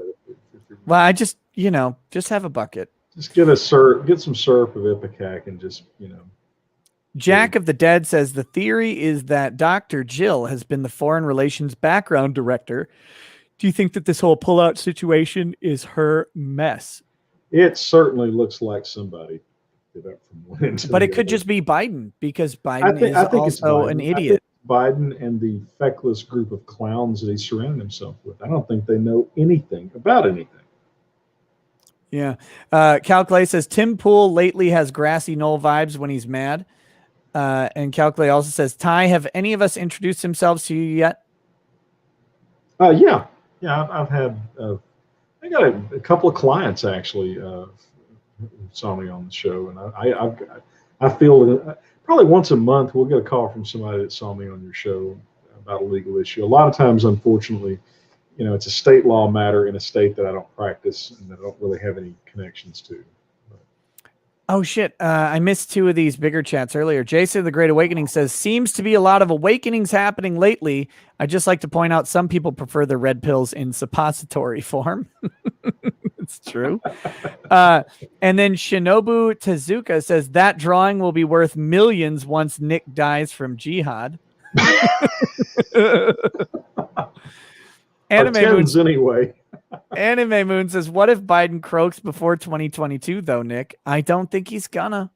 He's going to croak. I mean, we've got, outside of some terminal illness, I mean, he's just old, and we know how to keep old people alive for a long, long time. They kept Ginsburg alive forever. Yeah. 2D Knight says, if Ty wants a decent, affordable tablet, go Huion, Huion.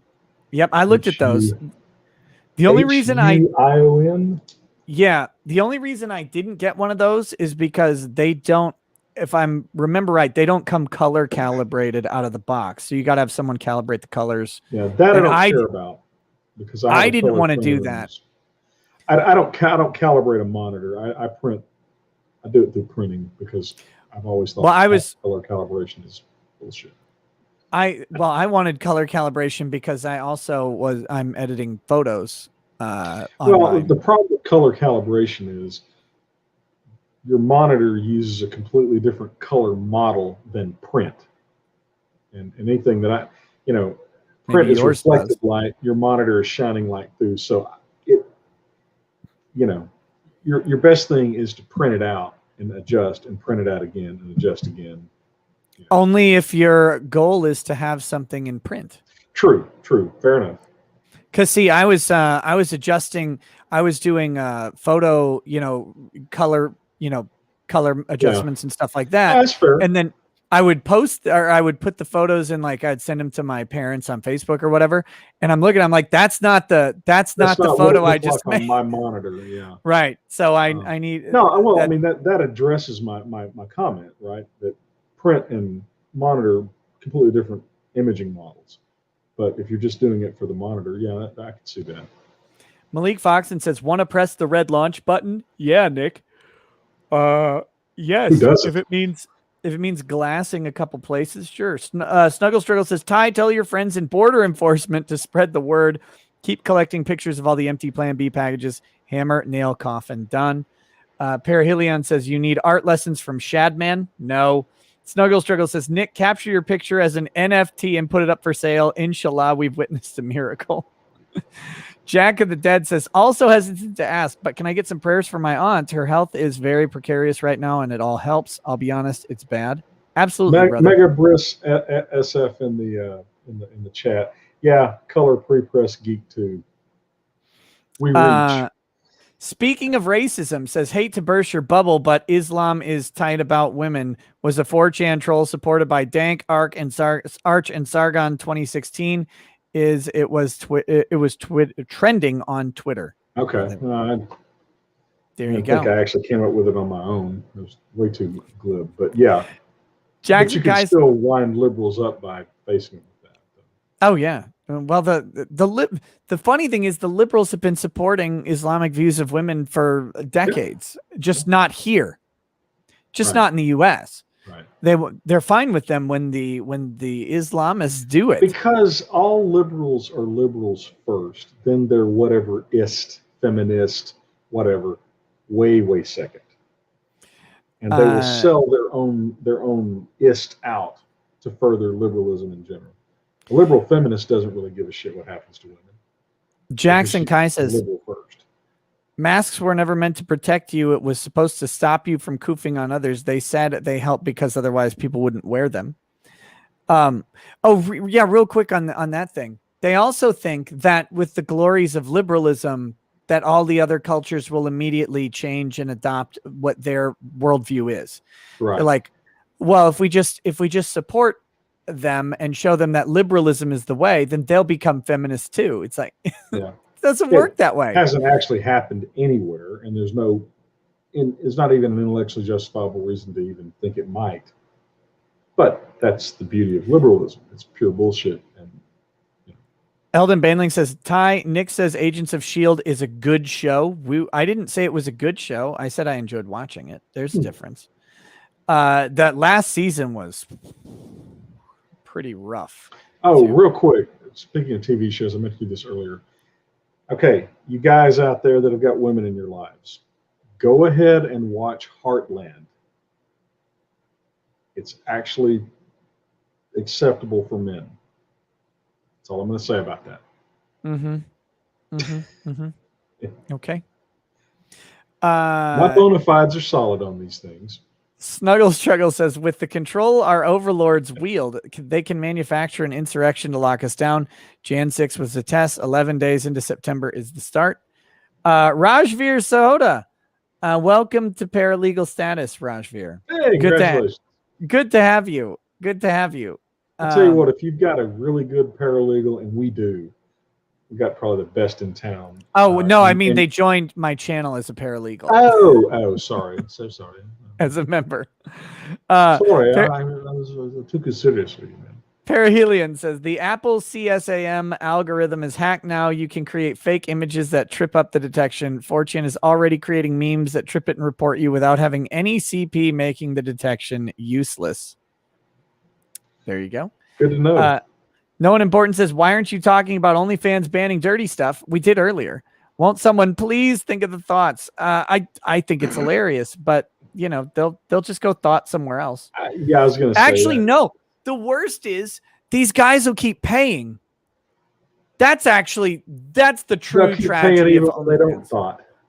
Yeah, the guys will be like, "Oh well, girl, Queen, look, I know I was buying that to see if you could fit both of your fists inside of you at the same time, but I know you can't do that now, so it's okay, Queen. Just show yourself in some new fat Victoria's Secret lingerie." In a sanely ordered world, we should be allowed to kill those males for the good of the gender. I mean, they would have died off on their own. Right, that's what I'm saying. I mean, you know, we should be allowed to do that to replace the loss of nature, because they simply are not worthy of living. I'm sorry. Phoenix Lord Asserman says, I know you want to end this quick, so I'll ask a simple question. Ty, what can you tell me about House Atreides, and what do you expect of the film? Yeah, something. But yeah, just a short one. The film looks pretty good based on the what I saw, the preview. Will it be a good Dune film? Don't know. Will it be a good science fiction film? Probably. We don't have enough information from the trailers to really tell, to be sure. I'm going to see it in the theater. I am going to do that. Now, the director only if they let you. Well, yeah. The director got in trouble by a purportedly mistranslated story from an Italian film magazine that said that that Zendaya, that her character is going to be the protagonist of the second part of the story is probably a better way to say that. And that would be a complete and total inversion of the story. That character is a minor character and not even the most prominent female character. And so if he gives into the wokedom and does that, it's going to the second. That'll be great. Suck. That'll be great. Knock Dune down a peg. Yeah, get off your high little Dune horsies there. You know, it's going to be hard to be more disappointed than I was at the Lynch film and the miniseries, but it's certainly possible. I'll raise you a wing commander. Good. The Thopters look exactly like I always envisioned the look. So, you know, I'm cautiously optimistic. Parahelion says, Christian sober stream with Ty greater than shitface stream with raving Jew.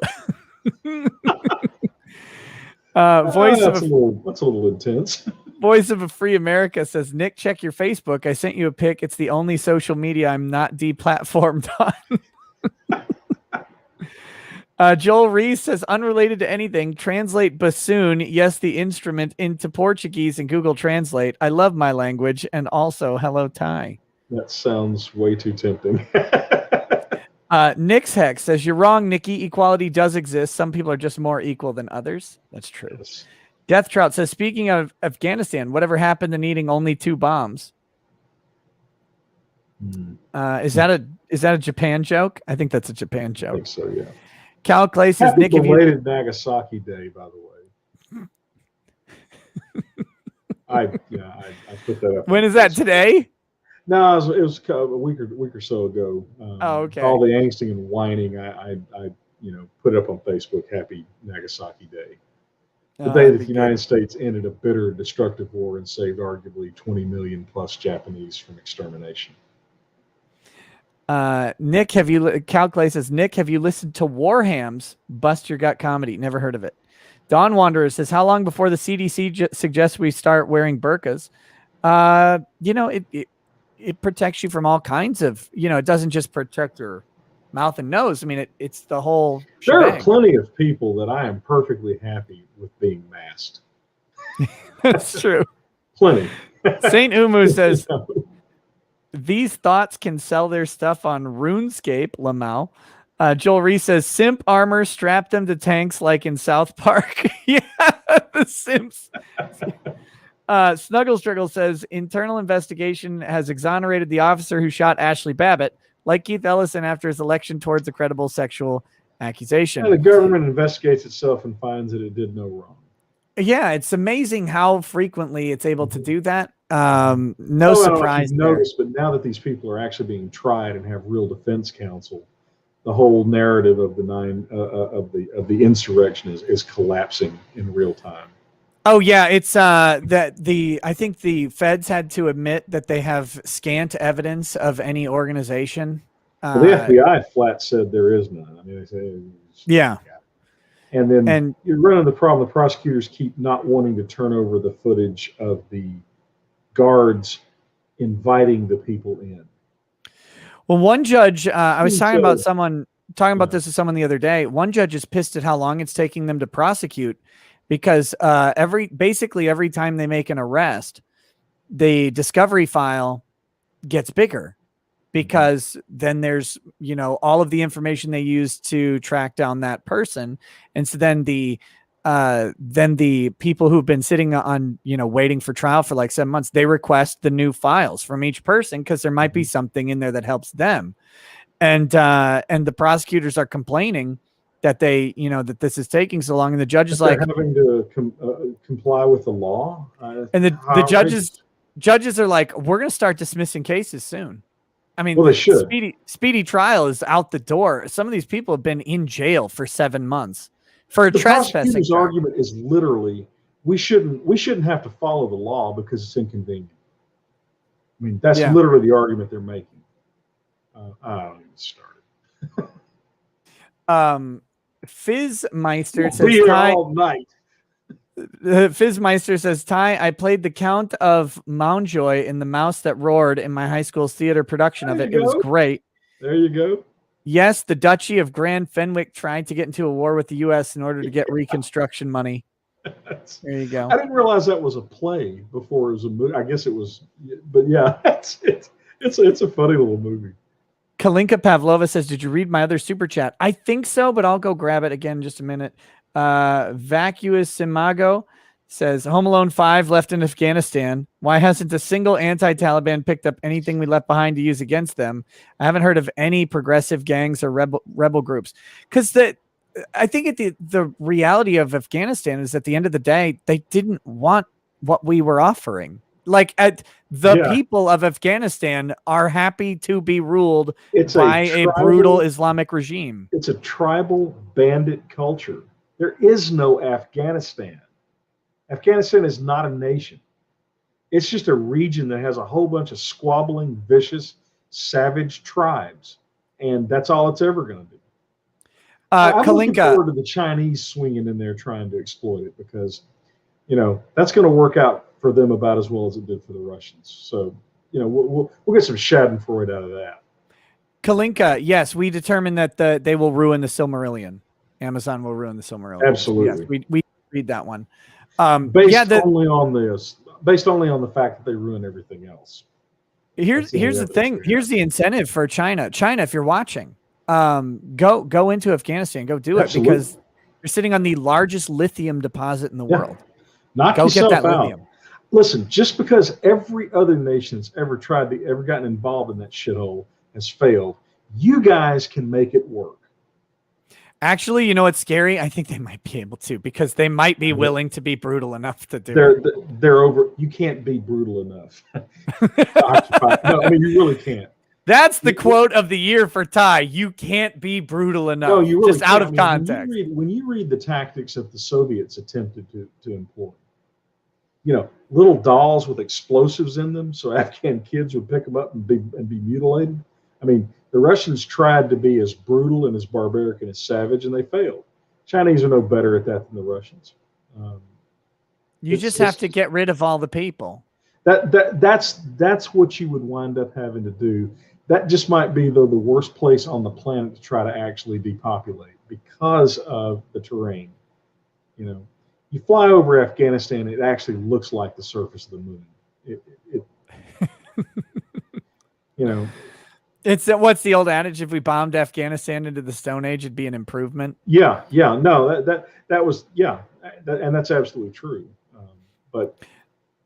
Where Tiger Ray says, did you see the recent writ of mandamus that came from the Second Court of Appeals resulting from a divorce case? Details are less egregious in Michael Long's case, so there might be hope for him if he pursues a writ. It shows Court of Appeals take divorce court seriously. They can.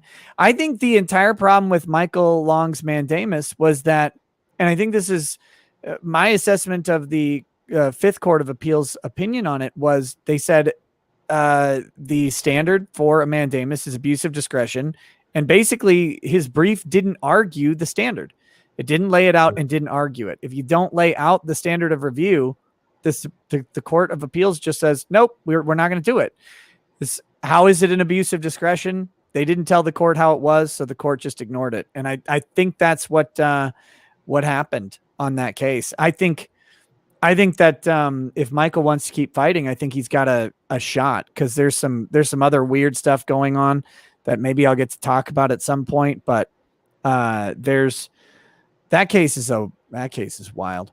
Rees one says Nick and Ty thoughts. Making a good point, by the way. China would not be facing the same thing that Russia did, and that there's probably not going to be a whole lot of people funding the Mujahideen the way we did. That's a fair point. Oh, wait a minute. What are you talking about? Are you sure? Well, are you sure? Because our government, no, I think our government is full on ready to go ahead and pay the Taliban. I think Britain. Well, no, I think what they're talking Canada, about is if the Chinese actually tried to occupy Afghanistan, there won't be anyone analogous to us to fund an insurgency. Yeah, and that's a fair point. But even with that, Afghanistan is a shithole. I think China will just pal up with Afghanistan and exploit the resources. I think the Chinese and we'll fund it. They'll do that. Probably. I think we'll end up funding it. I mean, I think that was the most infuriating thing in the past couple of days. Here's the weakness the Chinese have got, and they're having this problem in Africa right now. They are so culturally imperialistic on an individual level. They really do treat the indigenous people in any place they go into like animals. And, that's not going to fly in Afghanistan. They're having real problems that even in Africa, when they've got the complete acquiescence of the regimes, right? Because they're paying them off. But China is not. It's real easy to overrate China. They are very overrated. Any number of ways. We got a stream on that, a whole show on that. Just trust me to the extent you can. They're greatly overrated. Okay, so yeah, The Tank was a good movie. Reese One says, Nick and Ty, thoughts on why companies seem to suddenly hate making any future profits? We keep seeing companies cutting off their legs beneath them, i.e. Games Workshop, OnlyFans, etc. As Kermit, attention, anyone who we made bank from is immediately banned permanently. Look, I think a lot of these companies don't think that they'll stop making profits. I mean, because I don't think Games Workshop is going to stop making money. Games Workshop is they have succeeded so many times. I mean, this is like the 97th time someone has said, "Oh my God, this is it. This is the limit." Yeah, the thing is, they have a really, really enticing IP to the people who like it. Yeah, and they really like it. Like I do. I really like the Games Workshop universe. The models are gorgeous. I mean, I've got a ton of them. I mean, I like the lore. Like I like the novels that they make. I like it. I don't want to find something else to do. I wouldn't do anything else. I don't have any time. Timothy Reber says, so Joe is dead and has been replaced with an AI. Dang it, Ricardo, you can't keep getting away with this.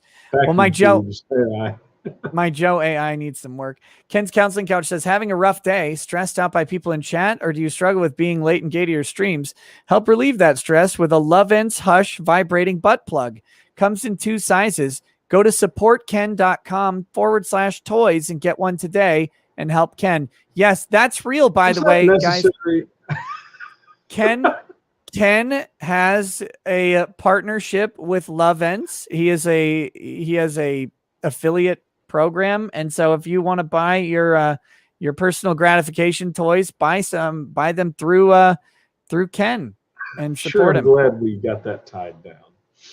Jackson Kai says, on the 1-6 defendants, say you are the guy who got 8 months. Is it just time served and they let go, or does it start over?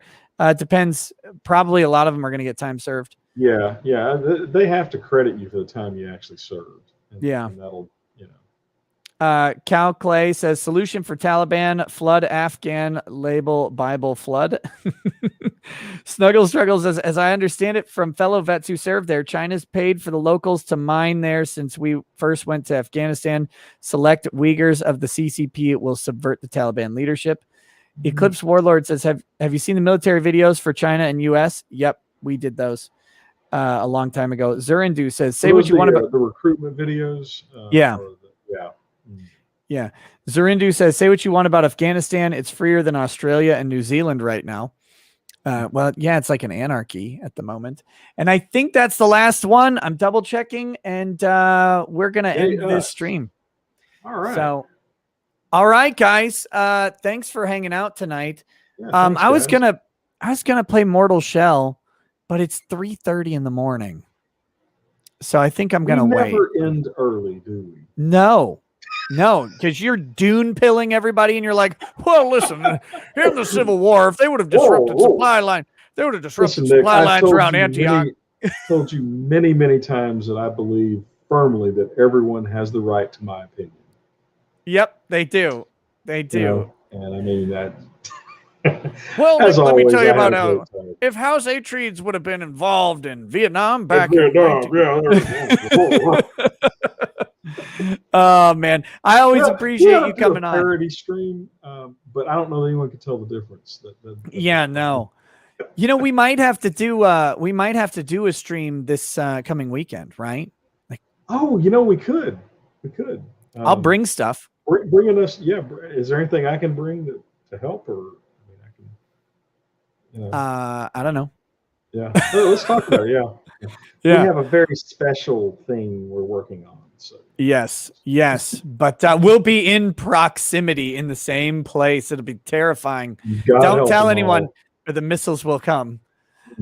Biden They'll never know what hit them. They'll never know what hit them.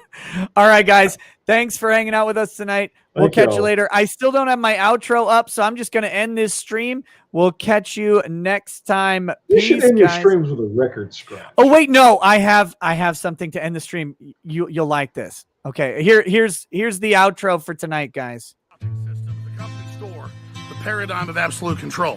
And that's why we're just out here doing simple things, pointing out that we're meant to be in nature and be natural. And this is where we find the source that God made to transcend the New World Order. And that's why they want to try to keep us out of it. I'm angry. I've had enough of these people.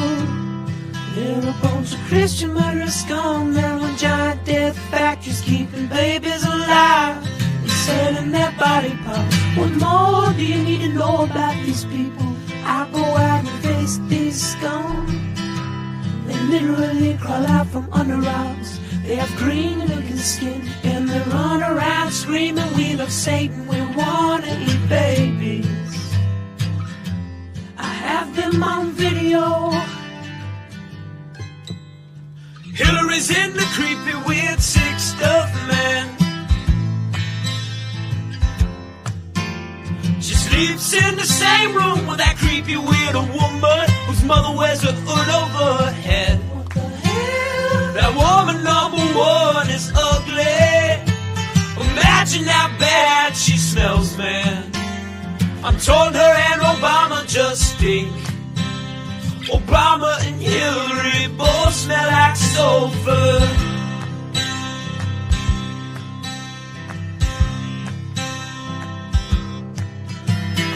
Literal vampire pot and the goblins are hobbling round coming after us. My spirit gets close to that evil and I feel it go.